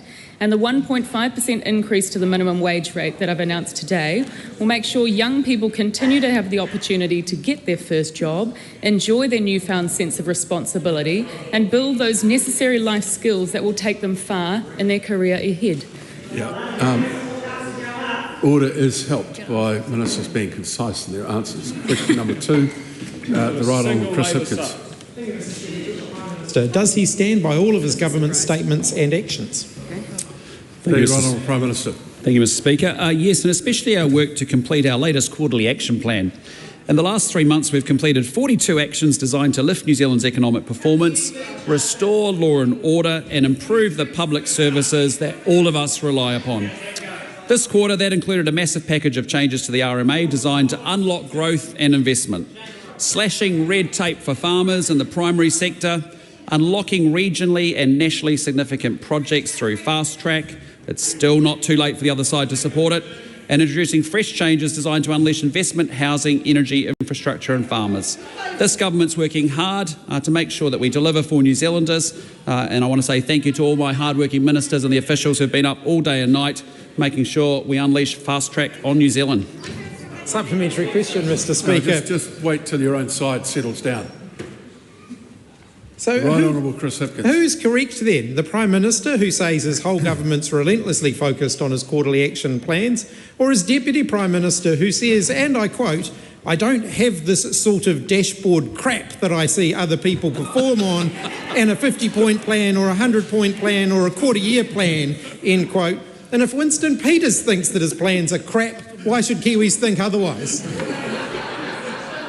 Well, I just want to say what a fantastic Deputy Prime Minister we have. Because not only did he complete his 2 actions in the Q4 action plan around the racing industry and around knocking off greyhounds, he did a brilliant job. Sorry. Just reaction to something is fine, but keeping it on like that is not. Now, I'd invite you to start again, but I don't want that reaction again, so pick up where you left off. Please, Prime Minister. Well, as I was saying, the Deputy Prime Minister did an excellent job completing his 2 actions of the 43 in the Q4 action plan, which was to help the racing industry get ahead and also to make sure we deal with the greyhound industry, which he did very, very effectively and very, very well. And I think if you ask the Deputy Prime Minister, I think he was referencing his previous experience working with the last government. That's right. Supplementary question. Why has his government agreed to increase the fees paid to directors of government companies between 39% and 104%, while increasing the minimum wage by less than the rate of inflation? Well, if I take the last issue first, we have found a balance with a 1.5% increase to the minimum wage. This has got to stop, or someone's leaving, or a number will be leaving. It's unbelievably bad. Prime Minister. Thank you, Mr. Speaker. As I would talk to minimum wage, we've proposed a 1.5% increase to the minimum wage, but this is also a government that actually cares about low and middle income working New Zealanders. Unlike the other side who failed to support tax relief for low and middle income workers for the first time in 14 years, this is a government that's delivered tax relief, inflation relief, interest rate relief. Importantly, every quarter of this government, wages have grown faster than prices, unlike the 13 quarters in a row under the previous administration. So we care about working New Zealanders on this side. We're supporting them with family boosts, supporting them with working for families credits and tax relief. So why... No, hang on. There's a lot of people on your own side talking while you're starting. Just wait till the House is quiet. Well, point of order, Mr. Speaker. I beg your pardon? Point of order.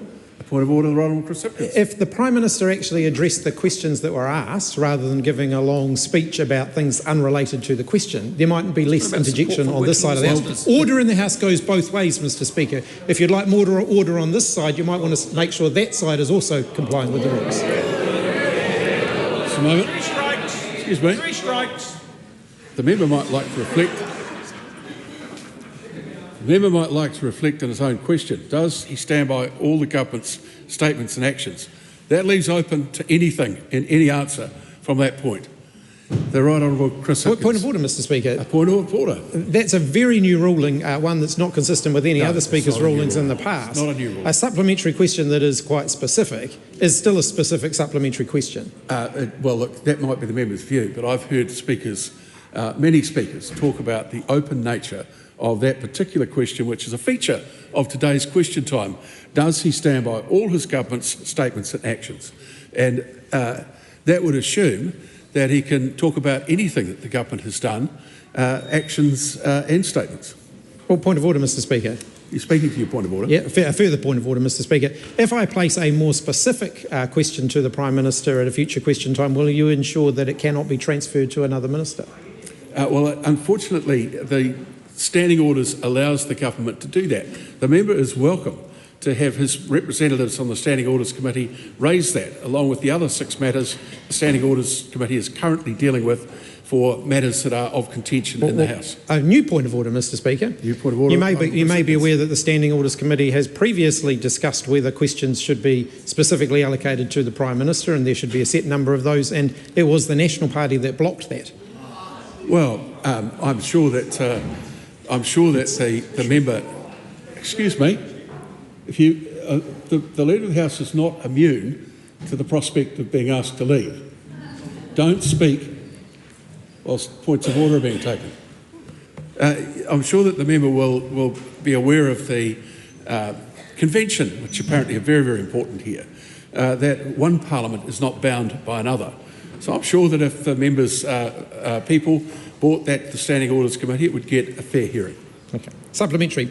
Why is it that under his government, minimum wage workers have to tighten their belts with a real terms pay cut, while company directors get a 100% pay rise? As I said, we've talked about minimum wage workers. There's a 1.5% increase, along with income tax relief, along with family boost, along with working for family credits. With respect to professional directors that we're asking to run some of our largest entities, they are not paid market rates. They won't still be, but it's actually acknowledging that we want to attract good people to make sure we have high quality governance. I'm sure the member would understand that, given the variety of messes that he left behind in the last government. Good governance matters to deliver and get outcomes. Supplementary question. Just make the point that that sort of response from the person answering the question does elicit a reaction which I think is reasonable. Thank you, Mr. Speaker. Why are minimum wage workers having their pay cut in real terms, despite the cost of living crisis, while their power bills keep going up, and the directors of Transpower, who are increasing the charges all New Zealand consumers face, get a pay increase of over 56%? Well, I'd just point to that member and say, this is a government that has for 4 quarters in a row seen wages rise faster than prices. Total wages, right? And so if you think about that under the previous administration, where there was 13 quarters in a row where prices were greater than inflation. So real wages are increasing under this government in our first 12 months. That's fantastic. You're in a situation where you see 3 rate cuts and you versus 12 rate rises. Point of order, the right honourable recipient. Mr. Speaker, there were admittedly 2 parts to that question. One concerned minimum wage workers, the other concerned directors of Transpower. I didn't ask about average wages. I asked about minimum wage workers and the directors of Transpower. The Prime Minister hasn't addressed either of those questions. Well, the Prime Minister was cut off in the middle of the answer, although it was extremely long. And what I would also suggest that minimum wage is part of the average wage calculation. Prime Minister.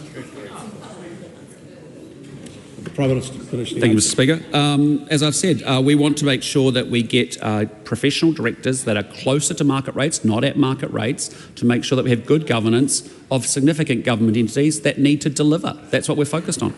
Supplementary question, Mr. Speaker. If KiwiRail did such a lousy job of managing the Inter-Islander, why has he agreed to giving its directors a 90% pay increase while minimum wage workers go backwards? Well, again, I won't get into the specifics of decisions of the board of KiwiRail around CEO pay, but what I will say is that we are determined to improve the quality of governance of our government entities across New Zealand. It's really important. And so all we're doing is we're not going to full market rates, we're just finding a pathway to make sure that we get people so that we can actually attract good people to come on and do those very important roles. The Honourable David Seymour. Can the Prime Minister confirm that New Zealand's minimum wage at around 70% of the median wage is one of the highest in the developed world?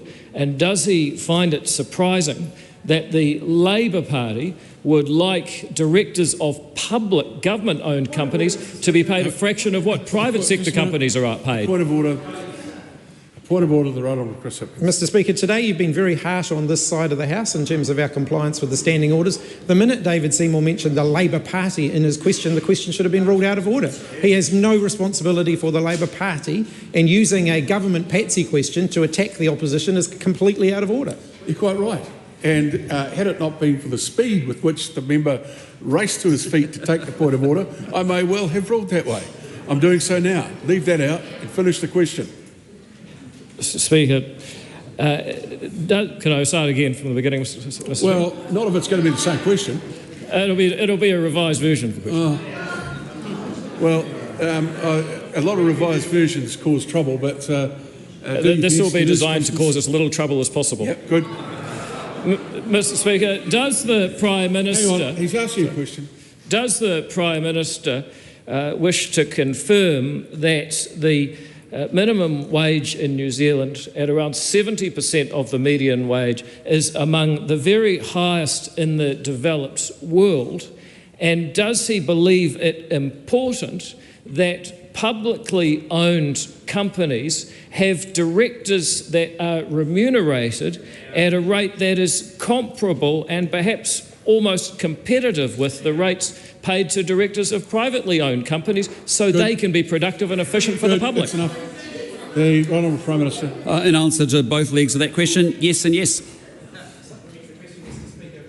Who's correct? Nicola Willis, who claims she has, quote, delivered new inter-island ferries, despite not knowing who will build them, how much they'll cost or who's going to pay for them, or Winston Peters, who said there are far more viable propositions that are yet to be considered? Well, I am very proud of the value for money that has our option that Nicola Willis has delivered, because it is a safe, reliable, resilient service that will be in operation in 2029, 2 rail-compatible ferries. But we have a new Minister of Rail, and given we've got time to make the ultimate procurement decision, if he can improve on that, good luck. Question good. When everyone's ready, question number 3, Ryan Hamilton. Thank you, Mr. Speaker. My question is to the Minister of Finance and asks, what recent announcements has she made on government finances? Mr. Speaker. The Honourable Nicola Willis. Earlier today I released the budget policy statement. At the same time, Treasury released its half-year update, which contains the latest set of forecasts. They tell a positive story about growth returning to the New Zealand economy, and they also highlight some challenges for the government's books. Forecast revisions have made it more difficult to address the situation we inherited, a rapid increase in debt over the past 5 years, and an extended period of budget deficits.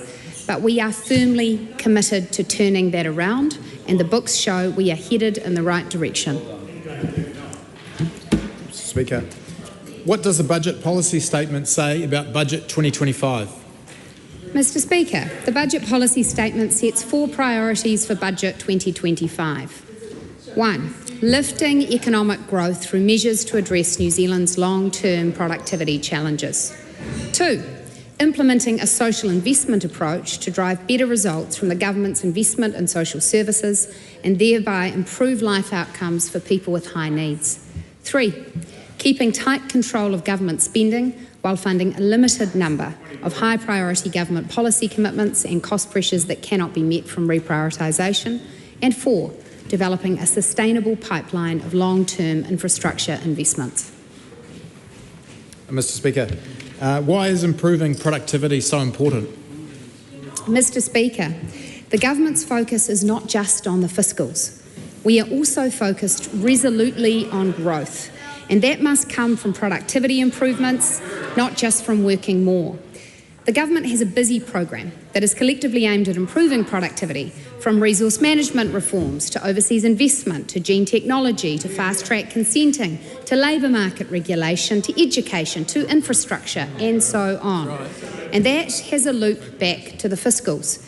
Additional growth of even 0.25% of nominal GDP each year would boost tax revenue by $2 billion a year by the end of the forecast period.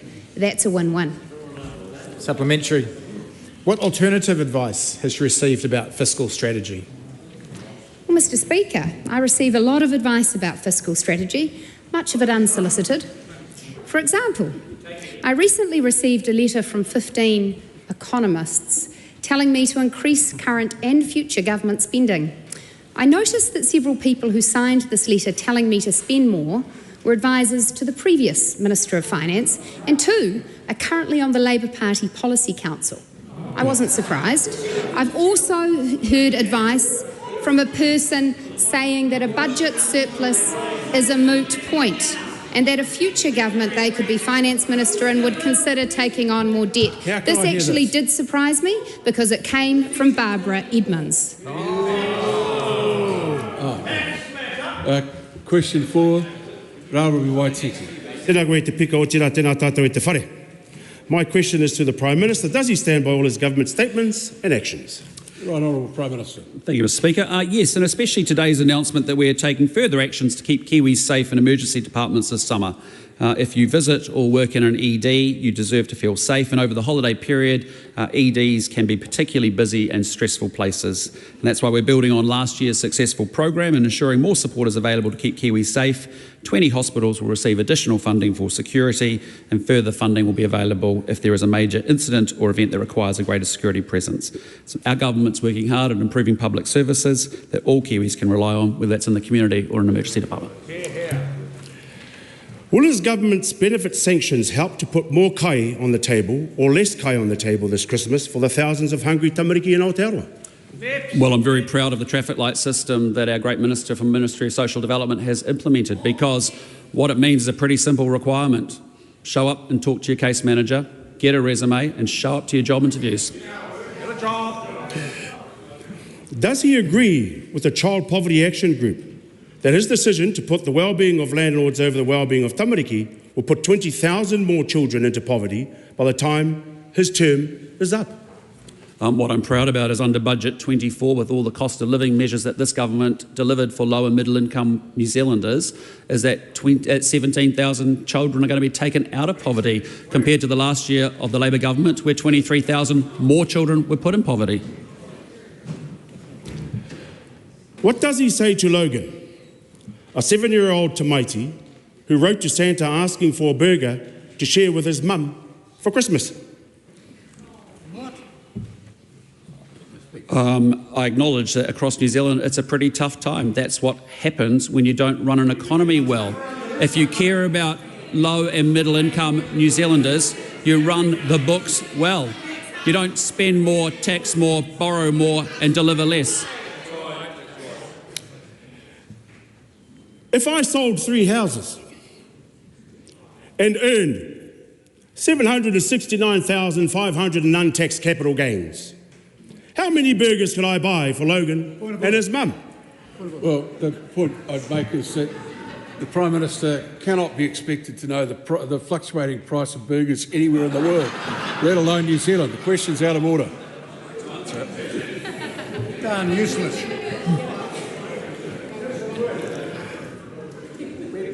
Does he believe that I earned that $769,500 through hard work? Or did I benefit from the increased demand of housing driven by his mega landlord donors? That question's out of order too. Yep.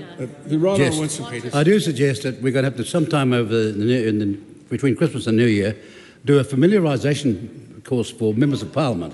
That sort of question is outrageous and extreme, it's hypothetical and extreme, and will not be accepted in any first world parliament, let alone this one here has been going since 1854. Excuse me, and who's speaking during a point of order?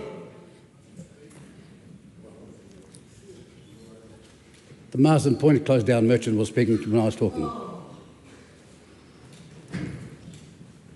Was that helpful? Well, in fact, I didn't hear it. I'm sorry. But the point was that the question is out of order, and I'd already ruled it out of order before the point of order. Supplementary. Has he read the book by Mary McHugh, How Not to Become a Crotchety Old Man? Well, much as it might be of interest to the House to find out what the Prime Minister's personal reading materials are, I don't think it was necessary to give a demonstration of what the book was about. We'll move on now to question number 5. The Honourable Barbara Edmonds. Thank you, Mr Speaker. To the Minister of Finance, does she stand by all her statements and actions? The Honourable Nicola Willis. Mr Speaker, in context, yes. I particularly stand by my statements to the effect that now, more than ever, is a time for disciplined government spending and a focus on driving economic growth. Supplementary. Isn't it the case that the last time net core Crown debt was this high, which will peak at 46.5% of GDP, was in 1994? Mr Speaker, it is also the case that in the past 5 years, the last Labor government added more than $100 billion to New Zealand's debt. And we as a government are now saddled with the task of bending that debt curve. Stop, thank you. You can't expect me to have any view on the quality of an answer if the noise is so loud it can't be heard. Now, that might be the intention, but it's not going to continue. Minister, begin answering the question. Answer the question again from the start. Am I going to make it clearly a point that it is not inappropriate to mention matters of policy conducted by a previous government? Mr. Speaker, the context for New Zealand's debt position is that in recent years, more than $100 billion was added to debt, blowing it out as a proportion of GDP. It is the fiscal intention of this government to see that debt curve down, and we have laid out a path to achieving it. I would also note that the member opposite is the very same member who told Radio New Zealand she doesn't think debt is a problem. Isn't it the case that net core Crown debt will now be 3.5 percentage points higher than what was forecast in her budget? Mr. Speaker, as I have set out today in the budget policy statement, it is the case that forecast revisions to New Zealand's GDP trajectory will have an effect on debt. That is why it is so important that the government maintain a disciplined fiscal position with lower operating allowances than have been the case in recent years, when the last government blew spending out as a proportion of GDP, leaving our economy in a very challenged state. If that member wants to join those on this side of the House in the pursuit of fiscal discipline, I can only welcome it. Supplementary. Isn't it the case that there will be $58.7 billion more debt, peaking at $235 billion than what was forecast in her budget only 6 months ago? Mr. Speaker, as I have laid out today in the budget policy statement and as Treasury has laid out in the half-year economic fiscal update, downward revisions to the fiscal forecasts have had an effect in two ways. One, the current recession is estimated to have started earlier and to be more protracted than had previously been forecast. And two, there has been a downward revision to productivity forecasts. This does have an effect on debt. Now, Mr. Speaker, this government believes there is a place for debt for borrowing for long-term infrastructure assets. We also believe it is very important to get debt down to a trajectory under 40% of GDP. Again, I note that if the member wishes to join us in that pursuit, that would be novel for her and her party, but I can only encourage it. That's enough. Listen, it's very hard to listen to an answer when you've got a very, resounding voice coming in one ear. If you wouldn't mind, yeah, be great. Supplementary. Will she take responsibility for the growth forecast being revised downwards since her budget and predicted to be $20 billion smaller in 2028? Mr. Speaker, I won't take responsibility for the mistakes of the last government, but I will take responsibility for fixing it. Supplementary. Does she plan on shifting any other goalposts to help reach her targets, like she has done with the definition of Obigel and with child poverty targets? Mr. Speaker, I reject the characterisations of the member's question. Question number 6, Katie Nemeth. My question is to the Minister responsible for RMA reform. What progress has been made in meeting the commitment in the Government's Q4 action plan to passing the fast-track approvals bill to speed up delivery of regional and national projects of significance? Good question. The Honourable Chris. Oh, just give him a minute.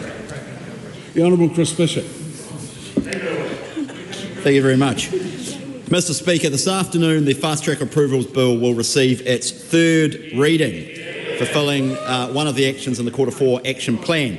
The new system will be up and running in early February 2025, with listed projects able to apply directly to the EPA for their substantive application process to begin. Mr. Speaker, we've long said it takes too long and it is too hard to consent things in this country. This government is getting on with the job of fixing that through fast track. Supplementary. What positive feedback has he received on the fast-track approvals bill?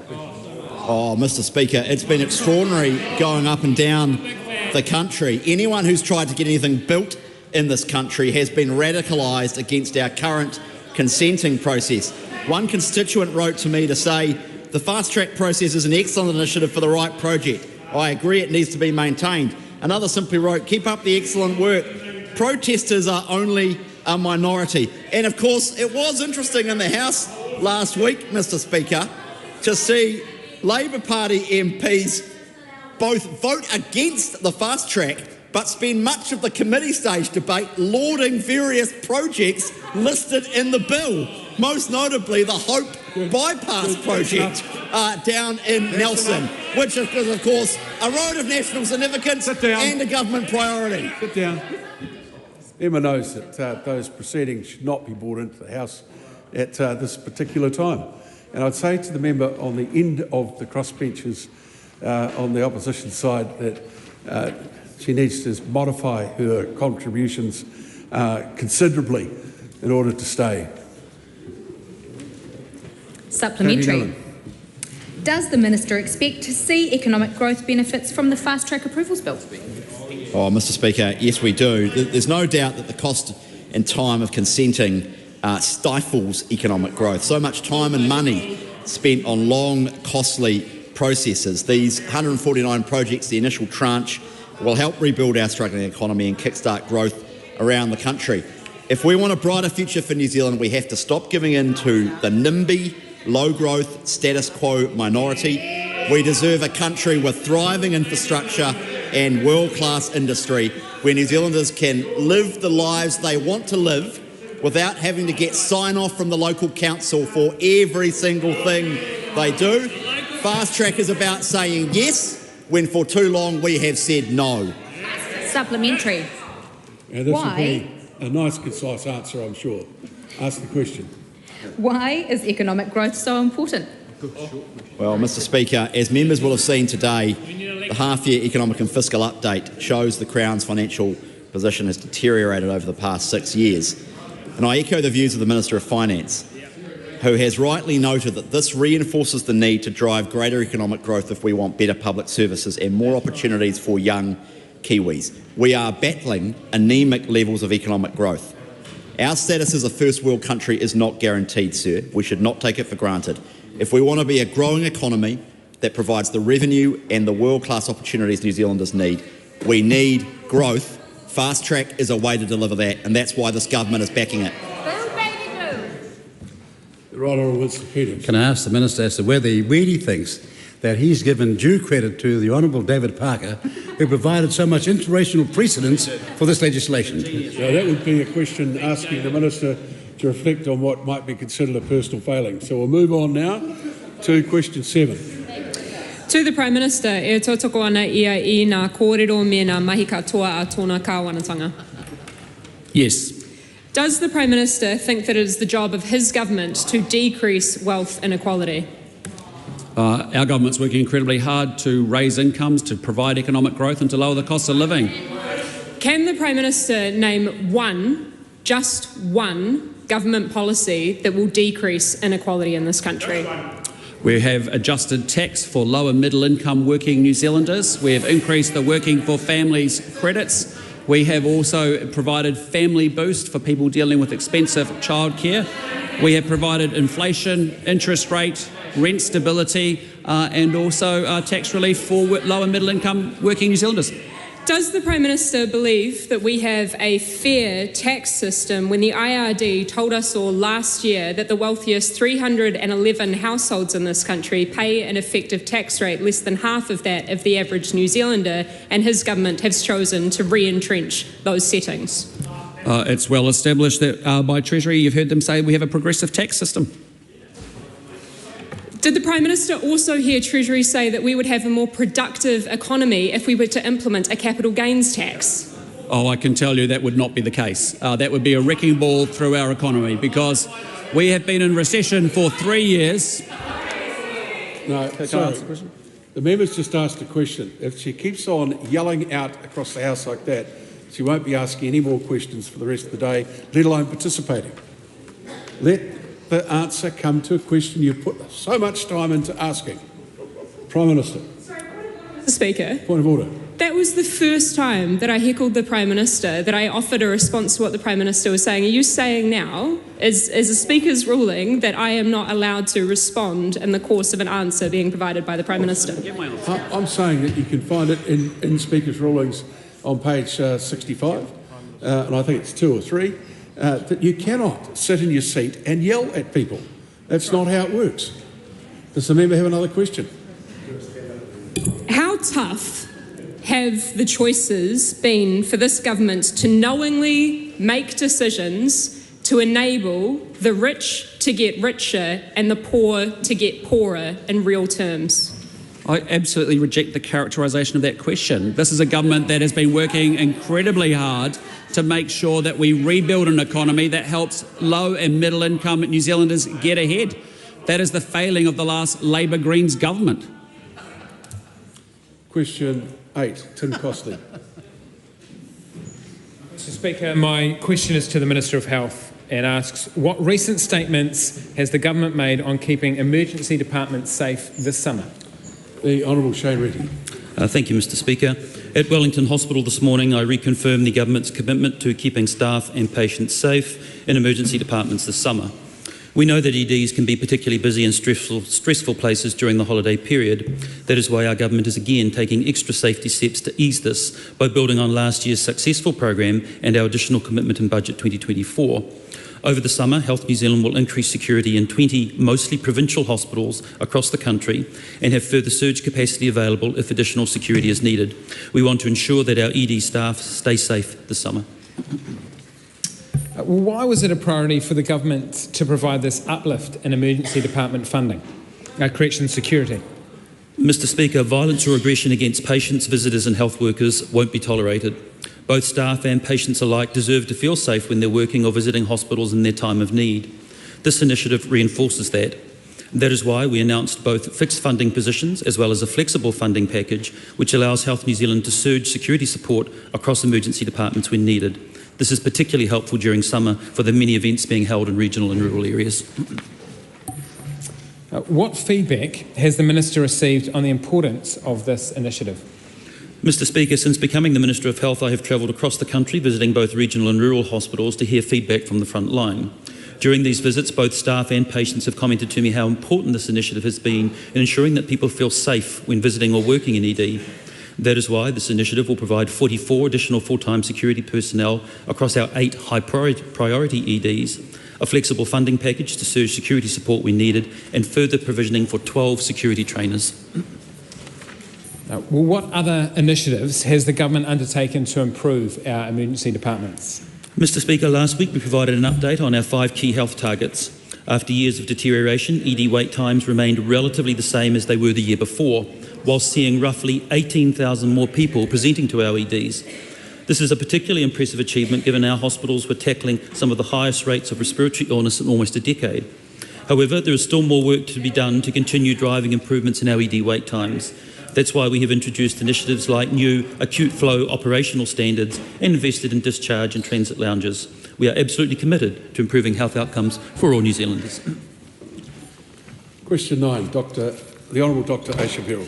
Thank you, Mr. Speaker. My question is to the Minister of Health.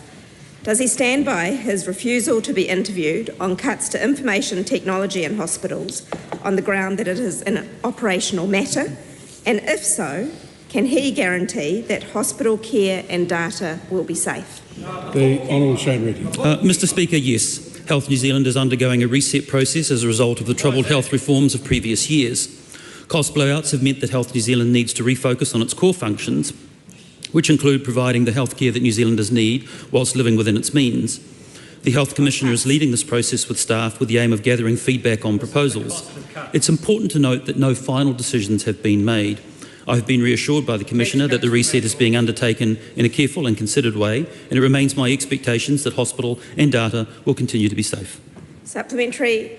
Does he stand by his statement in the House that redundancies for vital support staff at Health New Zealand are an operational matter as well? And if so, what does he say to clinicians who are being tied up in admin rather than providing care? In response to the answer to the first half of her question, yes, I stand by that statement. Does he stand by his refusal to comment on the loss of face-to-face after-hours services in Porirua because it is an operational matter? And if so, what does he say to community members who want to know if they'll get the care they need? Mr Speaker, in response to the first arm of that question, yes, it is well known that where technical or detailed operational matters are concerned, that it is an operational matter for Health New Zealand. Supplementary, why is he evading questions on the operational realities of how New Zealanders are cared for in our health system and the consequences that stem from his direction to cut $1.4 billion in health spending? Mr Speaker, I reject the assertions in that question and would point to the fact that we are trying to turn around the reset from botched 2 years of health reforms that my member was a part of. Does he stand by his commitment to lower wait times for surgeries, or are operations now operational too? Mr Speaker, yes, I do stand by that commitment to lower the wait times for surgeries. Question number 10, Tom Rutherford. Thank you very much, Mr Speaker. My question is to the Minister of Local Government. What recent announcements has he made about getting councils back to basics? Mr Speaker, yesterday the Prime Minister and I announced reforms to get councils back to basics to reduce pressure on rates, deliver core services and modernise outdated rules to drive efficiency and cost savings. These measures include removing the 4 wellbeings from the Local Government Act, benchmarking council performance to hold them accountable. Ratepayers deserve councils that focus on the basics like fixing pipes, filling potholes, delivering reliable services rather than expensive nice-to-haves. Supplementary, why is the government removing the 4 wellbeings from the Local Government Act? Well, Mr Speaker, the evidence shows that when the 4 wellbeings were in legislation, rates increased approximately 2% more per year. Removing them sends a clear signal that councils must prioritise roads, rubbish and reliable infrastructure. Ratepayers simply cannot afford excessive spending on nice-to-have projects or duplication of roles with central government. By focusing on core responsibilities, councils will reduce unnecessary financial burdens on their communities. Supplementary, how will benchmarking improve council accountability? Well, Mr Speaker, benchmarking is a crucial tool for improving transparency and accountability. The Department of Internal Affairs will publish an annual report on council's performance, including key metrics such as rates, council debt, capital expenditure, balanced budgets and road conditions.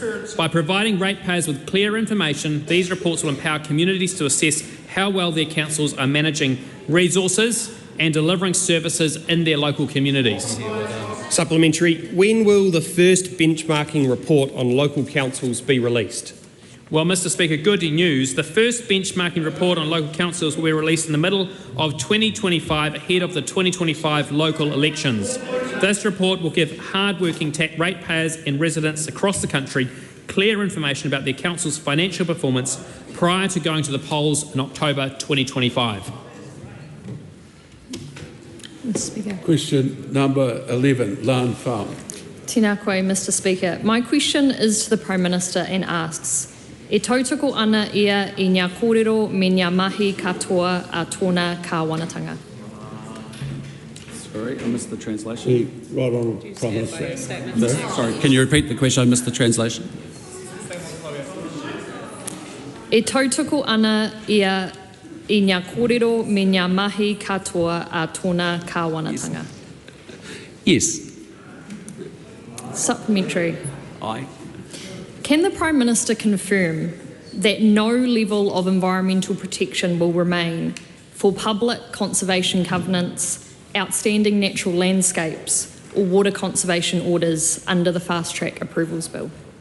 Well, that's not an accurate answer. I reject the characterisation of that question. But what I'd say to you is that I am incredibly proud of the fast track legislation, and I really hope it's not too late for the Green Party to get on board, because we really do want to have a 30% increase in renewable energy projects across this country. We do really want to build 55,000 more houses, and we want to build up 180 kilometres of new roads.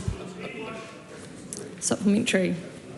What would he say to the public concerned that some of the 149 project applications that his cabinet approved under the fast track process were required to disclose their track record of prior compliance and enforcement actions against them and didn't? Again, I'm not getting into the details of individual projects. There's an expert panel process that will manage that. But what I would say to that member is that the New Zealand public are actually sick of how long it takes to get things built in this country. There is no justification to take 19 months to build a 3 to 4 bedroom home that's 50% more expensive than the same home in Australia.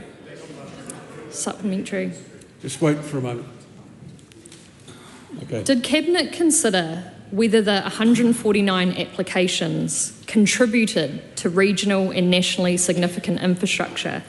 And if so, what was the rationale for including projects that didn't even bother answering how they supported regional or nationally significant infrastructure? Again, we have a process where projects will go through an expert panel, but what I'd say is these are projects of national and regional significance. And we make no apologies for making sure that we prioritise economic growth after 3 years of them being in a recession, thanks to a Labour Greens government. Supplementary.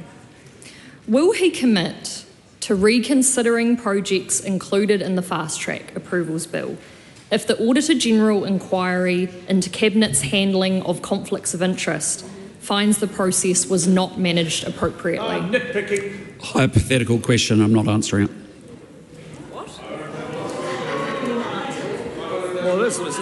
Supplementary.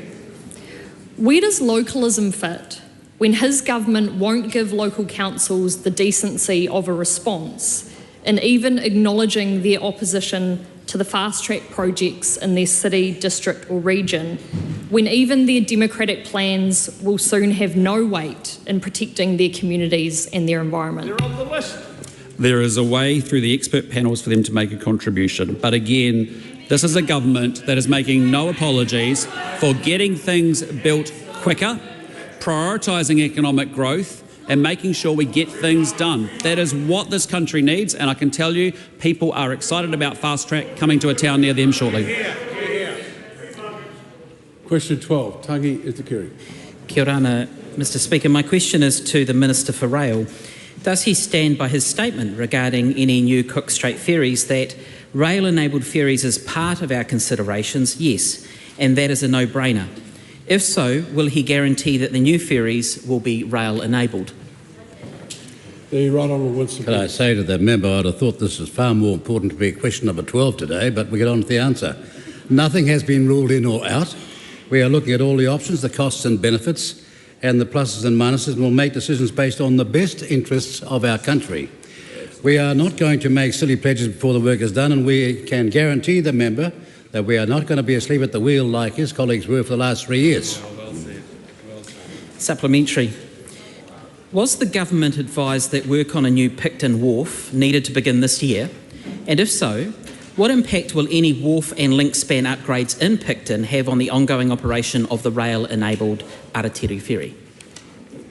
Well, it's not a secret to anyone apart from that side of the House that the Port of Picton needs to be rebuilt in the next few years regardless, and we're going to be looking at those plans as we find out from the experts what it might entail. Was the government advised that the rail-enabled Aotearoa would need to be retired in 2025? Reality is that that was a scenario painted by the now disbanded Ministerial Advisory Group, and the reality is that the decisions have not been taken by the Cabinet on that matter.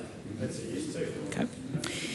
Can he then guarantee that the Inter-Islanders' sole rail-enabled ferry, the Aotearoa, will be scheduled to continue operations until 2029? What I can guarantee is that having had a meeting with early this morning with Kiwi Rail and MUNS, that's the Maritime Union, at midday, and we're going to consult with everybody, we're going to find out exactly what's going on and what went wrong. And then we'll come to this House and declare transparently, no, we don't go off the top of our head like the previous government. We get the information and we don't go from $401 million, which is what I charged them with in May of 2020, to now, according to Treasury, $4 billion. That's inexcusable. Was the government advised that the cheapest and most basic option for new Cook Strait ferries came in at $282 million each, which for 2 ferries would add up to more than the rail-enabled ferries contracted under IREX?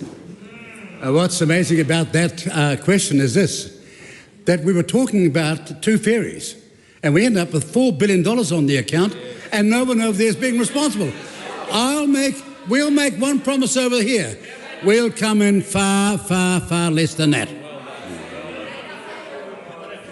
Supplementary. Why did Nicola Willis miss the deadline for making a decision on ferries at the end of July this year, as recommended by her Ministerial Advisory Group? Actually, Ministerial Advisory Groups don't set deadlines for this government. We're not run by the bureaucracy. We run the thing from Cabinet. And the Minister that you're talking about, the Finance Minister, had a nightmare on her hands. And I'm deeply sympathetic with her predicament.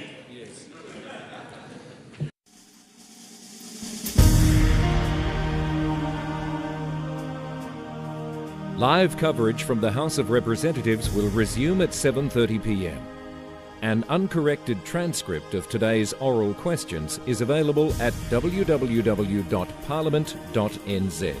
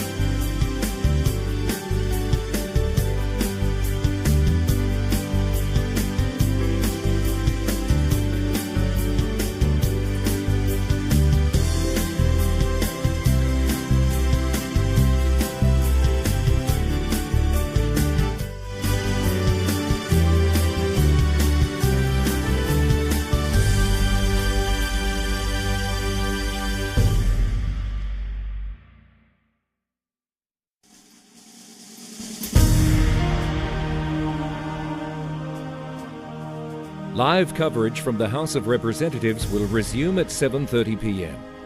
An uncorrected transcript of today's oral questions is available at www.parliament.nz.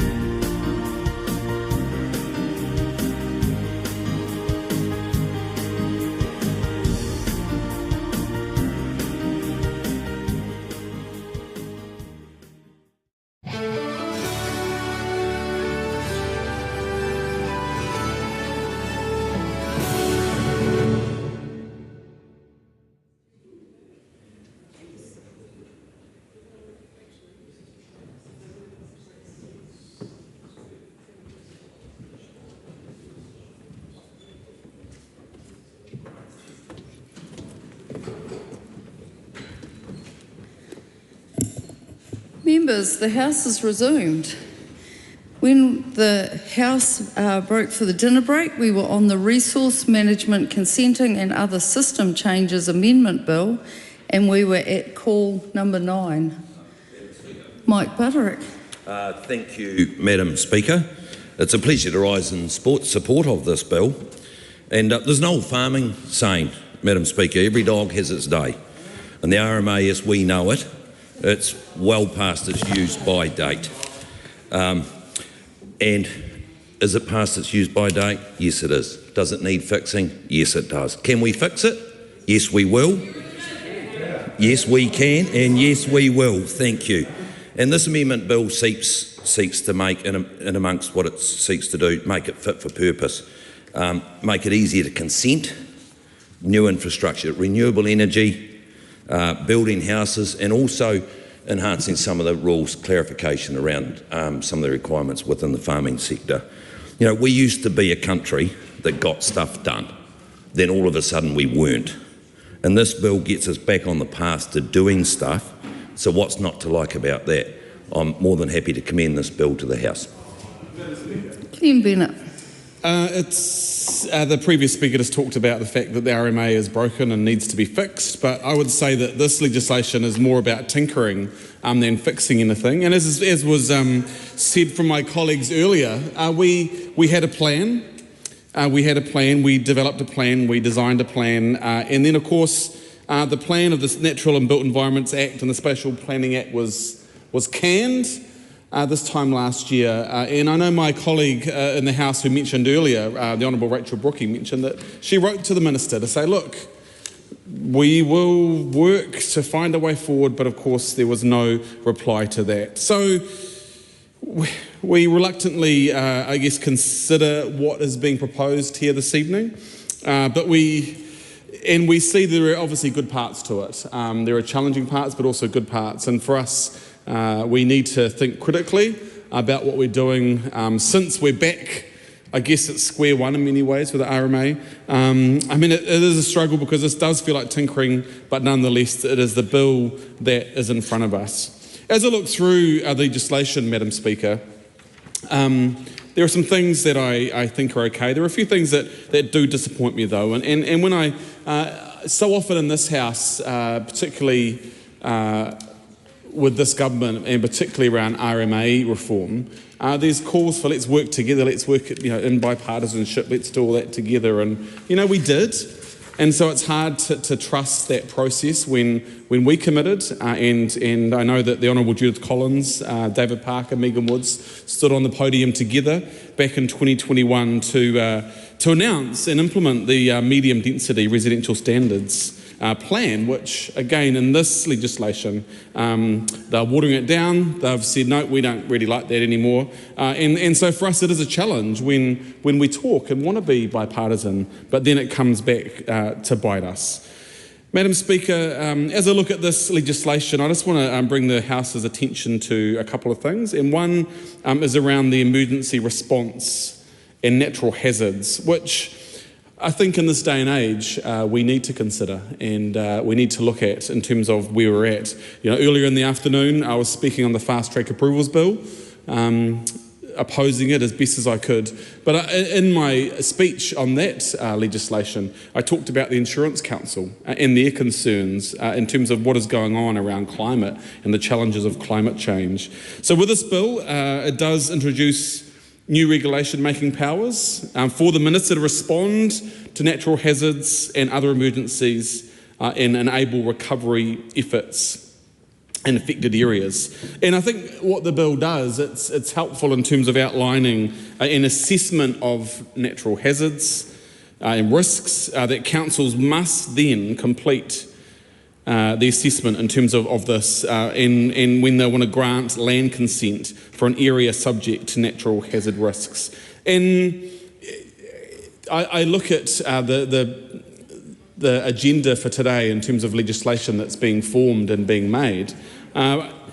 And I think it probably is important to have that in here in light of the Fast Track Approvals Bill, to have this legislation, this part of the policy in place, because there are some real challenges around consenting and our natural hazards in terms of where we are and where things are placed. So I think if this bill does provide an increased suite of tools that are going to help in terms of looking at our natural hazards, looking at what emergency events may arise, and finding ways to make better decisions and to be more effective, then that is something that we can support, because we know that there are going to be more challenges, and in terms of when councils are looking at consenting, when they're looking at the areas for growth in terms of building houses, we've got to find a way forward.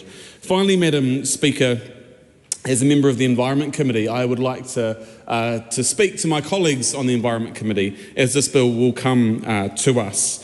And I will challenge myself and I will challenge my fellow committee members to really delve into this legislation, to interrogate it, to listen carefully to submitters who submit on it, to look carefully at the bill, at the challenges it poses, but not just to go along with what is expected from the ministers above them, but to really look into this legislation to make sure that we can bring this back to the House and have it in a far better condition than it is today, but to really look at what is important in terms of going forward with this legislation.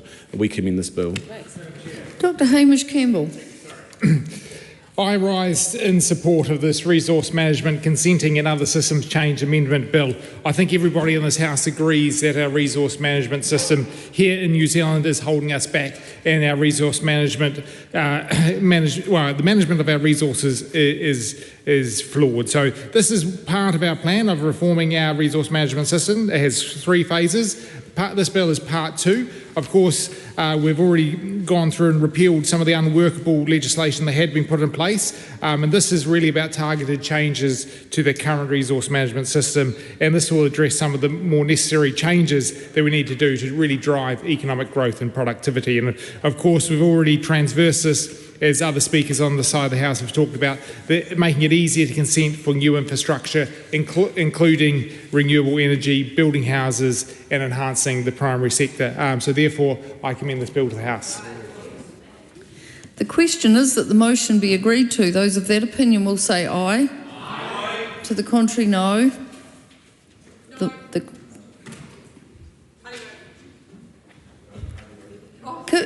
The member might want to.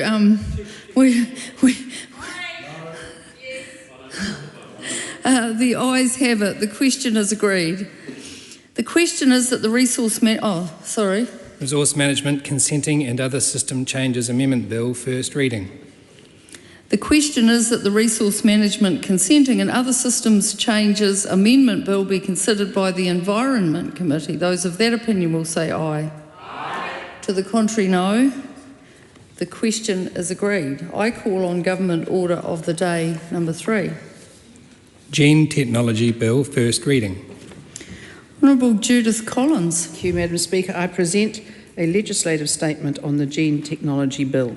That legislative statement is published under the authority of the House and can be found on the Parliament website. Honourable Judith Collins. Thank you, Madam Speaker. I move that the Gene Technology Bill be now read a first time. I nominate the Health Committee to consider the bill. Madam Speaker, what a great day for science.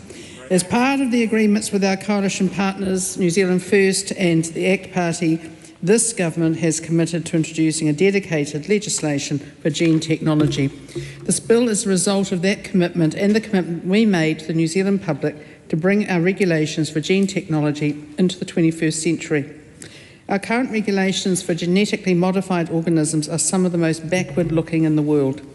New Zealand has lagged behind other countries such as Australia, Canada, England, which have safely embraced these technologies for the benefit of their people and their economies. Despite gene technologies having been in use in New Zealand since the 1970s, the restrictive rules and time-consuming processes we have imposed on researchers have made testing and embracing innovation outside the lab all but impossible, but no more. This government has listened to our research, primary industry and medical communities and the frustrations that they have felt over many years. Today, New Zealand moves into the present with a safe, enabling regulatory regime. The legislation will enable the sorts of innovation that will benefit New Zealand while effectively managing risks to the health and safety of people and the environment.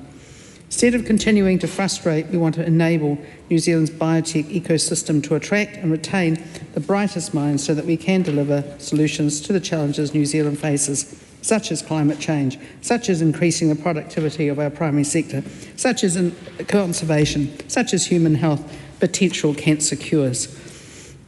From advances in health treatments in our hospitals to supporting our farmers to produce the best food in the world, the transformative power of innovation is key to our country's future and key to making New Zealanders' lives better. A key objective of this legislation is to proportionately regulate gene technologies. A one-size-fits-all approach is neither efficient nor appropriate to managing risks to the health and safety of people and the environment, and we have decades of experience both here and abroad to proportionately regulate gene technology. With the new regime, the government is also taking a forward-looking and sensible approach to the regulation of innovative technologies like gene editing. Other countries around the world, from Australia to Japan to England, are safely embracing these very predictable technologies, and this new legislation will ensure we no longer lag behind. Rather than being apprehensive of innovation, we intend to regulate these more predictable technologies based on their most important factor, that's their outcomes.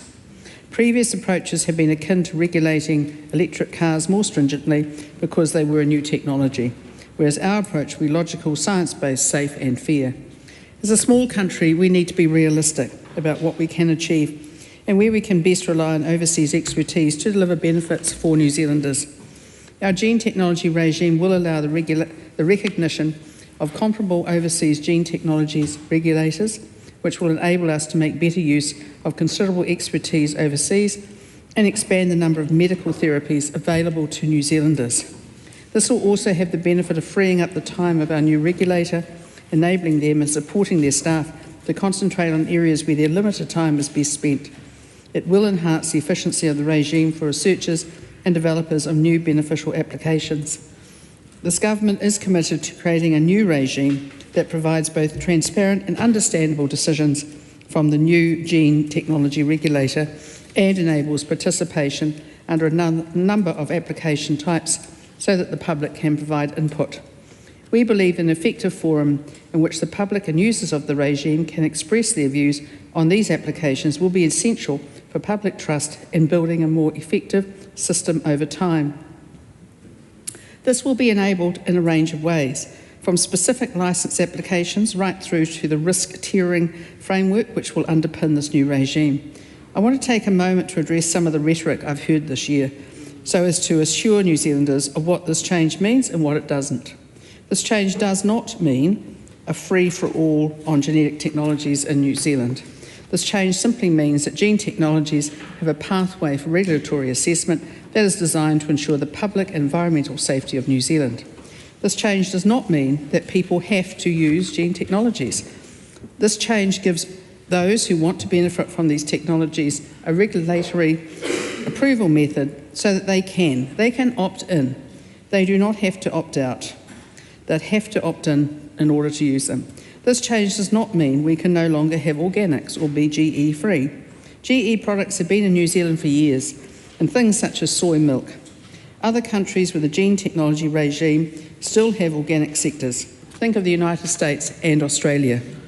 The US is the largest organics producer in the world, while also being the largest producer of GM food. This change does not mean that we are opening up the floodgates to genetic engineering of all kinds. Just to be very clear on that point, I can assure you the genetic engineering of human embryos will remain banned. What this does mean for New Zealanders and their families is this. New Zealanders will have better access to more effective cancer treatments such as CAR T-cell therapy, if they want to.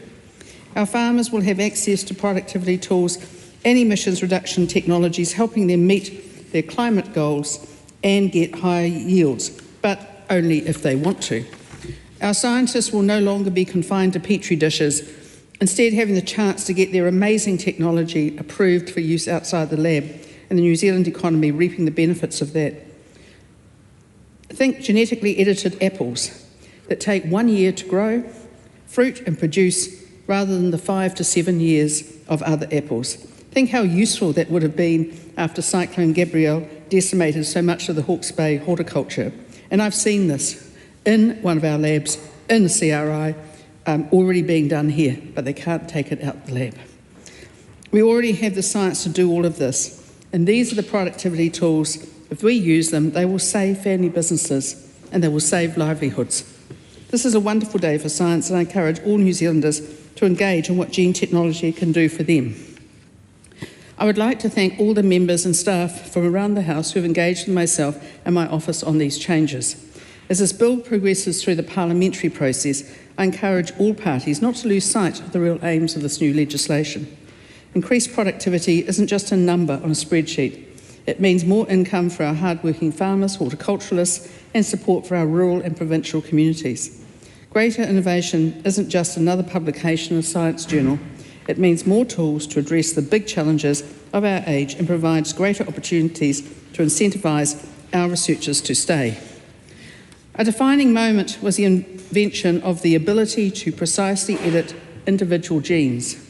The CRISPR process was announced in 2012 and it won the Nobel Prize for Chemistry in 2020. That changed everything because it means that we're not splicing together genes from different species, but we're editing existing genes. And more medical therapies aren't just a nice to have, it means more effective and safe cancer treatments, and it means greater hope and quality of life for patients and their families. I would also like to thank the staff at MB for all the hard work they've been doing, and also my own staff who have worked so hard to bring this to the House. Madam Speaker, I commend this bill to the House. The question is that the motion be agreed to. Honourable Dr Deborah Russell. Madam Speaker, this is a bill of gaps. The first gap is the gap between what the Minister says is happening and what is actually happening. The Minister says that we're bringing our rules into alignment with other countries, and in particular Australia. But there's a critical difference.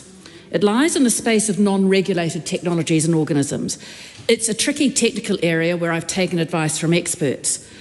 And those experts have told me that we would allow non-regulation of SDN2 processes where other countries, such as Australia, allow non-regulation of only SDN1 processes.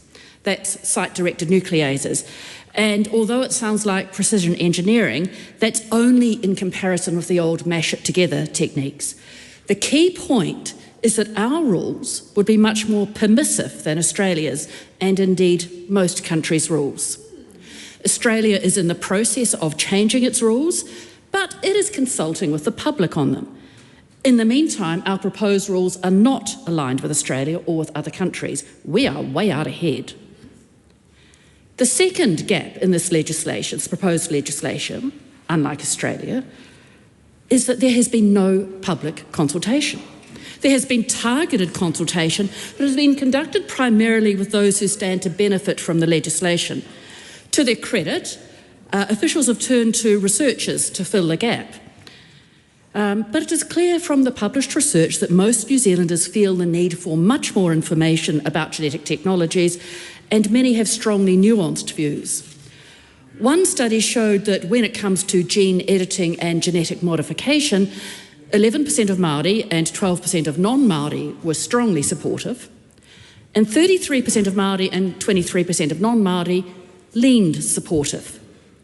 It might be easy to interpret that as showing a fair degree of support for the use of GMOs and gene editing. But when I contacted the authors of that study, they clarified that, quote, although the leaning supportive clusters, both Māori and non-Māori, had a quantitative score that leaned closer towards support for these new technologies, the open-ended responses found strong ambivalence, and that's their original emphasis there, especially among Māori, due to the uncertainty respondents felt about benefits and risks. For example, the qualitative responses of those in the Māori-leaning supportive cluster listed significantly more concerns than opportunities, with several apprehensions about unintended consequences, ethical breaches, and lack of adequate information to make considered opinions. I am not convinced that New Zealanders support the widespread use of GMOs and gene technologies. Of course, they support medical applications, but as for wider uses, it's an open question, and one that the Minister has not grappled with. The third gap is the lack of any economic analysis beyond some hand-waving about possible benefits. There are no numbers in the regulatory impact statement as published. Any numbers that might have been there have been redacted. Worryingly, in the regulatory impact statement, officials say that there are, quote, unquantified costs to organic non-GMO primary producers. NZIER has quantified the possible costs. They estimate that the effect on our exports might be in the order of $10 billion to $20 billion a year. It's not just the organic producers who will be affected. All New Zealand producers benefit from our clean green image, an image that will be irreparably damaged if we do not get this legislation right. The fourth gap is the exclusion of expertise.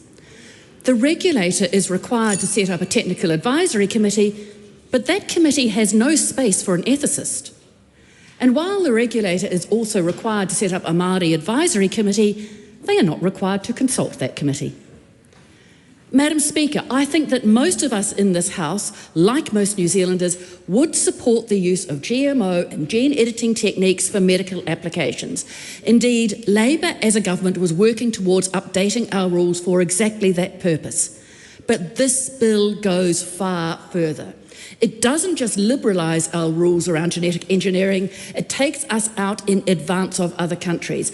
And it does so with no public consultation, no analysis of the impact on trade, no certain role for tangata whenua, no ethics input. There simply are too many gaps in this bill, Madam Speaker. Steve Abel. Thank you very much, Madam Speaker. The ability to intervene directly in life at the genetic level is a powerful ability. That is why it must be done with precaution, with ethics, with broader societal values and costs and benefits of the technology, including the economy, taken into consideration, and in recognition of the fact that proprietary interests are the main player in the genetically engineered field. Here in New Zealand, we have a founding agreement that also affirms Māori have sovereignty over taonga and thereby protects Indigenous species from proprietary ownership and modification without consent, and the important considerations of Waitangi 262 claims and finding. Genetic medicine, Madam Speaker, is not contentious and has always been supported by the Greens, from insulin through to vaccines, and so too is contained precision fermentation. The release of live self-replicating organisms into the environment and agricultural systems is a different story. This particular legislation is a reckless rush job of potentially monumental proportions because it has failed to take into account those who are most impacted by this liberalisation of the current regime.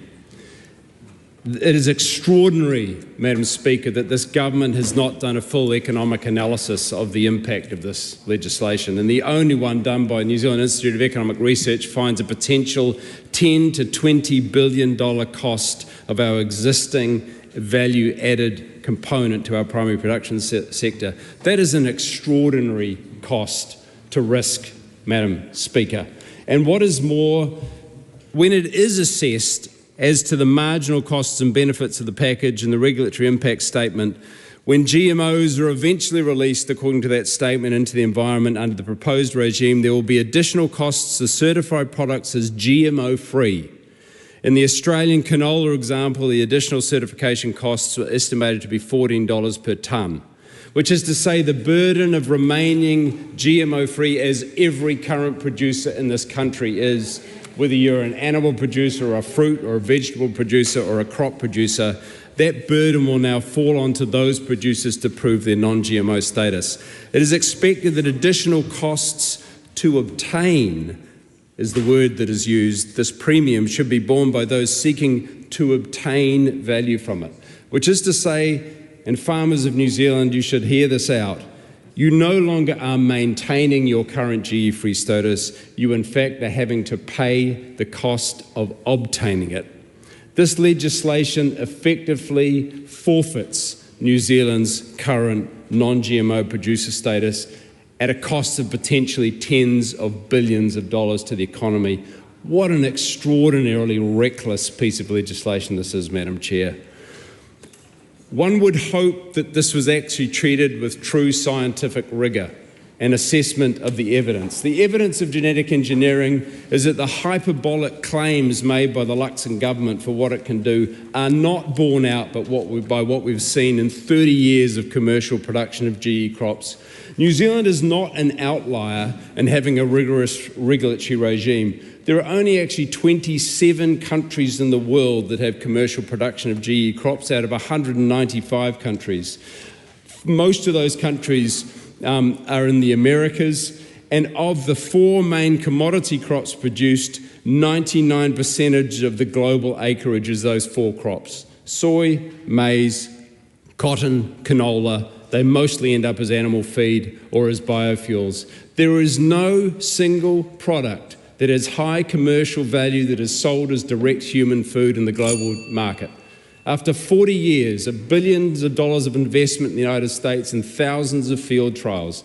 So when the government suggests that somehow us forfeiting our GMO-free status is going to get us some sort of high-value product, it just doesn't bear out with the evidence of what GE does. And the Minister talks about genetically engineering apples. Well, we currently have a potential 95% premium on New Zealand apples because they are GMO-free. And there is no genetically engineered apple sold anywhere in the world that has extra commercial value. In fact, I don't know of any. So let's be clear that when we evaluate how best to use GE, such as its amazing opportunities in medicine, which is not contentious, the cost to New Zealand farmers of that forfeiture, whereby they will wear the burden, is a big cost, and they should be screaming blue murder, frankly, for this government being willing to sacrifice and risk the value of their primary production industry. Thank you, Madam Chair. Dr. Parmjeet Parmar. Thank you, Madam Speaker, for the opportunity to take this call. I am so pleased to take this call. Madam Speaker, I know that a lot of hard work has gone into this issue to bring it to this stage, and I can attest to that. It was in 2019 when I stood up as an opposition member of Parliament and announced a policy which is basically reflected in this legislation. And then in 2023, when the Honourable David Seymour announced me as a candidate for the ACT Party, at the ACT Party rally, I had the opportunity to deliver a speech. And in that speech, I talked about this issue of profound significance of approaching genetic modification differently in New Zealand. And I said that the Hazardous Substances and New Organisms Act, which regulates genetic modification in New Zealand, is no longer fit for purpose. And it was really pleasing to see that a week after that, National re-announced the policy, that is to change the approach towards genetic modification, and then it became part of our coalition agreement. And here we have this bill going through the first reading. Madam Speaker, the examples that I used in my 2019 announcement are still valid. The examples I used were of HME ryegrass. This is high metabolizable energy ryegrass developed by AgResearch. It was looking really promising when they did all the tests at lab level for reducing greenhouse gases emissions, but then they couldn't do field trials here in New Zealand. They could have, but Madam Speaker, they didn't want to go through all the hoops dealing with the HESNO Act. So they decided to go overseas to do those field trials. And then the other example is of another Crown Research Institute plant and food. They developed a red flesh apple. This is apple, not just the skin that has red skin, but the flesh is also red. And this apple, because for any fruit, as we know that nutrition is important, but then the taste is important as well. So the scientists couldn't taste that fruit here in New Zealand. They had to take that red flesh apple overseas to taste that apple. So with these two examples, what we can see is, we can see that the timeline for bringing these products to commercial level was pushed out by, not just by months, but by years and years. So that is the kind of delay that is happening in the work that is happening in our labs at the moment. And this work is of really high value. It's expensive as well. And we know that it's highly skilled people, those who do this kind of work. When this kind of work goes overseas, we also, Madam Speaker, knowingly and unknowingly are losing a lot of skilled workers going to other countries where they can take that work to the next level. So it's really important that we change this legislation and that the legislation is fit for purpose. We want to see that the legislation is not only working for the next 20 years, as we have seen the past legislation. The HESNO Act has worked for around 20 years, and already from last 5 to 6 years, I have been advocating for change of this legislation. So we want to see that this legislation actually works for longer, because this is a technology that is advancing really, really fast. And that's why it's important that the legislation is not based on technique, but is based on risk. So regulation should be proportional to risk. The other thing that is really important here is that we want to see that it's a consistent legislation all through the country, because scientists need consistency, they need certainty. If different local bodies start making regulations at their level, approaching genetic modification differently, then it will cause confusion, which is happening at the moment. So we want to stop that confusion happening as well. Madam Speaker, it's really important to note that scientists out there are quite frustrated. They really want us to act on this, and they want us to act on this really soon. I did a survey earlier this year. I surveyed scientists, those who are doing work in this field, and the responses that I received were quite amazing, hearing the kind of work that they are doing. This work is of really, really high value. And Madam Speaker, I have said this before, and I will say this again, that we cannot continue to feel proud standing up and saying that we are GE free, because that means we are still stuck in that trial and error method of selective breeding. And just to finish, really great to see that so many colleagues on this side will be supporting this bill, are in support of this change, this approach that we are changing towards genetic modification, because in the start, when I started talking about this, I was advised not to use these two words, genetic modification. I was asked to use a different term, and really good to see that now these two words, genetic modification, can be used the way they should be used. So I commend this bill to the House. Thank you. Honourable Mark Patterson. I rise on behalf of New Zealand First to also support this first reading of the Gene Technology Bill.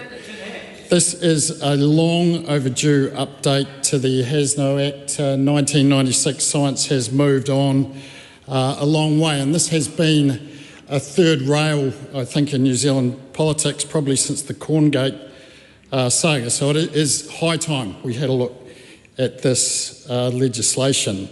Essentially, we are looking at liberalising the laws around gene technology, establishing a regulator. It is a three-tier system, a non-notifiable pathway, which is for the lower risk technologies, a fast track, if you like, a notifiable pathway and a licensed pathway. There is no doubt that there are more tools available for our scientists and the potential for significant and speedier advancements in technology. And we've heard quite a bit of support, particularly in the medical space, already here this evening. Of course, this is a wide-ranging technology. It is a very broad category. It is a continuum from gene editing, the CRISPR stuff, where you're essentially speeding up natural processes, right through to genetic modification and splicing different genes together. And I note that it is a coalition agreement to liberalise the genetic engineering laws. It does go on to say, while ensuring strong protection for human health and the environment. I think this is going to be, or I know this is going to be, a very consequential select committee. This is a very complex area for which there is a wide variety of views. New Zealand First will be led by that select committee report. We must not trade away our GE-free competitive advantage lightly. We essentially have last mover advantage to think very, very carefully about how we position ourselves in this space, particularly in food. We are a major food exporter. We must take the feedback of that sector, particularly our major exporters, extremely seriously. Fonterra has historically been very cautious on this technology.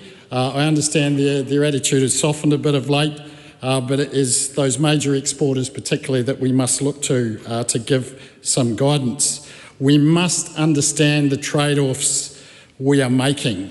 This is very much a risk-reward. The organic sector also, we do have some concerns around them. We must understand what the impacts are on them and what mechanisms are going to be available for them to continue on growing their sector. Consumer sentiment is also a factor. We've seen recently a methane inhibitor in the UK, released in the UK, the Biovar product that has received major consumer pushback.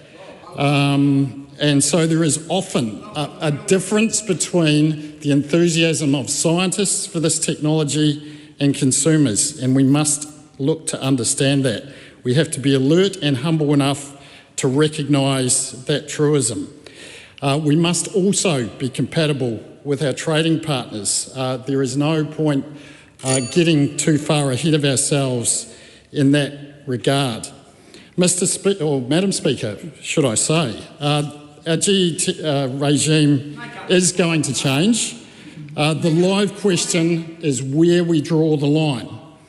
We look forward to the Select Committee report, and New Zealand First will be closely scrutinising. Thank you. Hana Rafferty Maipi Clark. Tēnā rā koe e te pika. I gotta say, this is one of the most complex, technical and contentious bills, potentially just as contentious as the Treaty Principles Bill. Why? This bill may not be about a treaty between two peoples, but a treaty between humankind and all living things, the environment, animals and foods. This is a kaupapa that I'm very passionate about. Before this political life, I was living the dream. I was a full-time gardener and a project manager where we created the first ever Māori organic community kai garden in partnership with the Ministry of Primary Industries. We turned a once huge corn maze that honestly just gave us hay fever into a Māori supermarket with lush, abundant, good, nutritious food for the local communities in my electorate. This is where I was introduced to the concept of what GE and GMO is and the whakapapa of our kai. So what is gene technology, to break it down for all the rangatahi watching right now? It is the science of changing or controlling the genes inside living things, like plants, animals, or even bacteria, to make them do things we want. Genes are like the instructions that tell living things how to grow, look, and work. With gene technology, scientists can add, remove, or change these instructions to improve health, make better crops, or even create new medicines. It's like editing a recipe to make it better, different, or potentially even worse.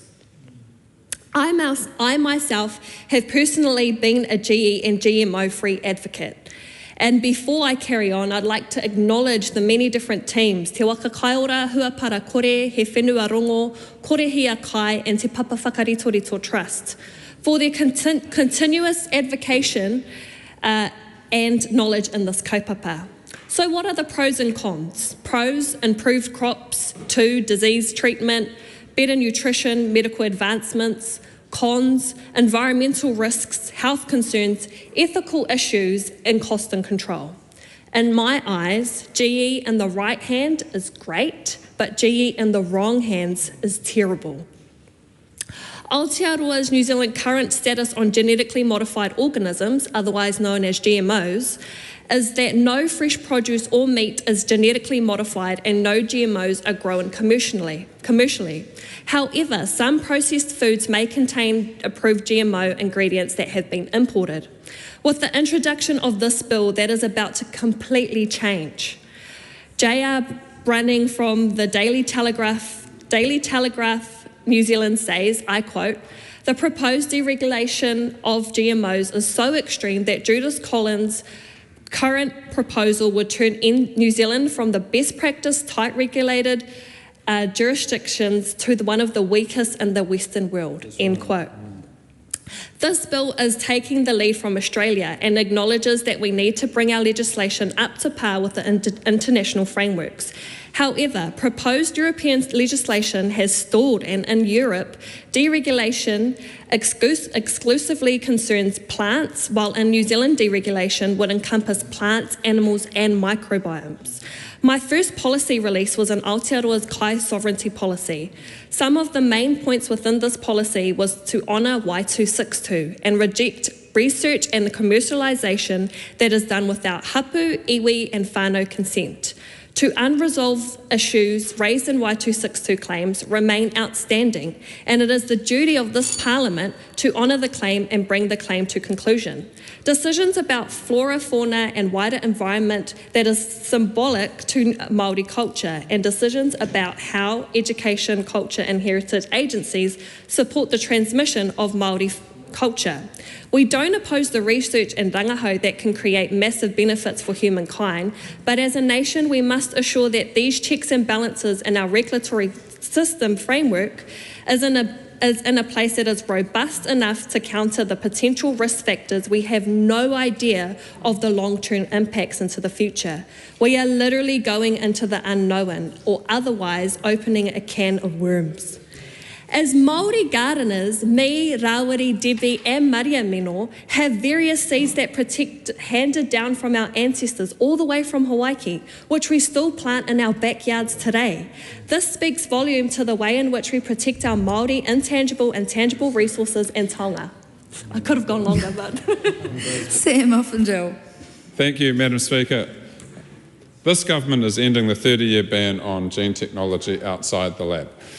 And there's a reason we're doing this. It's because we are going to tackle climate change. There is technology out there that we can use to tackle climate change, that we can use to help people get better from cancer, that we can use to boost productivity. And at the current settings, we don't have the ability to do that. That's what we're going to do, Madam Speaker. It's going to be a key source of science that has the potential to deliver enormous benefit to New Zealand, and we intend to utilise it. Now, there are people out there that are worried about the safeguards. Let me say to that, as the Minister has clearly articulated, there will be a regulator set up which will be established to oversee the use of gene technology in New Zealand. You don't have to utilise it as you don't want to, if you don't want to, as Minister Collins said on a number of occasions. And we did hear a member opposite, I think, raise concerns about a lack of public consultation on the matter. There will be. It's called a select committee, and I know the members of the Health Committee will be doing a very good job on that when it comes to us soon. We are moving to deliver on our pre-election commitment to deliver gene technology and delivering on our coalition agreements with our partners. We are going to use technology like gene technology for the benefit of New Zealand. I commend this bill to the House. Honourable Joe Luxton.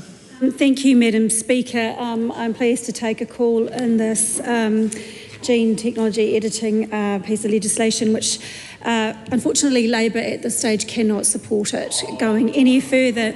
And I'd like to cover the reasons off as to why. As my colleague previously mentioned before, we can see the absolute benefits as far as medical research and etc., vaccines and all of those things go. But where we have concern, and that is partly around the consultation process or lack thereof. The previous speaker talked about the fact that there'll be consultation will be able to be happening as part of the select committee process. But I would argue that before something as big and complex as this is developed, there should be far wider consultation before it even gets to this stage, before the bill is even completely developed. And in fact, Madam Speaker, there was some research done recently which showed 93% of the farmers that were surveyed thought it was important that there was widespread consultation with farmers. That has not happened, Madam Speaker. Madam Speaker, we know that there are a wide and diverse range of views as far as this particular subject goes, and I would argue that that is particularly relevant as far as the horticultural sector goes. There is some real concern out there within that sector as to what this could mean for them. And Madam Speaker, if we think about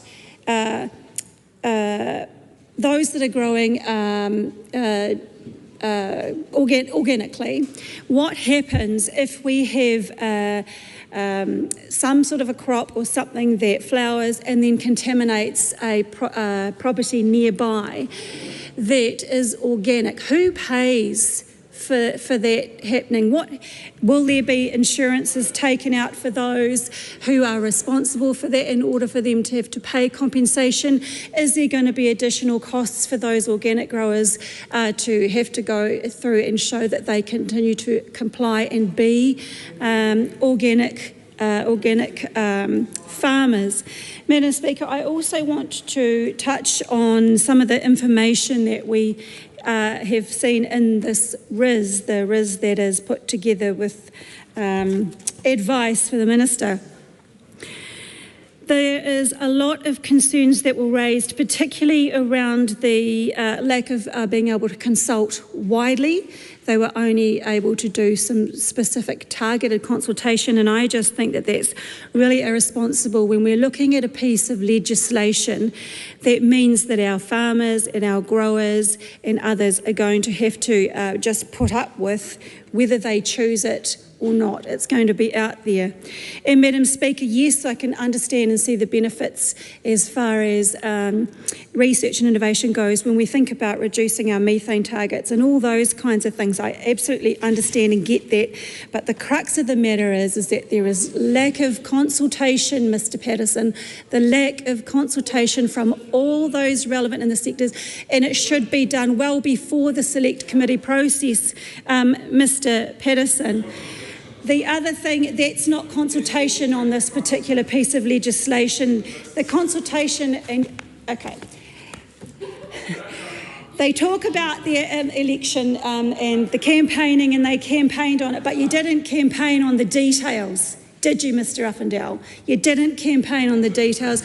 You didn't campaign on the potential risks to our trade, which I know that my colleague, the Honourable Damien O'Connor, is going to speak to, because there are some serious implications. And the one other thing that I would like to highlight, Madam Speaker, was they're going to establish a Māori advisory committee. As far as I can tell, Madam Speaker, this is simply tokenistic. Absolutely tokenistic, because reading this RIS, they talk about that the proposals alter the status quo by placing a duty of decision makers to manage adverse effects to Māori kaitiaki relationships with specific species, instead of requiring them to take into account Te Tiriti principles more generally. Given time and scope constraints, officials did not analyse a wide range of options on how to best protect Māori rights and interests. They also gave different options to ministers, which they chose not to give Māori the opportunity to have decision-making in this process. We do not support this, Madam Speaker. Dr. Hamish Campbell. Madam Speaker, it is a great day for science. I have spent my working life dedicated to scientific research, including using these genetic technologies, which ultimately is about improving the health outcomes of all New Zealanders and improving our quality of life.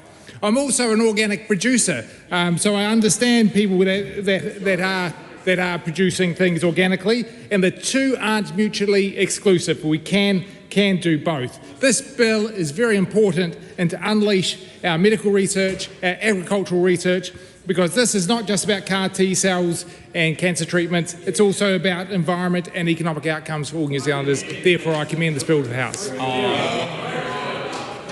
Honourable Damien O'Connor. Madam Speaker, in 2023, a report was put out by Te Puna Whakaranui, which recommended that we have a conversation on GE regulation because we had fallen behind.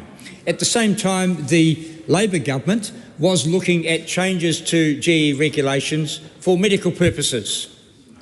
The conversation has not occurred. What we have received in the House is a bill that will have limited scope for change that this government is going to proceed with. The question I have, who paid money to bring this bill into this House? Who paid money to bring this bill into this House, Madam Speaker? Because, and there are officials up there, they've done quite a lot of work. They've been instructed by the government to rush that work. And they've written a report here of 131 Point of order, pages. Honourable Scott Simpson. Madam Speaker, I hesitated to interrupt the member on his feet, but to allege that money had transferred to bring a bill into this House is utterly unparliamentary, and the member should stand, withdraw and apologise. Well, I think it was on the border, but the thing that was concerning me was bringing officials into the debate, which actually Minister Honourable O'Connor, I think, probably wasn't the wisest thing across that whole sentence. Can I just acknowledge it wasn't to discredit in any way the officials, but they've done a report here, 131 pages, which is quite comprehensive, and you should read it. It sets up a regulator, a person within the Environmental Protection Agency, a person who is accountable only to the Minister. Only to the Minister. What piece of legislation of such significance would set up such a regime? Madam Speaker, I've gone through this in detail. Madam Speaker, I'll start off here with officials' advice that says, they're very sensitive, aren't they, on this? Very sensitive they are. Quote, we are unable to comprehensively quantify these expected benefits on technology development is uncertainty. As technology development is uncertain, there are few ready-for-market gene technologies in New Zealand currently, and the makeup of New Zealand's food and fibre industry is distinct. Madam Speaker, the reality is that our economy depends on the production and the sale of the finest food and fibre in the world. Our economy depends upon it. And the report quite clearly says that there is general enthusiasm and support for progress in medicine, but not in the food and fibre sectors, which is where a conversation needs to occur. Madam Speaker, I'll go through this again and quote here, current understanding of the current and potential gene technology sector limited our ability to outline both benefits and potential impacts, and is in part a consequence of the existing regulatory constraints on the activity. Madam Speaker, they go on to say the scope limitation has mean that we have not considered all potential options that may have effectively addressed key issues underlying. This has been rushed. There has been no conversation. In here it once again says that there may not be the public licence to progress the very changes that this government may want to see. And indeed, I want to see as well, but I want to see a cautious progress here. Can I go on to say, Madam Speaker, from this report that everyone should have, the policy development process has been limited by a timeline seeking to Cabinet approval of policy decisions to enable the introduction of a bill into the House before the end of 2024. In order to enable the regime to be operational in 2025, this has compressed the analysis able to be undertaken in a highly complex area and may mean options, impacts and consequences were not or fully considered. There has been little or no consideration of what the impacts of this might be on core parts of our economy. Madam Speaker, I'll go on to say that in assessing the so-called risk analysis, the question of whether trade in our markets should be taken into account, it has been rejected. It says here, Madam Speaker, the expected eventual release into the environment of some GMOs would involve potential risk for trade and market access because trading partners may not accept exports that have been contaminated by GMOs, incidentally or otherwise. This puts at risk our markets and the sale of all of our primary produce, and there has not been any proper consultation, proper consideration, and indeed this bill prevents the consideration on the basis of the recommendations in here, prevents consideration of those market access. This is potentially disastrous for trade, Madam Speaker. Labor will be not supporting this bill. Dr. Vanessa Wienick. Thank you, Madam Speaker. It's an honour to be the final speaker in this debate on the first reading of the Gene Tech Bill. It's a great day for science, as many have said. This bill puts in place the regulatory enablement to allow the exciting advancements and potential in health research and biotech in our plant and food sector, and especially in our Crown research institutes like Scion. This is a great day. I commend the bill to the House. The question is that we'll have silence during voting, please. The question is that the motion be agreed to. Those of that opinion will say aye. Aye. To the contrary, no. The ayes have it. A party vote is being called for. Please, Clerk, conduct a party vote. New Zealand National. 49 votes in favour. New Zealand Labour. 34 votes against. Green Party of Aotearoa, New Zealand. 15 votes opposed. ACT New Zealand. 11 votes in favour. New Zealand First. 8 votes in favour. Te Pāti Māori. Ono ngā pōti e whakahe.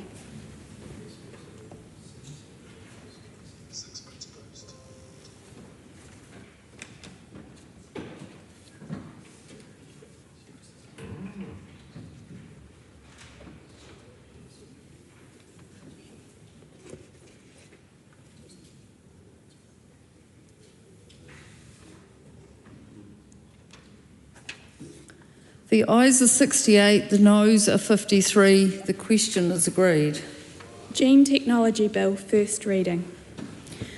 The question is that the Gene Technology Bill be considered by the Health Committee. Those of that opinion will say aye. Aye. To the contrary, no. No. The ayes have it. Party vote has been called for. Please, Clerk, conduct a party vote. New Zealand National. Sorry, 49 votes in favour. New Zealand Labour. 34 votes opposed. Green Party of Aotearoa, New Zealand. 15 votes opposed. ACT New Zealand. 11 votes in favour. New Zealand 8 First. votes in favour. Te Pāti Māori. Ono ngā pōti e whakahe.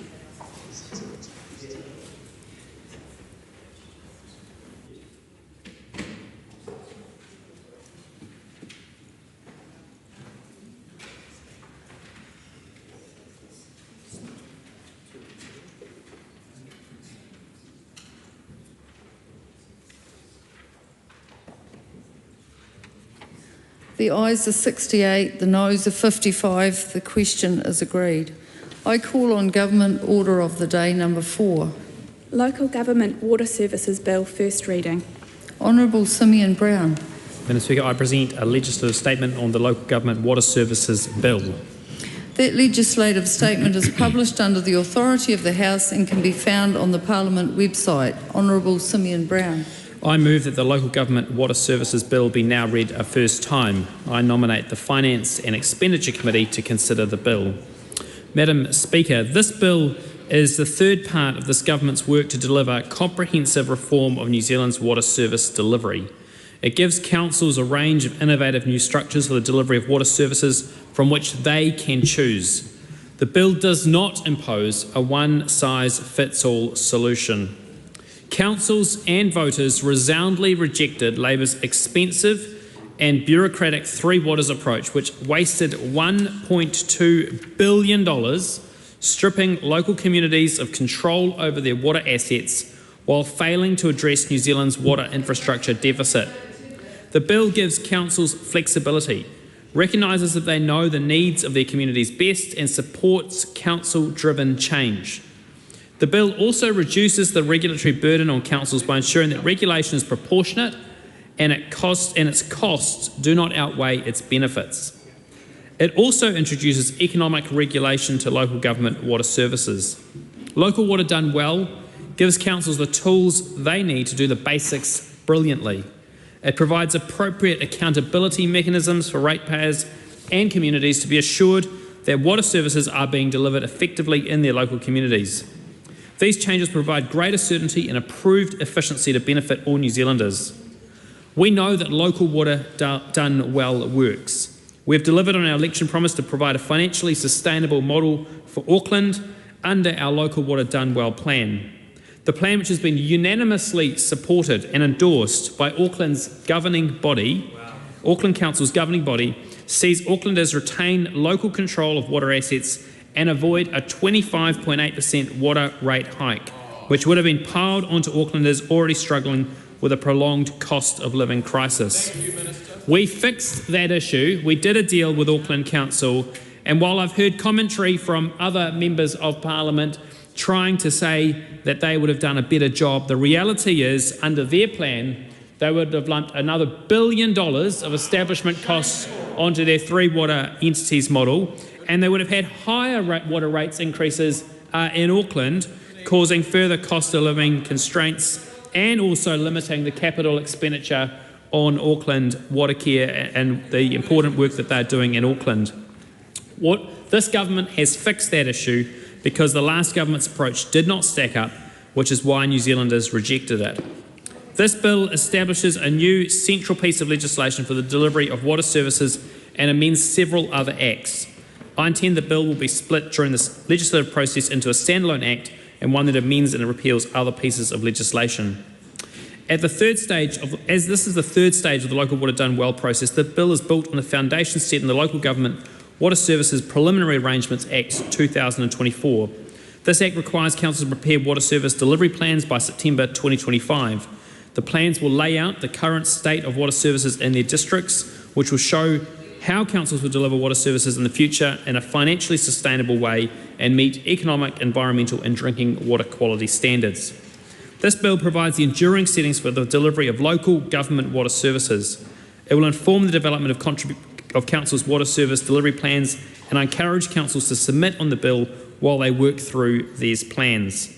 I'm also going to be asking the Finance and Expenditure Committee to accept submissions from councils up till the end of February so that councils can consider their submissions at their first meetings of the new year and have enough time to be able to submit on this bill. The bill gives councils flexibility and discretion to determine the optimal structure for water service delivery arrangements that will work for their communities. It is not prescriptive but sets the requirements and parameters to guide council decision making. The bill also establishes a new class of water service provider, water organisations based on existing CCO models. Councils can combine or establish solely owned water organisations. They can continue to provide water services in-house using the improved regulatory and service delivery settings in the bill, or they can come to other arrangements including third-party contracting or joint arrangements with other water service providers. A new model of water organisation owned by a consumer trust is also set out in the bill. This model is similar to energy trusts which own electricity distribution businesses such as Entrust's ownership of Vector in Auckland. Councils can establish a consumer trust to act in the interests of consumers, run by trustees elected through free and fair elections. A series of core principles will apply to all water service providers, which includes financial sustainability, revenue sufficiency, requiring that revenue from water services is only spent on water services, and restrictions against privatisation. The streamlined consultation provisions provided by the Preliminary Arrangements Act as a temporary measure to support councils in creating CCOs are carried across to this bill. These efficient consultation and decision-making processes will be a permanent feature. This bill will implement our new economic regulation regime, which will be overseen by the Commerce Commission, to ensure water revenue is ring-fenced for investment in water infrastructure and not diverted to other council pet projects. This will promote efficient, high-quality drinking and wastewater services with the ability to regulate stormwater services at a later date if necessary. And importantly, as I said, requiring councils to ring-fence that funding so that the money that's raised for water, as it's spent on other things, is spent on water. What a novel idea, and a critical part of fixing the issues we're seeing up and down the country. The regulatory tools available to the Commission will include information disclosure, revenue thresholds, and powers to monitor and enforce the requirement that revenue from regulated water services is spent on water services. The Commerce Commission will also have a role in consumer protection. It will monitor how consumers are treated by regulated suppliers through information disclosure. If issues exist, the Commission will be able to issue guidelines to its suppliers and a mandatory service quality code if necessary. The Minister of Commerce and Consumer Affairs may also recommend consumer protection regulations be made. The Water Services Regulator will also be renamed the Water Services Authority, and the legislation will put the English name first. The bill reduces the regulatory burden of the drinking water quality regime. It ensures that the authority's regulatory approach is proportionate to the scale, complexity and capability of the regulated suppliers. Low-risk shared domestic suppliers are excluded from direct regulation under the Water Services Act for that reason, an important thing for many of our rural communities. The bill changes the operating principles of the authority, requiring it to consider the costs of regulatory compliance for suppliers. The authority must also work proactively with suppliers and network operators. This is to ensure that compliance requirements take into account the risk profile and capacity of each supply. Madam Speaker, there's also a number of preliminary transitionary arrangements and exemptions for water care, which, as I said earlier, was financially separated from Auckland Council by the Preliminary Arrangements Act, making Auckland water services affordable, saving households about $899 million over 4 years while ensuring improved service quality and record infrastructure investment. This bill includes several exemptions for water care agreed with Auckland Council, recognising the work that is already well underway for Auckland. Madam Speaker, in conclusion, our government is now delivering the enduring components of water services through our Local Water Done Well plan, giving local council the ability and the clarity it needs to invest in local infrastructure while delivering economic regulation to minimise costs for ratepayers. Madam Speaker, this delivers on the Coalition's promises that we took to the last election from the National Party, the ACT Party and the New Zealand First Party to repeal Labour's disastrous and expensive co-governed bureaucratic three waters approach and replacing it with Local Water Done Well, which restores council ownership of their assets and allowing councils to invest sustainably in their local infrastructure. Madam Speaker, I commend this bill to the House. The question is that the motion be agreed to. Honourable Kieran McAnulty. Thank you, Madam Speaker. This bill is a crock. It is an absolute disgrace. A disgrace of a bill introduced by a disingenuous minister. The reason I say that, Madam Chair, is he stood up yet again in this House and promised New Zealanders that this bill would work. Quote, "We know that Local Water Done Well works, and we have fixed the issue." That is not true, and he knows it's not true. And this is what is so disgraceful about this entire process. This isn't a solution, Madam Speaker. This is a political PR exercise. This is the result of a minister who promised the country that he would deliver a water services system that would be cheaper, knowing that it won't be. And at no point throughout this entire process, a process that concludes with this bill tonight, has he ever produced numbers to demonstrate that it adds up. He knows it doesn't. And this is the thing I find so egregious. He knows this won't work. And yet he stands up in the House tonight and promises yet again empty promises, promises he never intends to keep. If he did, he'd be able to prove it. Every time we have asked him to, he's deflected or denied. He's never provided evidence. So let's look at the facts. From Council's own numbers, over the next 30 years, they need to spend $185 billion. If this proposal is set up against that figure, it doesn't add up. So they've made up another figure. They haven't used the $185 billion. They've used the long-term plans, only 10 years worth of expenditure. But they know that many of the large pieces of infrastructure are not included in those long-term plans. They know that, but they've chosen to do it anyway. It is a fraction of that $185 billion. The only reason they've done that is to try and make their system add up.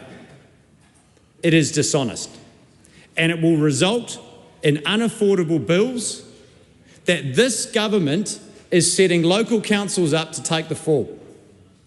Listen to their language. The Prime Minister turning up to the local government conference and saying that mayors and councillors need to stop doing dumb things, when up to 90% of council expenditure is spent on water and roads as it is. They know that. They don't care, because they know that there is disgruntlement in the community towards local councils as a whole, and they are manipulating that to suit their political agenda. And I think it's disgraceful, because this is only going to make things worse. It's not going to fix the problem. And when that inevitably arises, what is this government going to do? That's the responsibility of local government. We've heard that before. Local government is accountable to their own communities. We've heard that before. Why are they saying it? To wash their hands of any responsibility. But it is their responsibility, because this is a massive issue facing this country. And it's not just the local government sector, this obscure thing that we can kick when we want to. It's ratepayers and it's renters, because when rates go up, household income goes down. When rates goes up, rents go down. That's what's going to happen, Madam Speaker. And this government was elected in part because they promised that they would fix it. Tonight's bill is not a solution, Madam Speaker. This is going to lead to higher rates. The credit rating agencies have said it. The credit rating agencies have said because of this bill and because this government repealed affordable water, councils' credit ratings will go down. That is a direct result of their policies, and it's out there in the public domain. They don't care, because they are looking New Zealanders in the eye and telling them that they have made it cheaper for them, but they haven't. And I'll tell you who they have made it cheaper for, Madam Speaker: the government. That's all this is about. All this was about was getting a political issue off the table. Members' time has expired. Point of order, Madam Speaker. Point of order, Honourable Karen McAnulty. I apologise, never mind. Apology accepted. Lan Farm. Tēnā koe, Madam Speaker. Water matters to every single one of us, and I really get sick of stating the bleeding obvious like that, but unfortunately we forget. We forget how foundational water is to us as human beings and how foundational water is when it comes to a functional planet.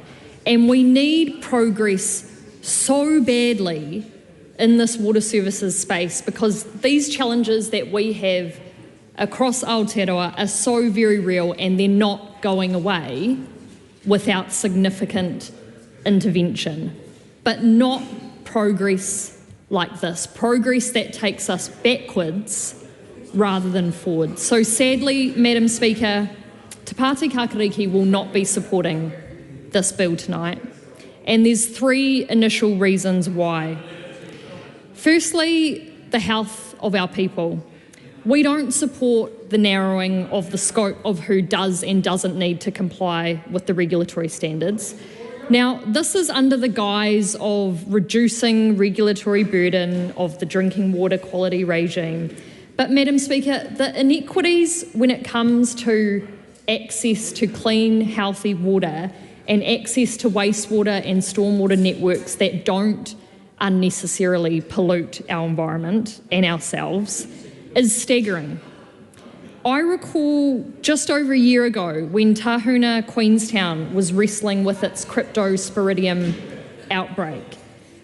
That absolutely got headlines and attention, and even international attention, and we should all be well aware of the Havelock North tragedy that this country experienced.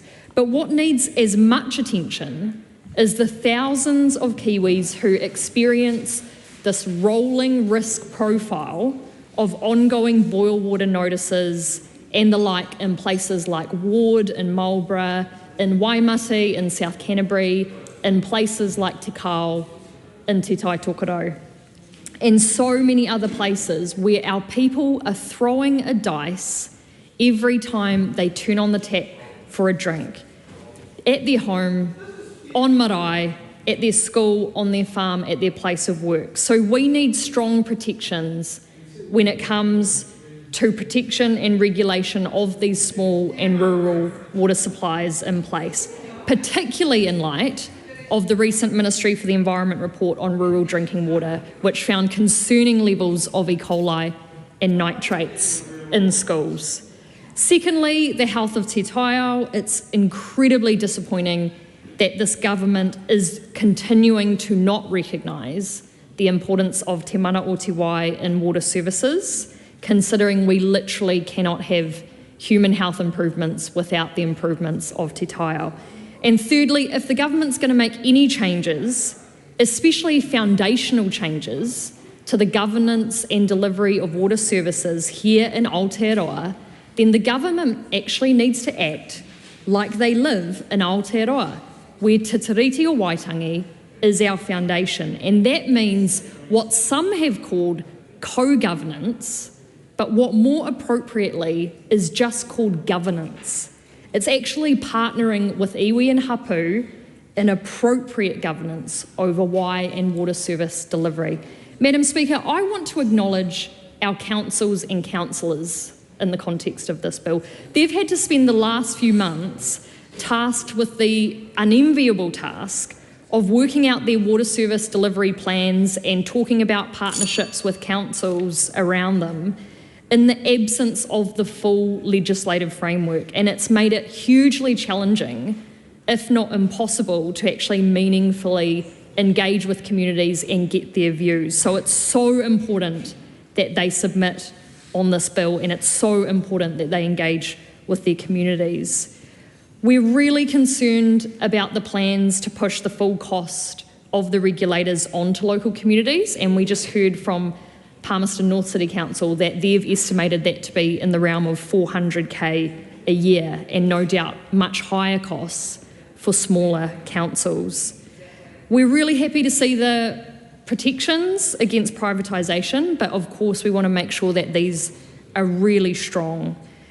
Madam Speaker, healthy drinking water is and should be recognised as a human right, and we want strong local voice and control at every stage of this bill ahead. Kia ora. Just before I take the next speaker, members, during the vote on the first reading of the Gene Technology Bill, the result was incorrectly recorded as ayes 68, noes 53. The correct result is ayes 68, noes 55. The record will be corrected accordingly. Cameron Luxton. Thank you, Madam Speaker. I rise to speak on behalf of the ACT Party to this Local Government Water Services Bill, first reading. It's an important bill to set up a regulatory framework for water services delivery.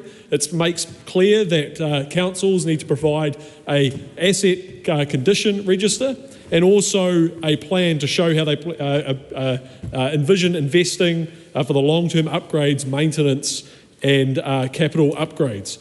The water services providers are natural monopolies, and so having a strong and credible regulatory framework is vital. Thank you, Mr. Speaker. Andy Foster. Thank you, Mr. Speaker. Look, we all agree that more investment is needed in the three waters, and that's actually the long term. That's been something which has been underinvested by local government. But lest central government get too above itself, central government's asset management is even worse than local government. So I think we've got a job to do there. Mr. Speaker, we've been lectured through the day, particularly during the fast track bill, about not listening to submissions. And I'd just like to remind people as I speak about the number of submissions that were on Labour's Three Waters bill, which we've heard is so popular.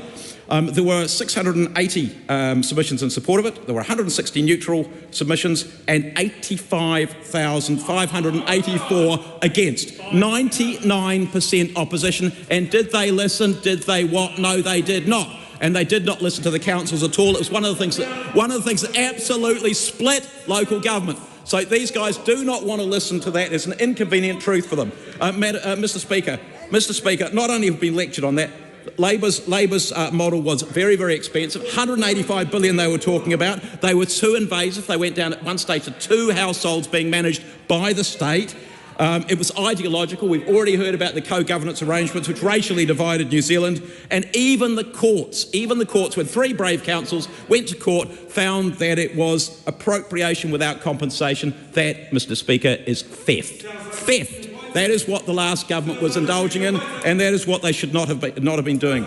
Mr. Speaker, now we're time to go into the modern bill. Mr. Speaker, it's exactly what I was about to do. Mr. Speaker, in comparison, this legislation leaves assets with the communities and the councils that have built them up over the last 150 odd years. It gives councils the choice over their delivery arrangements. It allows councils to set statements of expectation to guide the water entities. It is subject to the disciplines of the Commerce Commission and the Water Services Authority, Aotearoa, which I think will be a very, very good discipline on them. And there is a lot of transparency requirement on them. It ring fences finances, which I think is an excellent thing to do. And it also clarifies one thing which I don't think Labor ever actually managed to do, which is to allow water companies to charge for water services. And also, I think very pleasingly, to be able to charge for development contributions, which I think is a very, very sensible thing to do. Mr. Speaker, it allows for wastewater standards to be set by order in council. Labor was asking, how's this going to save money? That is one of the places it might well do that, and also allows by order in council national engineering standards, which I think will be very, very helpful to councils in saving money. It protects against privatisation, and I look forward to the passage of this bill through the House and through the Select Committee. I commend this bill to the House. Maria Mino Kapakingi. Kia ora, tēnā koe te pika, tēnā tātou katoa. Mr. Speaker, so the context of this is, and I've heard it referred to briefly, in terms of the numbers, where I come from, in Te Tai Tokerau, in a cute little place that Penny and I know, which is Kyle. 25 years on ball notice. And one tiny little place in Kyle. Te kao no different. So you have to either buy your water or boil it. And clearly this is what this bill ignores completely. So this, in my opening discussion, brace yourself, Māori erasure. A theme extended into even water services. And I know I can feel people prickling, but just hold on. The alienation of Te Iwi Māori from the local government water services bill is merely a continuation of the infringements on the rights of tangata whenua under Tiriti o Waitangi, just to throw that in. The key difference between the previous reform, and I've got some experience in that because 11 iwi across the Tai Tokerau, tai mai Waikato, tai atu ki te reinga, combined under a body called Waipuna Arangi in the Three Waters gig. And we thought, this is, let's give this a go. Let's do our best because we are our own solutions. Well, that's been taken away and shut away because good ideas that are designed and delivered by Māori clearly don't make the cut with this current government. The differences, so government's current repeal and replace policy is that the previous reform recognised and provided for iwi te iwi Māori. It does not. In this bill, it does not. In fact, it ignores it and puts it to the side. But we're kind of used to that. It's been a year of that. The ongoing Crown position that everyone owns the water is designed to extinguish the rights of tangata whenua. I don't know how many times we need to say this for the left side of the House to actually sink in and understand that at a very fundamental level. But clearly, if you don't have the capacity to do that, you simply can't get it. Because you always have an already always listening, an already always racist listening, which is, well, you can't say that, can you? When you're Pāka guy, you just can't say that. So let's move along. Nowhere in this new bill, Mr. Speaker, are council obligated to consult with te iwi Māori. Nowhere in this bill. For this reform to be successful, she says laughingly, negotiations between government and hapu and iwi have to occur. They have to happen, but they don't. Not really. They might say, oh, look, I'll choose that Māori because, one that's part Māori. Let's choose the part Māori and let's talk to that bit and see what we get across the line. And there might be people in this House that understand the concept of part Māori. It astounds me, whatever the hell that is, or whatever that is. Sorry, Mr. Speaker. This is exactly what the tribunal, Waitangi Tribunal, recommended to our last government during the establishment of Three Waters. The Crown should be working directly with hapu and iwi to create a standard process for addressing Māori rights. I'm not going to hold my breath, and nor is the 100,000 people that visited recently to say you are utterly mucking up. And just let's think about this and try have a decent and treaty-based conversation, but that's unlikely to happen. For the most part, local councils are expected to join or establish new water service entities labelled as council-controlled organisations who are funded via grants by the government. For these organisations to secure funding from government, they must have no link to council or council decision-making. Try and figure that one out. What this means is that these organisations will in part be privatised and entirely separate entities from council. Be aware that this partial privatisation is the stepping stone for complete privatisation of water as a whole. And the danger in this is that our water is then managed and owned not by ourselves, but by companies and organisations who will likely lead the erosion of water as belonging to the people and instead will prioritise corporate interests over our welfare. Our position of the party is unequivocally in opposition to this bill. This government can send their agenda of Māori erasure down the pipeline of one out of the three waters they intend to manage. Kia ora, Mr. Speaker. Stuart Smith. Thank you, Mr. Speaker. It's a pleasure to speak on this bill. There's been quite a number of speeches tonight. Some have actually been on the subject the bill is covering, and quite a few have not. But, Mr. Speaker, well, I think the best feature of this bill is it ring fences the funding that is collected from rates for water services and ensures that those funds are spent on water services. And the best example of that not happening, Mr. Speaker, is only a few metres away, out on the corner of Hill Street and Molesworth, where there's yet another leak in the water pipes. The only Green Council in New Zealand that has the worst water services in New Zealand. Very poor management. Mr. Speaker, this is a great bill and I commend it with pleasure to the House. Rachel Boyack. Previous Speaker hasn't talked to the mayors across the top of the South because they are not happy with the arrangements that this government has come forward with, and I'm going to talk to that.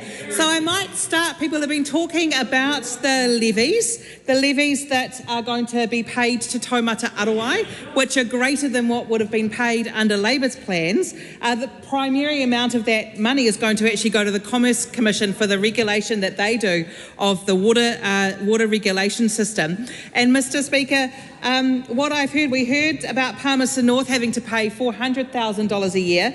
In Nelson, it'll be $200,000 a year. In Tasman, it'll be $350,000 a year. And Nelson Mayor Nick Smith even went on to say that the government is overreaching with the proposed new levies.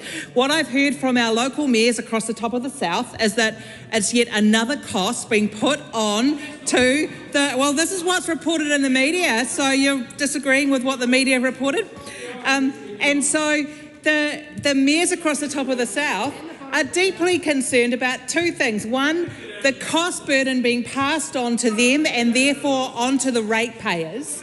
And secondly, the structural arrangements. It is an absolute cluster that we're going to have a water system set up and a structure set up in Nelson where Nelson and Tasman aren't working together. It's absolutely bizarre. When you look at the shared services between Tasman and Nelson, the wastewater Bells Island treatment plant is jointly owned by Nelson and Tasman. It takes wastewater from Nelson, from Richmond, from Brightwater, from Wakefield and Mapua. Yet Nelson and Tasman aren't going to be working together on water, even though they actually co-own assets together. It's utterly bonkers, let alone that Tasman provides water to Nelson for the Wakatu Industrial Estate, which I'm really pleased that the Labour government put money into for the Three Waters systems to help protect so that it doesn't get millions of dollars of damage during flooding, one of those things we paid for. Tasman provides the water to that estate in Nelson, as well as homes in Nelson South, where I live. Yet somehow we're not going to have a shared Nelson-Tasman water system. It's bizarre. But Tasman's probably going to go with Marlborough and possibly going to go with Buller. So we'll have the top of the south, but no Nelson. Now, the advice that Nelson has received shows very clearly that by going alone, they will end up paying more, and myself as a Nelson ratepayer will end up paying more than under Labour's plans. That's the advice they've got. They've chosen to go alone instead of actually working together across the top of the south. And I know that the minister actually wants to see councils working together. Every other part of the country, we are seeing councils get into groups together because it brings down the cost to the ratepayer, especially when you have bizarre situations, absolutely bizarre situations like Tasman providing services to Nelson, but somehow we're not going to work together. Now, the minister was very forthright about how he'd saved everything for Auckland and cost Auckland all this money. He might have saved Auckland money, but money is going to be lumped onto the rest of the country. The people in the provinces who are going to have smaller asset bases, greater amounts of debt, larger areas to cover, fewer people to actually pay for the water services, all of those small councils are going to end up paying significantly more than under Labour's plans. And that's what all the evidence actually shows. And the minister's refusing to engage in that conversation. Funnily enough, so much of what the government is actually putting in place through all of the bills is comparable to what Labour did. But the missing piece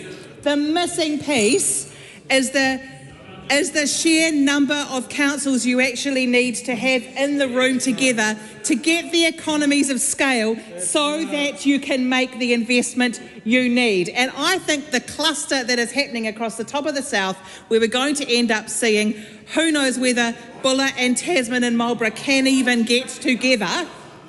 But if they don't, we're going to end up with 4 small councils all operating on their own and every ratepayer paying a significant amount of money without being able to sort out the nonsense because they have to work together because they actually have shared ownership of assets. So for the government to think that somehow they've come up with some magic solution that is better than Labour's plan when the people in the top of the south are going to be paying significantly more money is absolutely bonkers, and I do not commend this terrible bill to the House. Blame them all. Catherine Wedd. rise to support this bill because, look, it took the last government 6 years and $1.2 billion to come up with an undemocratic, highly controversial co-governance model. It's taken our government 12 months to put water back in local ownership, have a democratic process and come up with a regulatory framework that is going to work. Its outcomes, its solutions, it's democratic, it's local ownership. I commend this bill to the House. The Honourable Rachel Brooking. Thank you, Mr. Speaker. I am having some deja vu from earlier times in the House today where the government members say, oh, Labor did this reviews and it was all terrible, but aren't we great? We're so good at repealing things. And now we're going to replace them with something in the RMA's place over and over and over and over again. We're going to do that and somehow it's going to work. Well, Mr. Speaker, this does not fix any of the problems. All it does is cost ratepayers in the longer term more. It is shameful. Now we know, I hear a government member say that's my favourite word, and it is my favourite word at the moment because what this government doing is shameful. Going around telling councils, oh, you can't do pet projects, but we're going to do every single pet project we want to do on our fast track legislation. It is shameful. Oh, the government members say we're somehow magically going to fix the funding for water pipes and treatment stations, and what happens? Nothing. All that this does is we know that there's a problem with balance sheet separation. We knew that. We've known that for a long time. We know that economies of scale can be a good idea as well. But all that this government is doing is saying, oh, councils, you can look after that water infrastructure that you've always been looking after and hasn't been properly funded and is degrading and is not maintained. We're not going to give you any of the tools like balance sheet separation. So we know that the ratings agencies will downgrade you. We know that the money will cost you more. We know that all this will do is put more money on ratepayers. And then the minister says, oh, but we've done a deal with Auckland. As if that solves the problem. What about Whangarei? Barbara Edmonds says, what about Northland? These are very good questions, and they are not solved by letting Auckland, of course, a very large and significant council with significant assets and very large interceptor pipes going in at the moment, which will hopefully decrease the runoff into the harbour. These doesn't fix the problems of Northland. Northland with a low ratepayer base. Northland with a lot of problems that we all know about with their pipes and treatment stations and have done for years and years. So the Auckland deal, that doesn't fix any of that. And we know that there's $185 billion needed over 30 years to upgrade our pipes and treatment stations. But what has the government done? The government's looking at long-term plans. And what is the time frame for a long-term plan? Is it 30 years? No. Is it 20 years? No. It's 10 years. So, of course, the figures are different. And that's all that this government does. Changes the targets, changes the numbers. It doesn't fix the fundamental problem. Instead, maybe the Clutha Council will go bankrupt. That is what this government wants to call localism. Shameful. Now, we've heard from a lot of the speeches from government members that somehow this legislation is going to solve things because it's going to ring-fence money for pipes and that is somehow going to fix councils' financial woes. Councils already spend about 90% of their money on pipes and treatment stations and roads. I don't think that even includes waste. So these are not frivolous nice-to-haves. This is the basic infrastructure. They are already spending all their money on that, and they're spending their money on that. There is no magical pipe tree provided by this piece of legislation, and it just doesn't help anything. It doesn't help Northland, and it does nothing. As all of my colleagues are saying, this bill doesn't fix the problem and it will cost ratepayers more. Ryan Hamilton. Oh, it's great. It's great to be one of the last speakers in the first reading of the third part of these bills, the trilogy, if you will. And frankly, Mr. Speaker, I think it's just time for me to get out of the way and let it flow so I commend this bill to the House. The question is that the motion be agreed to. Those of that opinion will say aye. To the contrary, no. The noes have it. Party vote is called for. Please conduct a party vote. New Zealand National. 49 votes in favour. New Zealand Labour. 34 votes opposed. Green Party of Aotearoa, New Zealand. Te kaumārima poti whakahe. ACT New Zealand. 11 votes in favour. New Zealand First. 8 votes in favour. Te Party Māori. 6 opposed.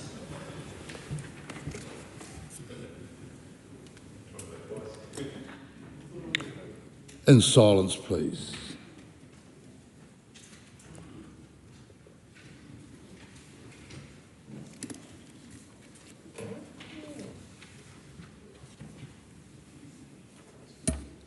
The ayes are 68, the noes are 55. The question is agreed.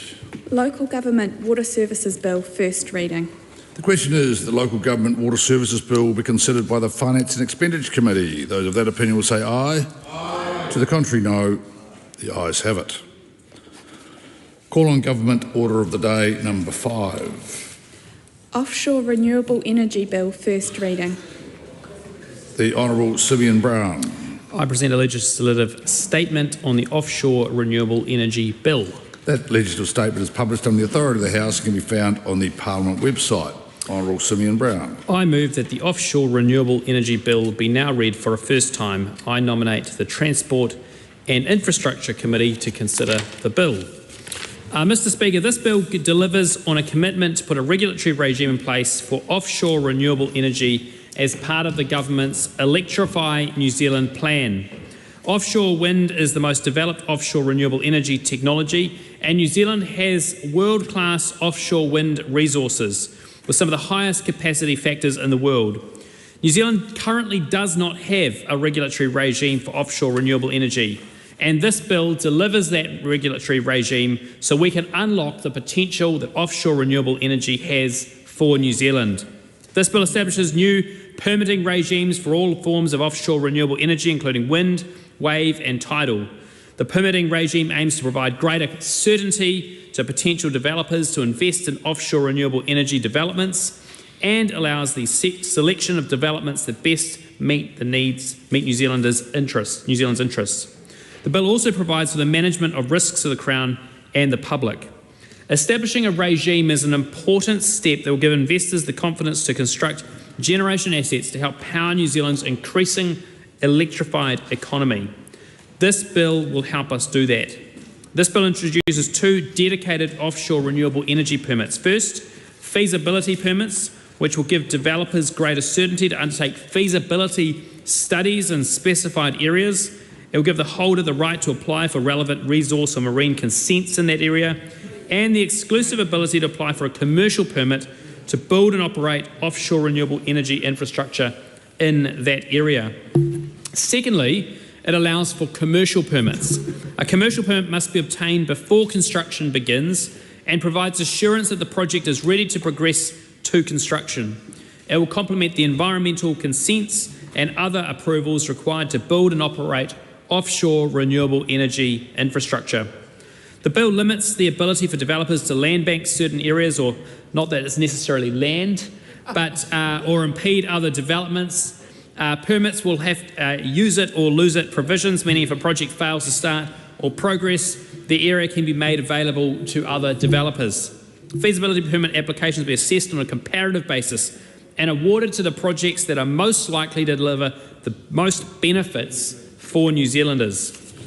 Applicants will need to meet minimum eligibility thresholds and establish that they have the technical and financial capability to install, operate, maintain and to decommission the proposed infrastructure. The Minister for Energy will consider feasibility permit applications and must have regard to any significant risk to national security or public order posed by the applicant, the impact on treaty settlements, the applicant's approach to managing existing rights and interests in the area, and the applicant's compliance record in New Zealand and internationally. Feasibility permit holders will be able to apply for commercial permits whenever they are ready to do so. The commercial permit process will provide assurance that the project is ready to progress to construction. The Minister for Energy will consider commercial permit applications and must have regard to readiness to carry out the proposed development, compliance with requirements in the legislation and conditions of the applicant's feasibility permit, and the applicant's ability to put in place an acceptable financial security arrangement. It is important that people can have their say on potential developments, and there will be an opportunity to do this before the Minister for Energy decides to grant feasibility permits. Feasibility permit applications will be publicly notified, and any person who wishes to make a submission will have a reasonable opportunity to do so. Applicants for feasibility and commercial permits will be required to consult with relevant iwi and hapu ahead of submitting their applicants, and the Minister for Energy must also consult those iwi and hapu before granting any permit. Provisions in the bill relating to upholding treaty settlements and associated rights and interests will align with those in the fast-track approvals legislation, which was passed earlier today. We want to ensure that offshore renewable energy infrastructure does not become a significant financial risk to the Crown. The bill requires all permit holders and owners of related transmission infrastructure to decommission their offshore renewable energy infrastructure at the end of its life. The bill also requires financial security arrangements to be put in place and maintained to cover the cost of the Crown in the event that permit holders or infrastructure owners fail to meet their obligations to decommission. This is consistent with standard practice internationally. Other protections of the bill include the ability to have safety zones to protect the infrastructure and people from intentional or accidental harm. The bill enables the administration, monitoring and enforcement of the regime and is intended the Ministry of Business, Innovations and Employment undertake this role. The bill also includes a range of offences and penalties for breaches of the regime, ranging from $3,000 to $10 million fines through to permit revocation or imprisonment for a term not exceeding 2 years. Significant fines and penalties were considered necessary in certain circumstances to provide an effective deterrent given the financial capability of likely permit holders. The bill includes regulation-making powers to set out procedural and implementation matters, such as additional matters that the Minister must have regard to when determining whether to grant a permit and the provision of information. The powers include the ability to set fees and levies to recover the costs of the regulator, and I intend to progress feasibility and permit and cost recovery regulations at the same time as the bill progresses through the House. Mr. Speaker, the policy proposals in this bill have been developed with input from industry and stakeholders with 2 rounds of public consultation. Ultimately, no decisions by Cabinet had been made prior to this government coming to power, and so this government has had to make those decisions, draft the legislation, and now bring this legislation to the House. I'm pleased that we've been able to do that in our first year in government, to bring this legislation to the House so we can enable an offshore renewable energy regime here in New Zealand to unlock the significant potential that exists in our oceans surrounding our country, and critically importantly, unlock that electricity which will help power our country and our economy out into the future, critically important to meeting our net zero 2050 target. The proposed regime borrows the best from more mature regimes such as in the United Kingdom, the Netherlands, Denmark and Australia, and is adapted to suit here in New Zealand. This government is committed to enabling offshore renewable energy, and it is intended for the offshore renewable energy regime to be in place by mid-2025 and the first feasibility permit application round to be opened in late 2025. I commend this bill to the House. The question is the motion be agreed to. Honourable Megan Woods. Mr. Speaker, and I'm very pleased to take a call on the offshore renewable energy bill and very pleased to see it come to the House. Labor will be supporting this bill. This is work that I think continues very much the work that was begun by our government. The two consultation rounds that the Minister referred to, of course, were consultation rounds that were initiated by our government. So it is pleasing to see that this work has appeared this year. The intention, of course, was to have a regulatory regime up and running this year, but it is pleasing to see that it has had some progress. But, Mr Speaker, one of the things that I will put on the table that Labor wants to see is some increased momentum around this work. We have already seen one significant international investor leave New Zealand, partly because of lack of momentum, also because of decisions with the fast-track bill around competing interests. So, Mr Speaker, putting on the table that while Labor supports the bill, we do think there is far more urgency that the government could bring to this work. New Zealand undoubtedly has some of the best offshore wind resources in the world. I know, meeting with the International Wind Energy Council, they described the resources that they were in New Zealand as some of the best that they had seen. So, Mr Speaker, when we came to think about how it is that we would put together a consenting regime, we looked around the world for best examples. We looked to places like Scotland, who had put together a sophisticated regime that brought community in, and very much about how that engagement with community worked very well.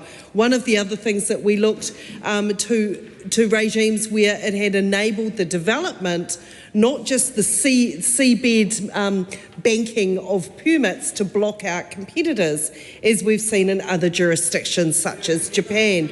So how it is that we could facilitate not only the concept, but the building of it. And Mr Speaker, for us, there were several key points we looked at, and what we will be looking at through the Select Committee stage of this legislation. One is around the pace. What can we do to pick up the pace? We've already lost momentum with this government not progressing the work on the original timeline. So what can we do to pick that up? I'm pleased to see that there is an attempt to have alignment with Australia. The reality is much of the international capital that will be attracted is looking for Australasian investment opportunities. So we will be looking to see how that alignment, not only with Australia but within the Asia-Pacific region, looks. One of the critical components is use it or lose it clauses. And are these strong enough and not having loopholes? Because what we have seen in other jurisdictions such as Japan is someone will apply for permits without the intention of ever building offshore wind, but it is an attempt to block out competitors, and something we have to ensure our regime doesn't have. We need to see a benefit to New Zealand. But, Mr Speaker, one of the fundamental issues that has always sat at the core of this, and what we cannot borrow from international regimes, is getting our treaty partnerships right. How is it that we're going to engage with mana whenua? What is the role for mana whenua? What are the opportunities in terms of the 21st century energy system that is different than the 20th century energy system, oil and gas exploration in particular, that has seen an exploitative model where mana whenua have been a tick box exercise rather than commercial players sitting at the table and there actually being good commercial opportunities. And Mr Speaker, at Select Committee, Labor will be ensuring that we have enduring provisions with this bill to make sure that we have this right. Because, Mr Speaker, what international capital coming to New Zealand realises that I don't think this government does, that unless you get this right, we will tie up offshore wind in the courts for years. This is an absolutely critical component of us making sure that we can get it right. Other things we'll be looking at Select Committee are the royalties regime, also price stabilisation, which we're seeing in other parts of the world. Competing uses, we've already seen blue folk leave New Zealand shores because of decisions this government has made. What are we doing in terms of planning to make sure that we're not crowding out renewable energy? So, Mr Speaker, while we're supporting this and are pleased to support this bill to Select Committee, there are many areas. It is a reasonably complex piece of legislation, and areas where we'll be seeking to work with the government to make sure we have the best regime for New Zealand.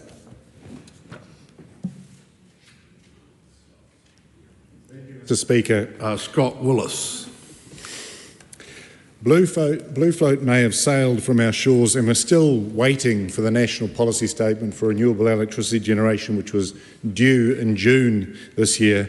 But finally, at last, here comes the offshore renewable energy bill. And we do need legislation to govern the construction, operation and decommissioning of offshore renewable energy developments. So we will support this bill to Select Committee because we want a rich and thoughtful examination of this bill. The irony, however, is that National's Electrify New Zealand plan is now so far off track, in no small measure due to reneging on the promise to increase demand by supplying 9,000 EV charging points, and its failure to deliver the national policy statement for renewable electricity generation in June, and its one-eyed fixation on fast-tracking coal mines, gold mines and seabed mining. So seabed mining is, of course, incompatible with offshore wind development, and that's why Blue Float sailed away. Seabed mining will significantly disrupt the seafloor up to a depth of 11 metres, and Blue Float said offshore wind turbines and electrical cables could not be constructed in the same location as an active seabed mining operation, resulting in the unavailability of that zone for offshore wind generation for the duration of mining activities. And we've seen a request to make those mining activities a 35-year existence. Copenhagen Infrastructure Partners, in partnership with the New Zealand Super Fund, are still hanging on, but we don't know for how long. And that's an early taste of the disaster that is the fast-track legislation, and it's no wonder that there are protests. Here in the House, it's no wonder that multinationals are leaving. And meanwhile, we in the Greens do have many questions about offshore wind, and we want to have that conversation. Our priority is onshore wind and solar and geothermal, simply because it is faster, cheaper, less resource intensive and with fewer environmental impacts than offshore wind. And it can also be located close to where there is demand and provides for ease of maintenance. What we like in this bill, however, are the provisions around decommissioning, particularly the financial security obligations to ensure that the decommissioning of offshore renewable energy infrastructure occurs at the expense of the permit holder and owners of related transmission infrastructure. And there are other positives, such as safety zones. However, we do want to know how necessary this is and how it will be managed, as other offshore wind developments support local businesses like boat operators, local guides, providing an alternative source of income and a diversified tourism offer. The two-stage permitting regime, feasibility first, followed by, if appropriate, commercial permits, is also a positive. What needs greater clarity, however, is how te tiriti obligations will be met and what is the process to co-develop with Māori the national guidance and legislation, because it appears that this legislation hasn't gone through this process and only intends to consult with Māori groups before granting any permit. And consultation is very different to co-development. Meanwhile, the RIS notes that tangata whenua, iwi and hapu have significant rights and interests in the marine area, including recognised customary interests, cultural and economic interests, etc. And we want to see these interests upheld. And we're also concerned that the existing RMA and Exclusive Economic Zone Act consenting environmental assessment regimes are not robust or effective enough at protecting marine ecosystems or mammals. And what about other technologies such as tidal generation? So there are a number of questions. There's another big question that we want to see at Select Committee about port infrastructure to host offshore wind developments and connecting offshore wind and energy to onshore connection points. The question of who pays. Will the taxpayer be expected to foot the bill, or will they do it? And in parallel, Will we have a reinvention of the electricity market to provide longer-term hedge contracts? Mr. Speaker, we will support this bill to Select Committee because we want a rich and thoughtful examination. Thank you. Laura McClure. Thank you, Mr. Speaker. The ACT Party support this bill. We love innovation. The offshore renewable energy bill has got the right framework in place, including the construction, operation and decommissioning. I commend this bill to the House. Jamie Arbuckle. Thank you, Mr. Speaker. I rise on behalf of New Zealand First to support the offshore renewable energy bill. And Mr. Speaker, I had the opportunity earlier in the year to travel to Taranaki and have a look at the opportunity offshore wind has the potential for the New Zealand energy sector, and it is really exciting to see what could actually be done. This bill sets up a way, the legislative way it can be governed. It's around the construction of the renewable wind, especially the turbines, and when you look at how large some of those turbines are and the effort that it would actually take to even put one of those into the water, but these are on a scale that is huge. And just to learn about that, the actual operation of the turbines, the decommissioning side of it as well is something that's really important and is taken care of in this bill. It's also about the investment and the potential developers out there, actually giving them some certainty in actually the investment that's required. So this bill gives that framework to be put that in place. It also is about doubling renewable energy by 2050, and that's the goal of this government. So this goes as another one of those options, and it's only one part of that puzzle is the renewable energy sector, and especially the offshore wind. So on that, Mr. Speaker, I commend this bill to the House. Debbie Ngarewa-Packer. Thank you. In standing to speak to this bill, I guess it's one of those situations we've got more questions than answers, and look forward to what it is that comes out of the Select Committee. The first question that we have is, what is this problem this particular bill solving or resolving? And is it going to help address the energy security issue that we have in Aotearoa? Is it going to address significantly the energy inequality issue that we have in Aotearoa? Is there benefit for Aotearoa, for our businesses, for our partnerships as Te Tiriti, as claims and states? Or are we going to be once again in offshore companies that are going to be helping to craft this bill? It's going to be designed to suit them more than anyone else. Energy will be exported, the prices exported and controlled offshore. So I guess the question as we were caucusing this is, what is it changing? And the other part of it is it addressing the climate issues? Will it lower emissions? Is it going to put us forward truly in using the full sense of the word renewable, noting that turbines last approximately 15 to 17 years offshore, and that when they are devolved, that it becomes effectively an urupā of turbines in our ocean. And respecting that, we did see the decommissioning clause. We live in Taranaki with the decommissioning and have effectively seen its failings, and as taxpayers had to pay for millions of dollars for the clean-up of those failings. So is this bill also going to look at business? And I think the bill's made it really clear that it is going to be investor-led, investor-focused. So that being the case, then how do we make sure that those investors are our own? How do we make sure, unlike what we saw in the nationalisation of oil and minerals, the Crown Minerals Act, that it's been really difficult for Māori, for even New Zealand companies to be able to become part of the oil and mineral sector? And I say that conservatively because if we are going to go down this path, we first and foremost must look and think about our own nationhood. And our own nationhood has a history, pre-nationalisation, and the recognition of tangata whenua's rights, and the recognition as Y Claims 796 and 852 spoke about.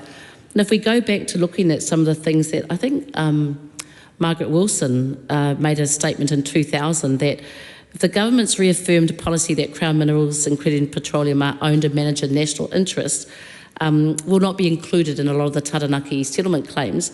She did make a commitment, though, that the government will explore ways to address the Crown's contemporary obligations to Māori under the treaty with regard to natural resources.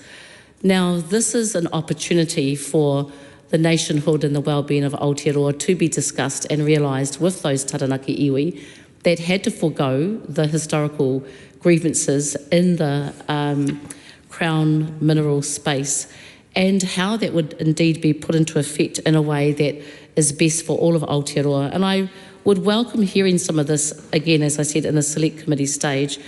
Are we looking to transition and do something radically different in the energy space for the betterment of all in New Zealand? Or are we going to open up for the corporate entities that have come in the name of renewable energy, who will then take everything offshore and make it just as expensive for our businesses, for our communities and our families to be able to live in Aotearoa? And these are some of the questions that, with all honesty, we haven't landed with the answers in this bill, because unfortunately we do have a cynical view of some of the way that this government has taken energy and big corporate bias. And so we've seen the fast track today, third reading, we're seeing the RMA first reading, we're seeing this particular bill's first reading, and nowhere are we seeing a different approach where in fact there is an opening up of what could be the protection of Māori, iwi, hapu investments with this government, and for the protection of all citizens of Aotearoa to be able to afford to have good, sustainable energy options. So those are some of the questions that we have that we look forward to the next phase of this bill. Kia ora. Grant McCullum. Thank you, Mr Speaker. I rise to support and speak on this very important bill. As part of our policy of electrifying New Zealand, we believe in getting on with doing things, which is what we're going to do, and I commend this bill to the House. Glenn Bennett. It's good to be here this afternoon or this evening and contributing to this piece of legislation, which is well overdue. And I want to reflect in terms of the process in recent years, and being the MP for New Plymouth at the time, I really want to honour and thank the Honourable Dr Megan Woods for her hard work in this space, and the Minister, Minister Brown, in his initial statement, did comment in terms of the engagement of communities and the engagement of iwi. And I believe that in terms of that process was done pre-last election, and the work that we did. And I really want to note that there was one particular day, I want to thank the Honourable Dr Megan Woods, who committed to a day sitting down with Ngā Iwi o Taranaki, the 8 iwi representatives of our region, to sit and listen and engage around the energy space in Taranaki. And what was really telling from that hui was the fact that I heard loud and clear that for 150 years Māori had never been included or consulted on when it came to the resources that were being extracted from the whenua of Taranaki. And it wasn't a gracious thank you so much, Minister, for listening to us, but it was an acknowledgement of we need to learn and we need to listen. And I'm glad but also cautious that this piece of legislation is looking in terms of ways that it actually does listen, does engage with iwi, with hapu, but also with communities. And so as we take this into select committee, I hope and ask of the members of the committee that they'll really prosecute and dig deep into the community engagement, dig deep into what it means to actually truly engage and consult with local iwi, whether it's in Taranaki or wherever it may be. But we look at this legislation and it's around offshore renewable energy. It's not the offshore wind energy bill, it's the offshore renewable energy, because we know there's more than just wind blowing out there, and what is possible when it comes to wave technology, even solar panels and other forms. But I think it is a good day for us to be moving, but I had hoped and wished that we could have been here a little bit earlier. Now, the regulatory framework for offshore renewable energy has been in the pipeline, and it has been meandering and moving its way, and it felt like it sort of stalled a little bit about a year ago. But I'm looking through the legislation that dropped this week and seeing that work has been done, and work needs to continue. And the select committee process is the appropriate place. It's the workhorse of Parliament, where it actually engages with experts, engages with community, engages with iwi, engages in all those spaces. So I look forward to hopefully participating, but also seeing the progress that the Select Committee has on this.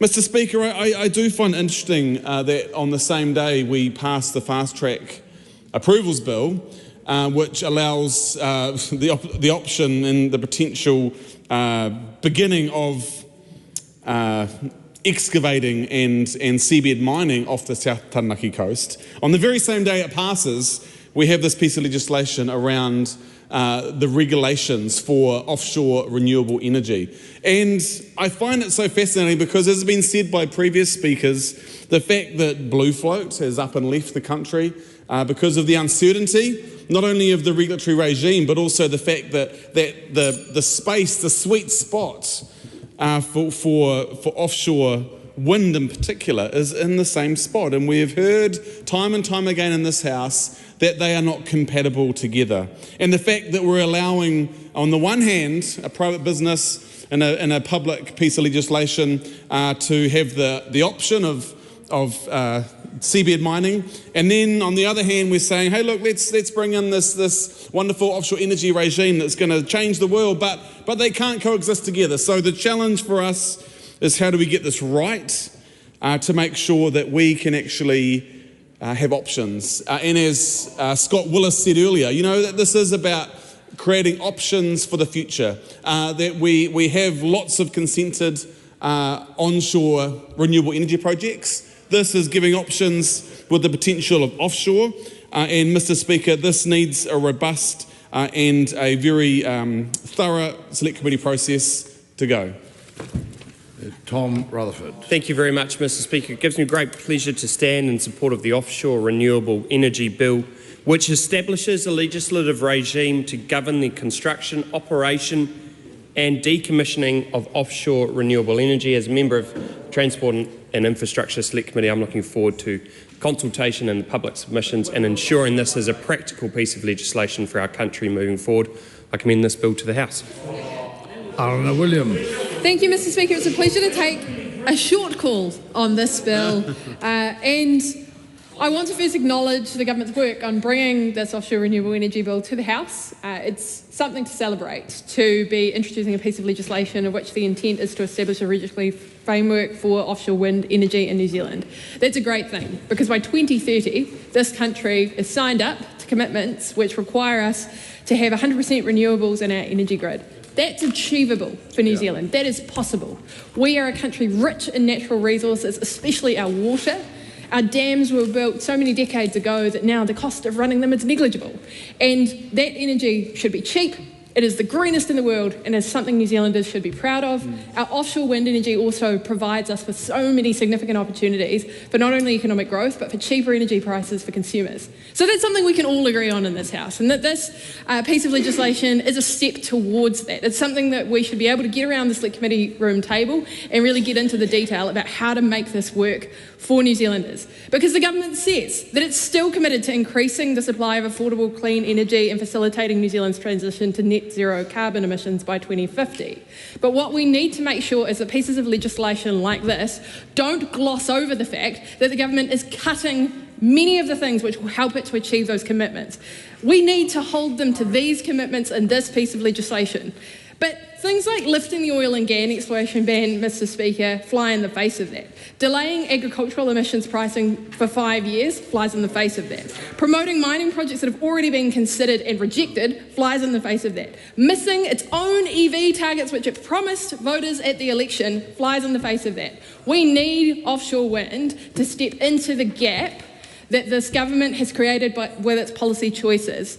And New Zealand, as we know, is a signatory to the Paris Agreement. We have signed up to not only our domestic obligations in the Climate Change Response Act, but also to our global obligations that our partners rely on us for and that our trade relationships rely on us for. Our EU FTA is a world-leading trade response. It's great for our agricultural sector. We need our trade partners in the EU to believe that New Zealand is still committed to our clean green reputation. And here on this side of the House, we are.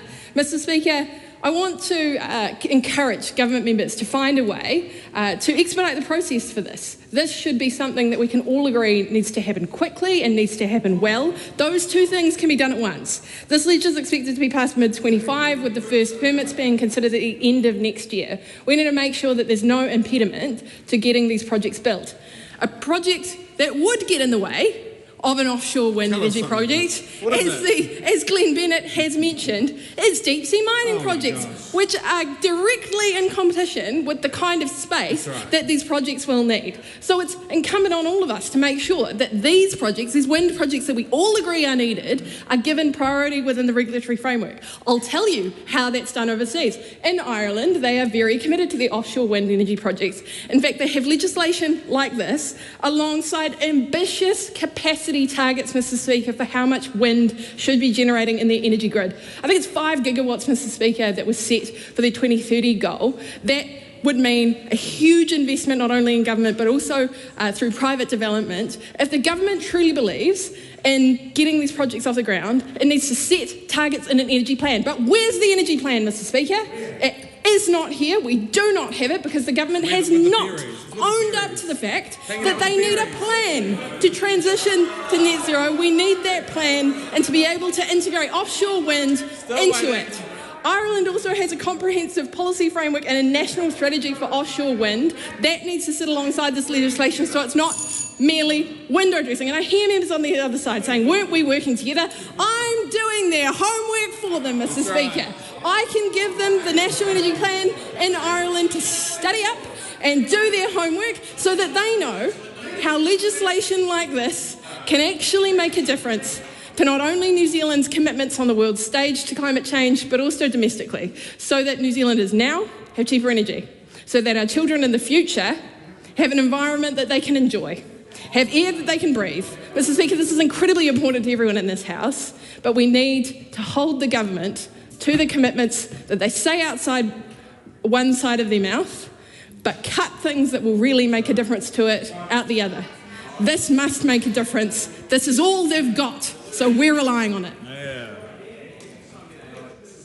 David McLeod. Thank you, Mr. Speaker. Pleased to stand on this bill here. And it's hard to disagree with some of the comments made around the House. And it's great to see that there is full support to move this through to the important stage, which is the Select Committee stage. I do just want to talk briefly about the importance of the energy trilemma. And that's the fact that we want secure energy, we want affordable energy, and we also want sustainable energy. We are blessed as a country with regards to the types of methods that we can use to be able to generate sustainable energy with the solar, the hydro, the geothermal, and of course this one here with wind, not just onshore, but now we're talking about offshore. And the size of these units, as was mentioned by the member from New Zealand First, they are immense. If you think about the blade, one blade of one of these units is over 100 metres long. It wouldn't fit in this room. They are huge. They're higher than the Sky Tower. And if we're talking about 1 gigawatt, which is what's potentially proposed off the South Taranaki Bight, that's 70 of these units spaced about 2 kilometres apart. Immense amount of area consumed by the units, but generating a good amount of electricity and valuable electricity for New Zealand. I'm happy to commend this bill to the House. Thank you. The question is that the motion be agreed to. Those of that opinion will say aye. Aye. To the contrary, no. The ayes have it. Offshore Renewable Energy Bill, first reading. The question is the Offshore Renewable Energy Bill be considered by the Transport and Infrastructure Committee. Those of that opinion will say aye. Aye. To the contrary, no. The ayes have it. Call on Government Order of the Day number 6. Broadcasting, Repeal of Advertising Restrictions Amendment Bill, first reading. Mr Speaker. The Honourable Tama Poltaker. I present a legislative Enough. statement on the Broadcasting Repeal of Advertising Restrictions Amendment Bill. That legislative statement is published under the authority of the House and can be found on the Parliament website. I move that the Broadcasting Repeal of Advertising Restrictions Amendment Bill be now read a first time. I nominate the Economic Development, Science and Innovation Committee to consider the bill. The Broadcasting Repeal of Advertising Restrictions Amendment Bill will remove advertising restrictions from Section 81 of the Broadcasting Act 1989, which currently prohibits broadcast television advertising. Honourable Willie Jackson will stand, withdraw and apologise. I warned you, you've said it twice since. Okay. Withdraw and apologise, Mr Speaker. Sorry, Mr Poltaker, continue. Thank you, Mr Speaker. The Broadcasting Repeal of Advertising Restrictions Amendment Bill will remove advertising restrictions from Section 81 of the Broadcasting Act 1989, which currently prohibits broadcast television advertising on Sunday and Anzac Day mornings between 6 a.m. and noon, and both television and radio broadcast advertising on Christmas Day, Good Friday and Easter Sunday. Section 81 is no longer aligned with the ways in which audiences consume content. As technology and audiences continue to move away from traditional methods of viewing television shows and listening to radio programming, these restrictions have become increasingly redundant. And in fact, New Zealand On Air data shows this year YouTube was the most popular platform in the country, reaching 44% of the population daily. The repeal will level the playing field by ensuring local media companies are not disadvantaged by restricted advertising times when global streaming platforms like YouTube are unregulated in this respect. In a challenging economic environment for New Zealand media companies, Section 81 is actively hindering broadcasters' ability to earn revenue from advertising. Industry estimates suggest that local media companies could earn approximately $6 million annually if the restrictions were removed. Lost opportunities for revenue are significant in the current tight financial context, where broadcasters are reducing their commission of local content. In June, the government outlined a range of actions it will take to better support New Zealand's media and content production sector. This delivers on a promise made in that announcement and comes as we assess how we will proceed with the proposed Fair Digital News Bargaining Bill. The New Zealand media sector has been calling for this change for a long time. It is an anomaly that needs to be fixed, and I am pleased to be taking action to support the media sector. I therefore commend this bill to the House, to this whare. The question is that the motion be agreed. The Honourable Willie Jackson. Mr Speaker, this is a sad night, having to stand up and support this bill. It's one of the saddest times of my political life, having to stand up and support a bill because Jenny Markroft and New Zealand First have betrayed the coalition. And of course they have come across to the sensible side of the House, because we realise, Mr Speaker, that any sort of putia, any sort of dollars for our broadcasting crew, media crew, is something. It's something when you consider this coalition has decided to forget all about broadcasting and media, particularly that minister who just sat down, who's let down Māori broadcasting, let down Māori television, let down the Māori nation, let down his people, because he has not got one extra cent for Māori TV and for Māori broadcasting. Not one extra cent. Like that. Look, I wouldn't talk too much. Some of the people on the other side. What did you get in Audrey Young's analysis? I think it was a D. That's right. So you got a C. Mr. Miga I got an A. he's on fire. He's got an A. What did Tama Portaka get in the analysis? So I'll be quiet if I was you, because I'll come out with all the. In fact, I got the assessment here, Mr. Speaker, of how all the first year national MPs did, and it was bloody miserable, I tell you. But I got to say, with this bill, coming back to this bill, we need to stay on the subject. We support this bill because it's a reshaping of the 1989 Act. It's a reshaping of that, and we have to give our people in radio and TV a bit of an opportunity. It's not because we want to bombard them with advertising on Anzac Day, Mr. Speaker, on Christmas Day. We get it on Anzac Day, on Christmas Day, on holidays. Those days should be sacrosanct, and we get that, but we've moved into 2024 New Zealand first. So tell your leader that I know you think you're doing a wonderful job, but we've got a media setup that is dying. That is dying, and so we need some help. So, Mr. Speaker, we don't need useless ministers standing up and saying, "Well, this is what we're going to do." What we need is the digital bargaining bill.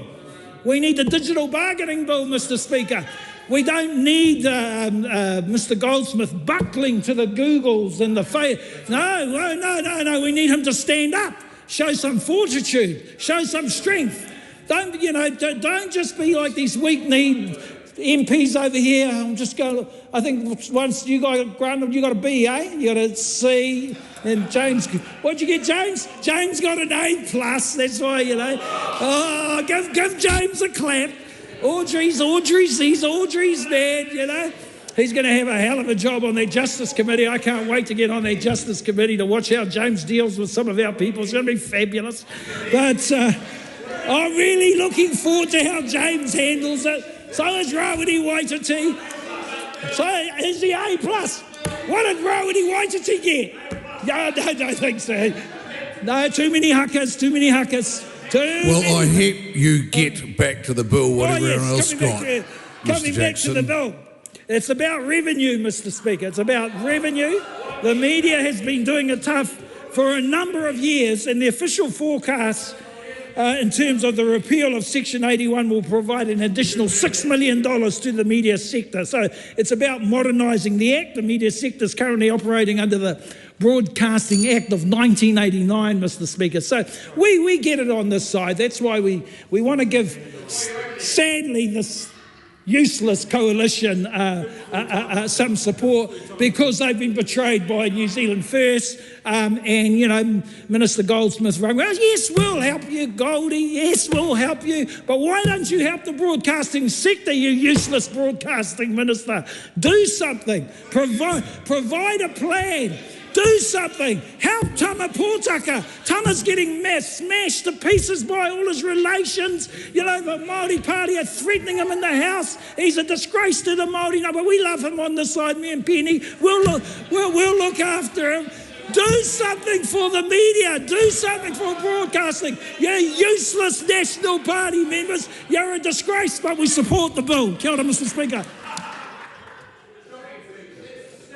Steve Abel. Mr. Speaker, thank you, Mr. Speaker. Well, it was entertaining, if a little unprincipled, but we appreciate it, Mr. Jackson. We do appreciate it. For the sake of those who are seeking to see the progressive side of the House hold the line on principles of not further, allowing the pernicious, constant infiltration and presence and pervasive presence of advertising in all parts of our lives and existence. We will be voting against this bill. Let's be clear. It restricts broadcast television advertising, the current legislation, on Sunday and Anzac Day mornings between 6 a.m. and noon, and both television, radio, broadcasting, advertising on Christmas Day, Good Friday and Easter Sunday. Is there nothing left? Is there nothing left? I mean, most of us only ever watch TV on a Christmas Day, so why would we not at least protect the purity of the actual day? Out of some decency, why would we not keep it advertising free? If there is such, and Willie Jackson's absolutely right, public broadcasting in this country is sorely in need of proper funding and investment. But this piddling sop to the need for funding public broadcasting and the advertising agency is not the way to do it. Is not the way to do it, Mr. Speaker.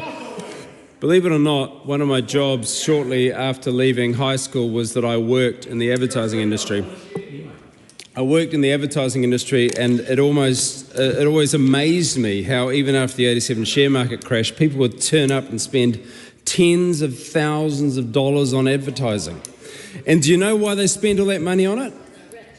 Because it seems subtle to those of us in the community, but it actually has this very pervasive effect of working. Advertising sells products, many of which are products that we don't need to be convinced we should be consuming more of, like alcohol, like fizzy drinks. Now, the reason that the advertising industry is constantly pushing to have the right to, be part of every single part of our lives is because it gets into our brains, it gets into our heads, it makes people buy products that they don't need and don't want and would not be in, and are not in our best interests. So, and let's be honest, who does not prefer a day of not having to see advertising? Yeah, that's what we're voting for. We're voting for turning it off. We're voting for advertising not being put on those last few days of the year where advertising is currently restricted. We're voting to keep it that way, that we will ensure that on Anzac Day, of all days, there is no advertising. We actually let it be the day it should be, of honouring those who lost their lives in those brutal colonial, imperial wars of the First World War, and protecting the public holiday of Christmas Day, and for some who are Christian and hold it sacred, Good Friday and Easter Sunday, they should have their right to have those days remain sacred and free of advertising. We will be voting against this. Thank you, Mr. Speaker. In accordance with the determination of the Business Committee, the House is suspended, and I'll resume the chair at 9 a.m. tomorrow for the extended sitting to consider members' orders of the day. Good night.